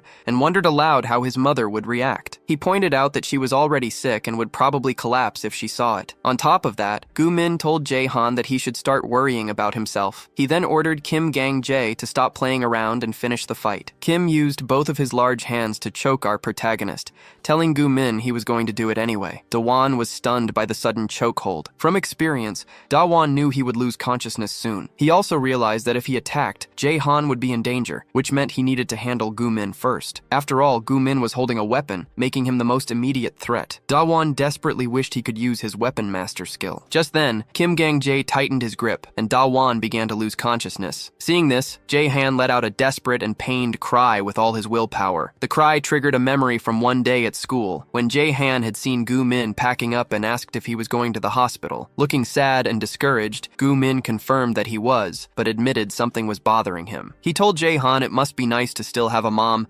explaining that he had changed a lot since losing his own. That day, Lee Gu-min walked away and started to distance himself from his friend. Soon after, Gu-min started hanging out with delinquents and going down a dark path. Jae-han tried to stop him, telling his friend that he was better than that, but it only made things worse. Gu-min cruelly told Jae-han that he just felt sorry for him, and then threatened him. After that confrontation, Jae-han ran off, and Gu-min began to target him with harassment. Back in the present, Gu-min tightened his hold on his hostage and declared that Jae-han would be his next target after Da-won was finished. Laughing evilly, he asked if Jae-han thought he could run away again like he did last time. Jae-han admitted that he did run. He confessed that even though he saw Gu-min going down the wrong path, he had been too afraid to do anything. He now believed that Gu-min wouldn't be like this if he hadn't given up on him back then. At that moment, Jae-han began to squeeze Gu-min's arm, declaring that he wasn't running this time. Meanwhile, back at Da-won's house, the maid started coughing while in the storage room. Seeing how dusty it was, she made a mental note that she would have to clean it later. As the maid was leaving the room, she accidentally knocked something over, but managed to catch it just before it hit the ground. She recognized it as the first trophy Jae-han had ever received from his martial arts masters. She recalled how he used to attend every single class even when his mother was sick. Looking at all his trophies, the maid couldn't help but wonder what he would be like today if he had kept up with his training. Meanwhile, back at Lee's hideout, the girls and Kim Gang-jae stared in shock at the scene unfolding before them. They watched as Jae-han-yu expertly used a martial arts technique to take down Lee Gu-min. Despite the bully being taller and stronger, Jae-han slammed him to the ground using pure skill. Seeing this, Da-won-hai was completely surprised by his friend's ability. Jae-han had completely flipped the situation and was now pointing the sharp dart directly at Lee's throat. He then apologized to the delinquent, which only seemed to irritate Gu-min further. After breaking free, Jae-han assured our protagonist that he was okay, causing Kim to get angry at his boss. Immediately after, a very bright light flashed, stunning Kim Gang-jae. Jae-han then told Da-won that he could attack the enemy now, prompting Da-won to prepare his multi-punch technique. This moment triggered a memory from the past. A worried Jae-han had wanted to know if Lee would return to school and if the funeral had gone well. His thoughts were interrupted when a classmate asked if he used to box, which Jae-han confirmed. The other boys thought it was amazing that he practiced both jujitsu and boxing. As they praised him, Lee Gu-min watched from outside the classroom. Jae-han humbly said it was just a hobby, which seemed to inspire the other boys, but it only made Gu-min feel sad. Lee was suffering and felt deeply jealous of all the things Jae-han had that he didn't. He was envious watching Jae-han-yu smiling with his friends while he was crying alone. Their friendship had soured over small things, like Jae-han asking why Lee didn't organize his school supplies, or Lee asking if Jae-han was going to the hospital. Lee used to say it must be nice having a living mother, and consumed by jealousy, he walked down a path of hatred. Back in the present, a completely shocked Lee Gu-min demanded to know what his underlings were doing just lying on the ground. He watched the scene with intense hatred, his eyes wide and bloodshot. He screamed and cursed at the delinquents, including Kim Gang-jae, ordering them to get up. He was filled with a deep rage, yelling that he had spent a lot of money on them only for them to lose so easily. He called them useless for not being able to defeat a single man. Furious, he then turned his attention to the girls, asking what they were doing. He ran toward them and began pulling their hair, ordering them to fight while hurling insults. The girls screamed for him to let go, but this only enraged him more. Our protagonist then asked if Lee wasn't going to fight himself, saying it looked like he didn't even know how. In response, Lee Gu-min threw the girls to the ground and demanded to know how much Jae-han had paid him to interfere. He then offered to pay triple that amount for Da-won to join his side, but Da-won just looked disappointed. He asked why he would ever want or accept money from a bully like Lee. Frustrated by how Jae-han-yu was treating him, Lee threatened to send videos to his mother, asking the boy if he was really okay with reliving what had happened that day. At that moment, Jae-han's mind flashed back to the day they parted ways, a day that became the biggest regret of his life. He remembered telling Lee Gu-min that he hadn't always been a delinquent, but Gu-min had angrily asked if Jae Jae-han was pitying him. Trying to calm his friend down, Jae-han insisted he wasn't. He attempted to warn Gu-min that the people he was hanging out with were only after his money and weren't real friends. Jae-han then mentioned that he understood what had happened to Gu-min's mother, but the bully shot back that he didn't understand at all. Gu-min argued that Jae-han hadn't lived through it and told him to leave, saying he didn't want empty words of comfort. It was then that Gu-min decided to make Jae-han truly understand his anger. He said horrible things about Jae-han's mother, words so vile that Jae-han still hates to remember them. Hearing this, Jae-han completely lost control and beat Gu-min nearly to death. Later, in the principal's office, Lee Gu-min's furious father demanded to know how Jae-han could hit his son and think a simple apology was enough. The principal tried to explain that Jae-han's parents were busy and couldn't come, adding that his mother was sick. The news that her son had hurt someone was a massive shock to Jae-han's mother, and despite being ill, she rushed to the principal's office, apologizing for her delay. The principal tried to mention her poor physical condition, but she insisted on being there. She began to tell Lee Gu-min's father that her son had made a terrible mistake, but just as she was about to apologize, she lost her strength and collapsed, leaving everyone in the room shocked. Jae-han later found out that his mother had been in terrible condition that day,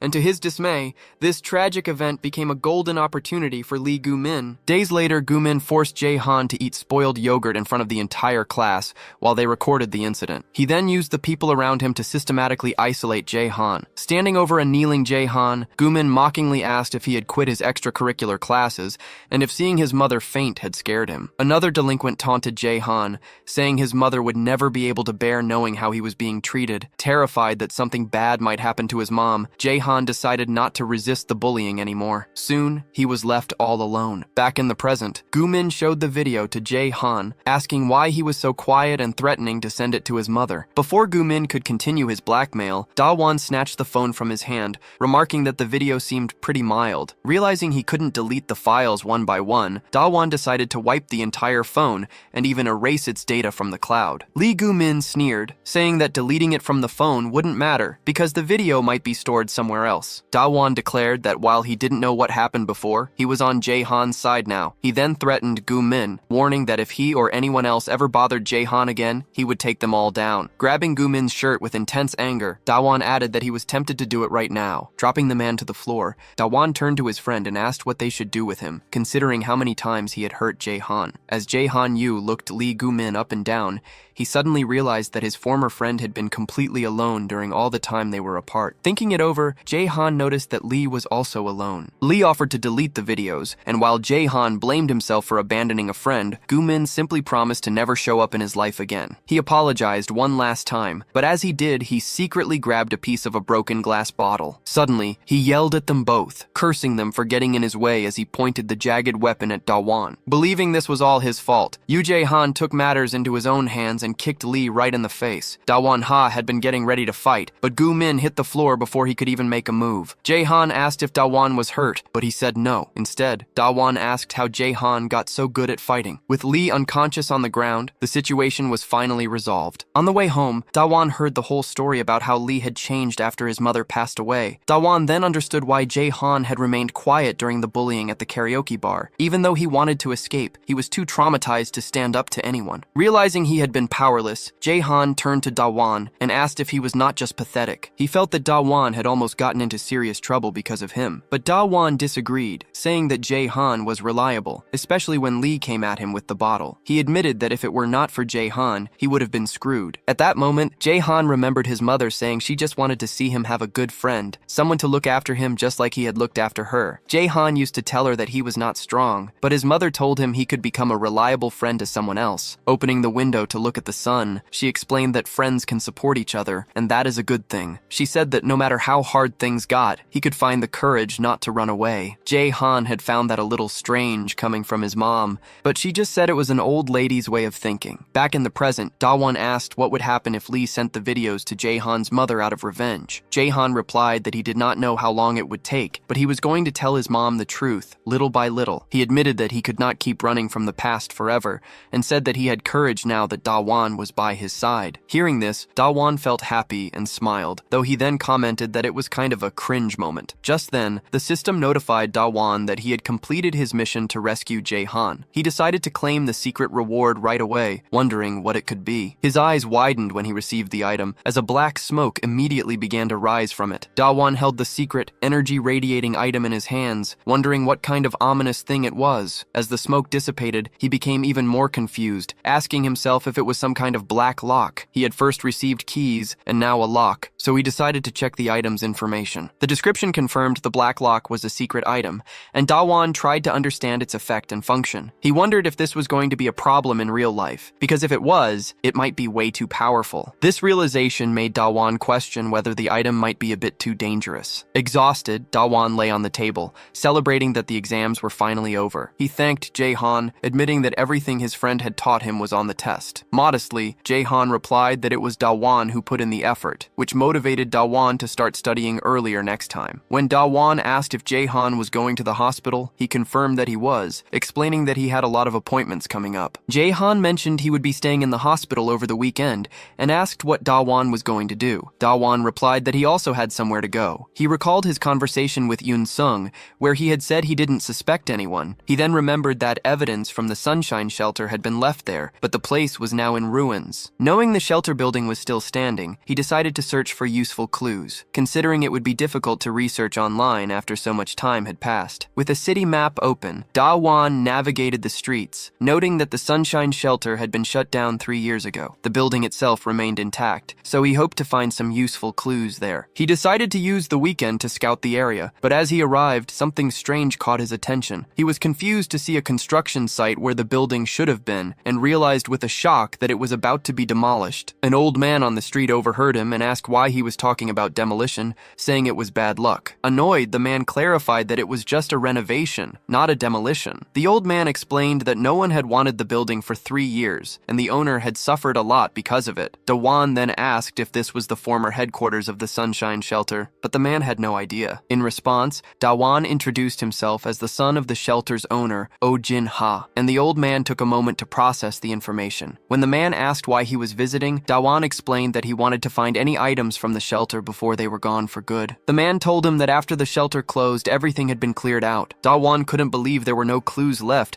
and asked if there was absolutely nothing remaining. Hearing this, the old man decided to go check and told Da-won to wait there. After a while, the old man returned with an item wrapped in cloth and handed it to Da-won. He explained that nothing from the shelter had remained and that no other residents had come back until now. However, while checking the inside of the building before the renovation started, he had found this particular item on the floor. The man said it was found exactly where Da-won's father's office used to be. He had initially thought about throwing it away, but it seemed so out of place that he decided to keep it. As Da-won began to unwrap the cloth, the old man commented on how randomly it had appeared there, noting that no one usually keeps broken glasses in a box without a reason. Seeing the item, Da-won became convinced that someone had left it there on purpose. He knew his father didn't wear glasses, but he decided to keep the item anyway, unsure if it had anything to do with the shelter. As Don turned to leave, the old man asked why he was looking for clues. Unwilling to explain his true motives just yet, Don kept it a secret and simply said that he missed his father. The old man found the answer overly sentimental, and just as Don left the building, he began to cry, saying the boy had made him feel incredibly sad. Meanwhile, at the office of the delinquent counsel in Gwanak, an assistant named Chae Jin-ho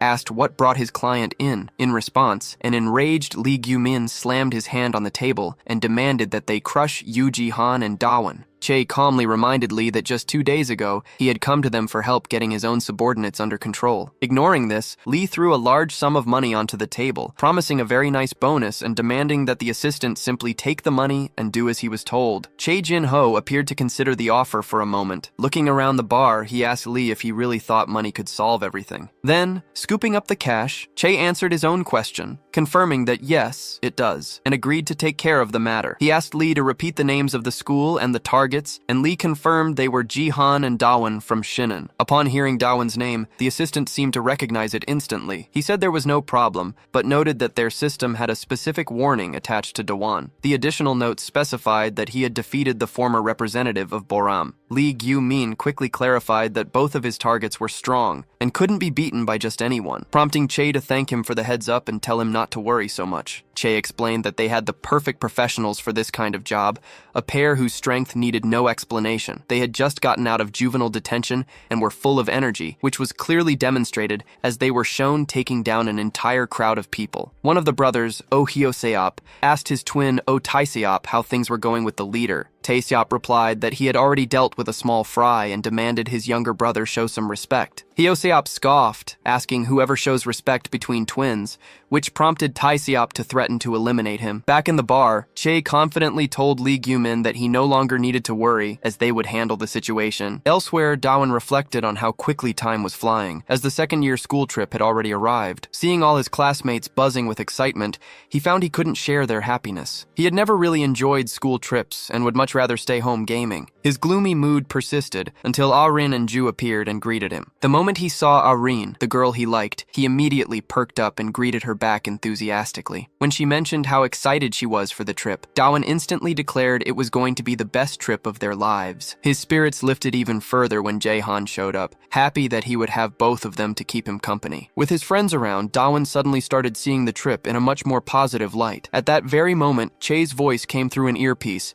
asking the brothers if they had received the client's information for their mission. Che tells the brothers not to feel pressured just because they're far from home, ordering them to do what they always do and leave the target unable to use his leg. Meanwhile, the two maniacal brothers have already infiltrated the bus and greet each other. Our protagonist, unaware of their presence, says he's excited for the school trip while the brothers lie in wait for him. Shortly after, the bus driver shouts that they've arrived and tells everyone to get off the vehicle. Ah-rin stands up and wakes her sleepy friend, who is still unaware of where she is, telling her to get up. Ah-ran reminds her that this will be their last trip as students as they arrive in Jeonju. Later, during their pottery class, Da-yoon wonders if it's really okay to have such an activity on the first day of their final trip. Jae-han, however, gets excited at the idea of taking a sculpture home, though Da-yoon initially finds it too childish. After a moment, Da-eun starts to like the idea, realizing he'll remember the trip whenever he sees the sculpture at home. His newfound appreciation is cut short when someone suddenly appears and smashes his sculpture, destroying it instantly. The man, a pottery master named Choi Taek-shin, declares that the garbage Jae-han made doesn't belong on sacred soil. Someone tries to tell Choi that he can't interfere during class time, but the master insists he is there to find his disciple. However, his tone changes when he sees another one of Jae-han's works. Master Taek-shin asks if Jae-han made the piece himself, recognizing it as a perfect replica of National Treasure number 91, the horse-shaped vase. He praises Jae-han for recreating it perfectly and asks who the boy is. Jae-han replies that he just took a few classes as a child, which prompts the master to immediately ask him to become his successor, leaving our protagonist in complete shock. Later, it's lunchtime on the first day of the trip, and the starving students expect the food to be terrible. When the teacher asks where they're going,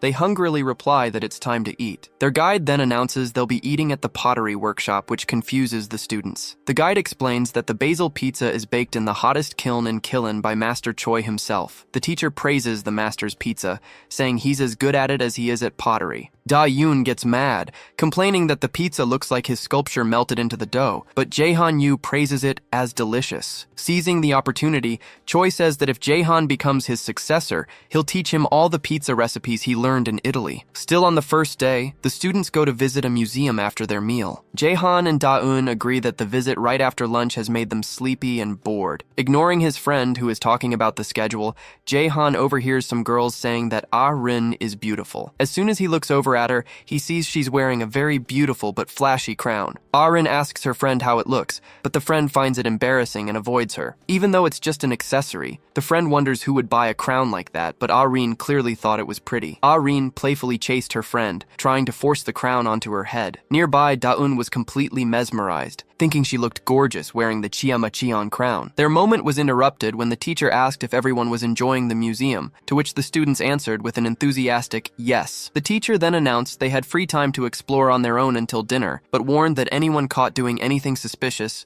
would be sent straight back to school. Taking advantage of the break, Da-eun invited his friend to take a walk, and Ji-han readily agreed. As the two walked around the streets during their free time, they were unknowingly being followed. The maniac brothers were tailing them, wondering if this was their chance to eliminate Da-eun and Ji-han. The younger one, Oh Hyoseop, ate ice cream while staring intensely at Da-eun, clearly eager for a fight. His older brother, Oh Taeseop, told him to wait a bit, insisting that now was not the right time. He remarked that among his brother's many flaws, impatience was one of the worst. Just as Taeseop was about to say his brother ruins everything, a nearby attendant accidentally spilled ice cream all over his clothes. The attendant apologized profusely and offered to clean it up right away, but Hyoseop warned the man that the shirt was his brother's favorite. A moment later, the attendant was knocked out on the ground. As the older brother brushed off his clothes, the younger one mockingly asked if he was the one lacking patience. Meanwhile, far from the incident, Da-eun tried a local sweet and was amazed by its flavor. Jihan commented that he still had room in his stomach after the pizza, and Da-eun happily agreed, thoroughly enjoying the trip. This was a huge change for him, as past trips had been awful. He used to have to sit next to the teacher on the bus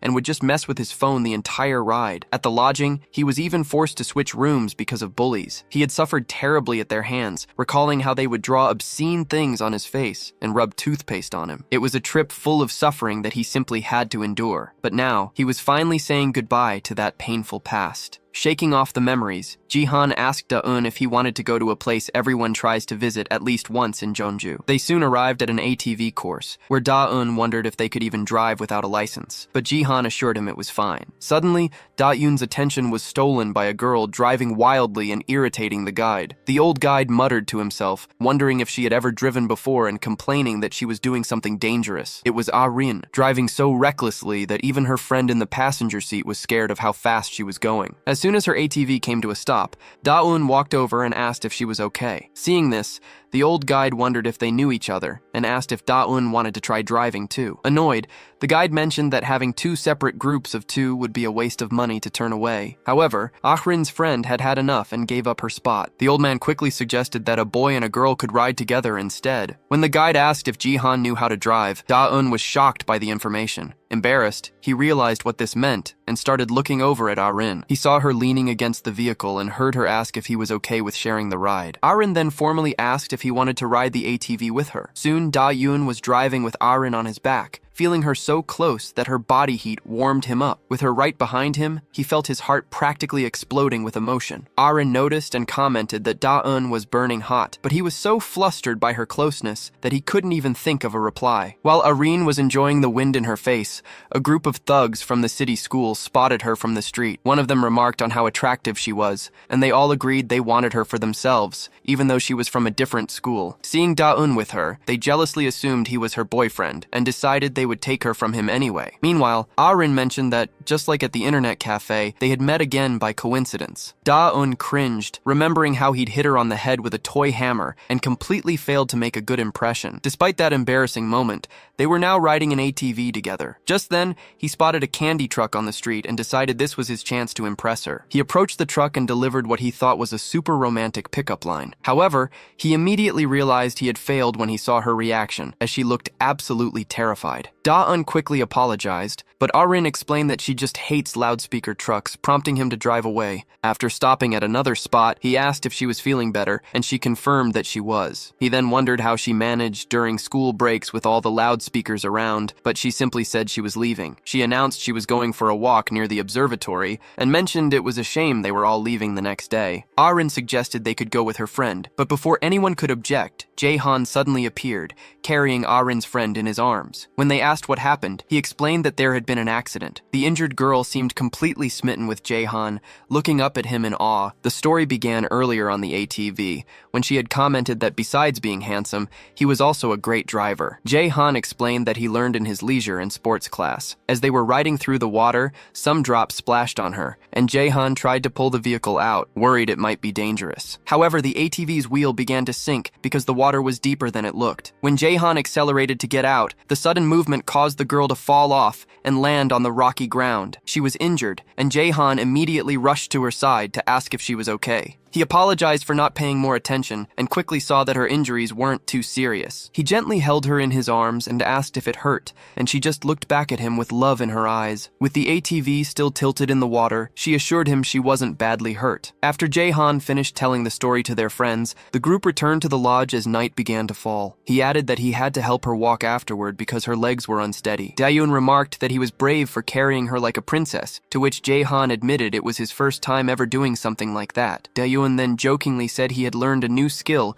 and called Jaehan his master, which made him embarrassed. Dawn commented that even though they didn't go to Jeju Island, they still managed to find a great guest house. Both he and Jaehan agreed that the room was spacious and tidy. Exhausted from everything that had happened, Dawn threw himself onto the bed, while Jaehan remarked that the day had been fun. Our protagonist agreed and wondered if the next day would be just as enjoyable. The second day of the trip began with the students visiting the city's historical sites, where their guide explained that the tombs of the Silla kings were scattered throughout the area. Afterwards, the class visited the Bulbuksa temple to take photos, where Dawn and Jaehan had some fun. Their next stop was the Hanak village, and Arin even dressed up in traditional clothes for the occasion. While taking pictures with her friend, something seemed to bother Arin, and she mentioned feeling like she was being watched. Her friend simply asked if she realized how many guys were checking her out, which made Arin understand. Later that day, the class visited the Silla History Museum, but Dawn Ha and Jaehan Yu quickly grew bored and tired. Meanwhile, Otai Seop told his younger brother that their plan would happen soon and urged him to be patient. The younger brother complained that he had been holding back for a long time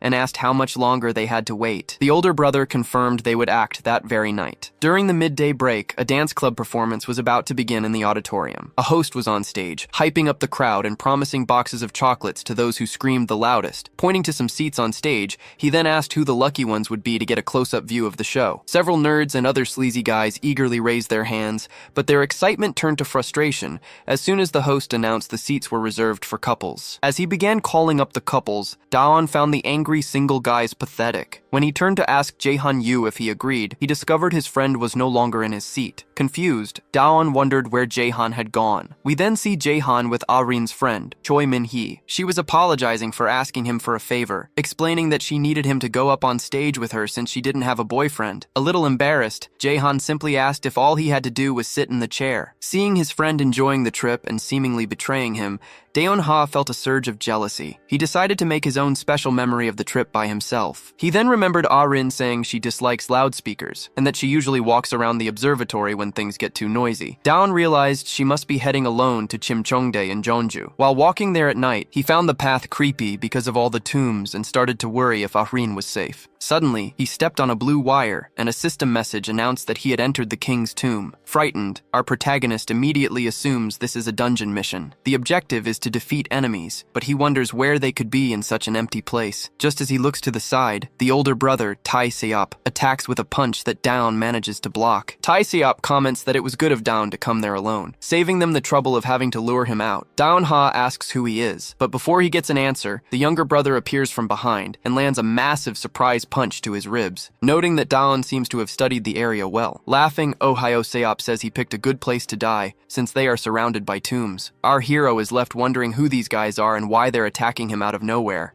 Tai Seop tells his brother that they'll rip off Dawn's limbs in just a moment. Instead of reacting, Dawn ignores them and starts looking around, which confuses the brothers. He then says he's relieved, explaining that he thought zombies were going to crawl out of the tombs and he's glad it's just the two of them. As he finishes speaking, the younger brother appears behind him again to land another punch. This time, however, our protagonist strikes first, landing a perfect blind spot punch right to Hyo Seop's face before he can land his surprise blow. Dawn wonders if the mission will give him bonus points for the clean hit, and decides to finish these guys off quickly to get his event reward. With one enemy down, he asks if there's only one left, and plans to go find Rin. These two are known as the Maniac Brothers, who take on missions from an agency and complete them with extreme violence. They were named by those who witnessed their brutal and bloody side. The brothers feel no guilt no matter who the target is, not even for women or mothers. They never lose when they are together, even when facing a huge man who, after losing his family, tried to annihilate them. With the younger brother down, Daeon casually notes that the dungeon has a fancy name. His brother, Tai Seop, is shocked to see his sibling fall from a single blow. Dawn, however, knows that was nothing yet. He finally notices their resemblance and asks if they're twins before running toward Tai Seop, who doesn't understand why brothers would fight like this. Dawn says he's busy looking for someone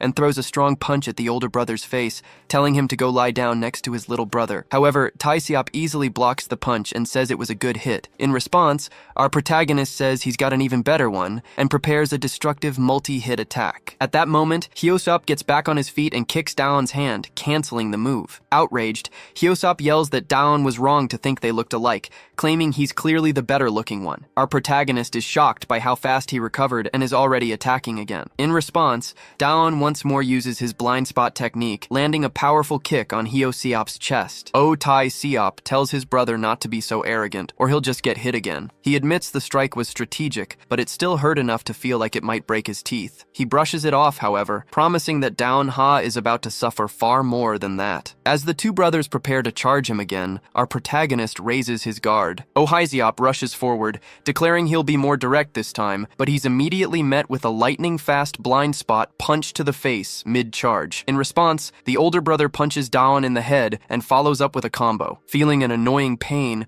Daon realizes he was hit from behind once more. Hyosop mockingly compliments Daon's great punches and asks for more. Daon thinks to himself that this is different. It's nothing like fighting a disorganized group of crazies, because these two are attacking with perfect synchronization. It's clear they're used to fighting together. Whenever he's about to hit the one in front, he's struck by the other from behind. Even though it's a simple tactic, their movements are incredibly fast, and Daon can't land a clean attack because he's always being interrupted. Hyosop boasts about saving his brother, which Hyosop dismisses as nothing. The older brother then says he's disappointed in Daon Ha and expected more from him. Daon retorts that the feeling is mutual. Compared to a monster like Jongse Hyuk-jung, their techniques aren't all that great. He concludes that what will matter in this fight is who can land the strongest blows. When Daon asks if they're feeling ashamed, they dismiss it as the excuse of a loser. Our protagonist decides his first target will be the annoying little brother, Hyosop. He knows that as soon as he attacks the one in front, the other will come from behind,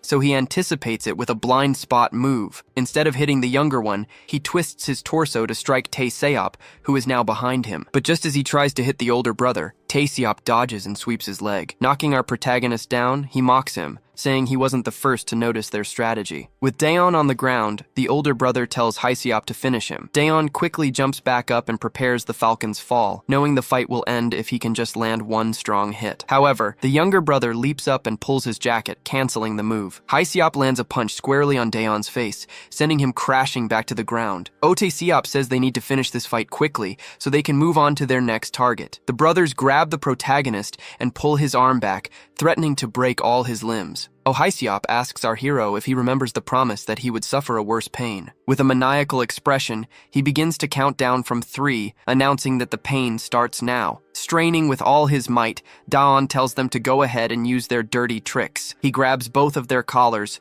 declaring that whoever lands the strongest hit wins. As lightning crackles around his body, he shouts that their cheap tactics won't work on him. With a powerful roar, he uses his stunning blow technique to smash one brother directly into the other. The two maniacs go flying backward from the incredible impact, hitting the ground hard. Daon angrily asks how they dared to grab his arm like that. Clutching his arm, which they nearly broke, he furiously calls the brothers maniacs. As he glares at Taeseop, he realizes he must be the older one. But before Daon can say anything else, the sound of an approaching motorcycle cuts through the air. He looks up toward the top of the king's tomb and spots a parked motorcycle, wondering who the hell this new maniac could be and if the bike had been there the whole time. Meanwhile, the younger brother groans in pain, muttering that if the hit had landed properly, his skull would have been fractured. As the brothers struggle to their feet, Daon threatens to really beat them up this time. However, his attention is suddenly drawn to the newly arrived person. Taeseop, though injured, remarks that the person should have arrived earlier. Hyosop adds that they waited a long time for him, boasting that when the brothers are together, they never lose. The younger one had been eager to fight, but the older one had told him to be patient until he received a message saying their backup would arrive that night. The newcomer finally appears, explaining that he was almost mugged on his way over, but that he beat up the muggers. With his arrival, the trio of maniac brothers is finally complete. The third brother, Kwang-seop, grabs Daon's arm and declares that they're now going to fight as a trio. Meanwhile, in the auditorium, the crowd claps and cheers wildly for the dance club. Choi Min-hai is putting on an incredible performance, executing several impressive moves that leave all the men in the audience completely captivated. Jae-han-yu, watching from the side, wonders if all the excitement is really just about the dancing. He feels his face flush as Choi Min-hai dances very close to him, and his heart feels like it's about to explode when she suddenly hugs him from behind. Back at the tomb, the brothers immediately start arguing amongst themselves. The youngest complains that Kwang-seop was just wandering around, while Kwang-seop claims he's tired and needs a break.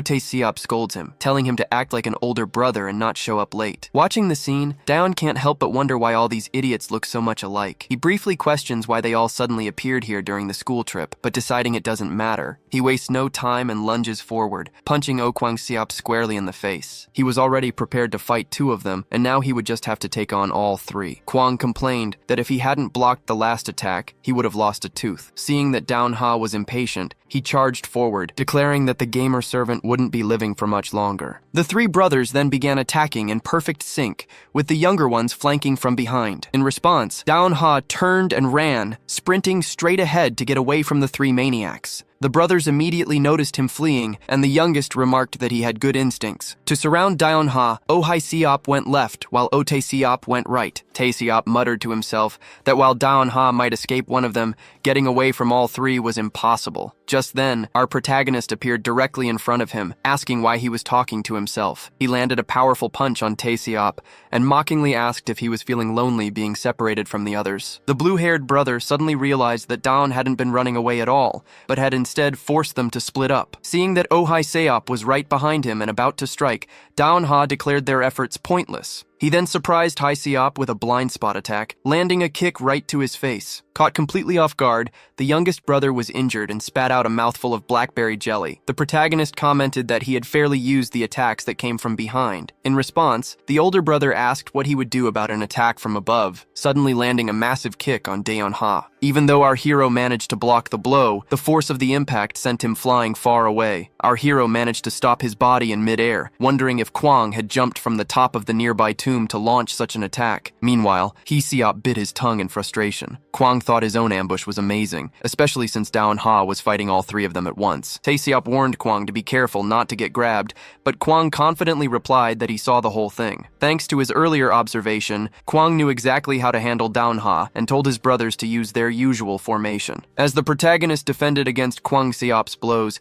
he noticed that he was very similar to the others. The youngest brother then threw a kick, and although Daeon knew they were both injured, he was surprised by their speed when he blocked it with his hand. A moment later, he took a punch from behind by Tae-seop and questioned why they suddenly seemed even stronger. Taking multiple hits, our protagonist wondered what kind of trick this was. Kwang seemed to guess what he was thinking and explained that they weren't actually getting stronger. In reality, the nerdy boy was the one getting weaker as the fight dragged on. Daeon considered the analogy of 3 hunting wolves being enough to take down a single tiger. He recalled an old saying about how wolves would surround a tiger and take turns attacking it. The brothers were doing just that, repeating their attacks several times as they circled him to strike with ease. By constantly biting and attacking, they would slowly drain the tiger of its strength. Eventually and naturally, the tiger would end up kneeling before the hunting wolves. Kwang confirmed this, stating that while Daeon fought them alone, he was burning through his energy. Kwang concludes that while the brothers are individually weaker than Daeon, their teamwork will ensure his defeat because he is alone. Daeon, however, retorts that such a statement is strange coming from a villain's mouth. The youngest brother bristles at being called a villain, prompting Tae-seop to suggest they move on to their next target. As Kwang-seop prepares to finish the fight,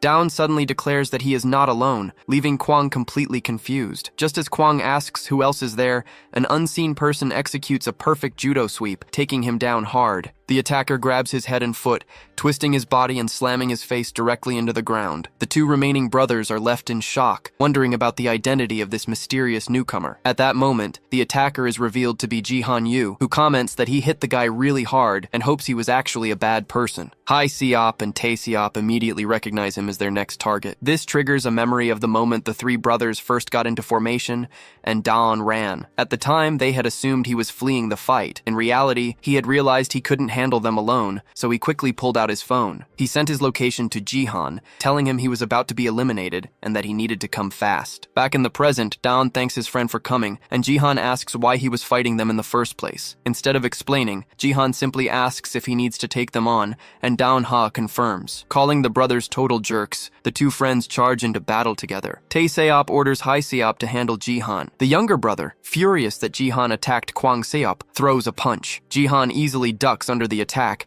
grabs his opponent's waist, and apologizes just before touching his fingers to the brother's chest to deliver a 1-inch punch. The Bruce Lee-style punch sends Tae-seop flying backward, completely knocked out. Ji-han is surprised by the result and assumes his opponent must have already been injured from a previous fight. Meanwhile, Daeon rushes toward Tae-seop and the two clash with brute force. Jihan asks if Daon will be okay fighting alone, admitting that he himself is not in top form, but Daon tells him not to worry. In truth, Daon Ha was actually talking about Tai Siop, the older brother, who was now preparing his signature technique. Daon points out that Tai Siop will be left all alone once his brothers are knocked out, then unleashes a flurry of destructive blows. Tai Siop takes several massive, powerful punches and screams in pain. Finally, a last heavy punch to the chin sends him flying off the ground. Seeing the damage to his opponent's face, Daon thinks he might have hit him a bit too hard. Feeling re-energized after his victory, Daon turns his attention to the waking Kwang. He states that it is time for them to answer some questions. Recalling their earlier conversation about targets,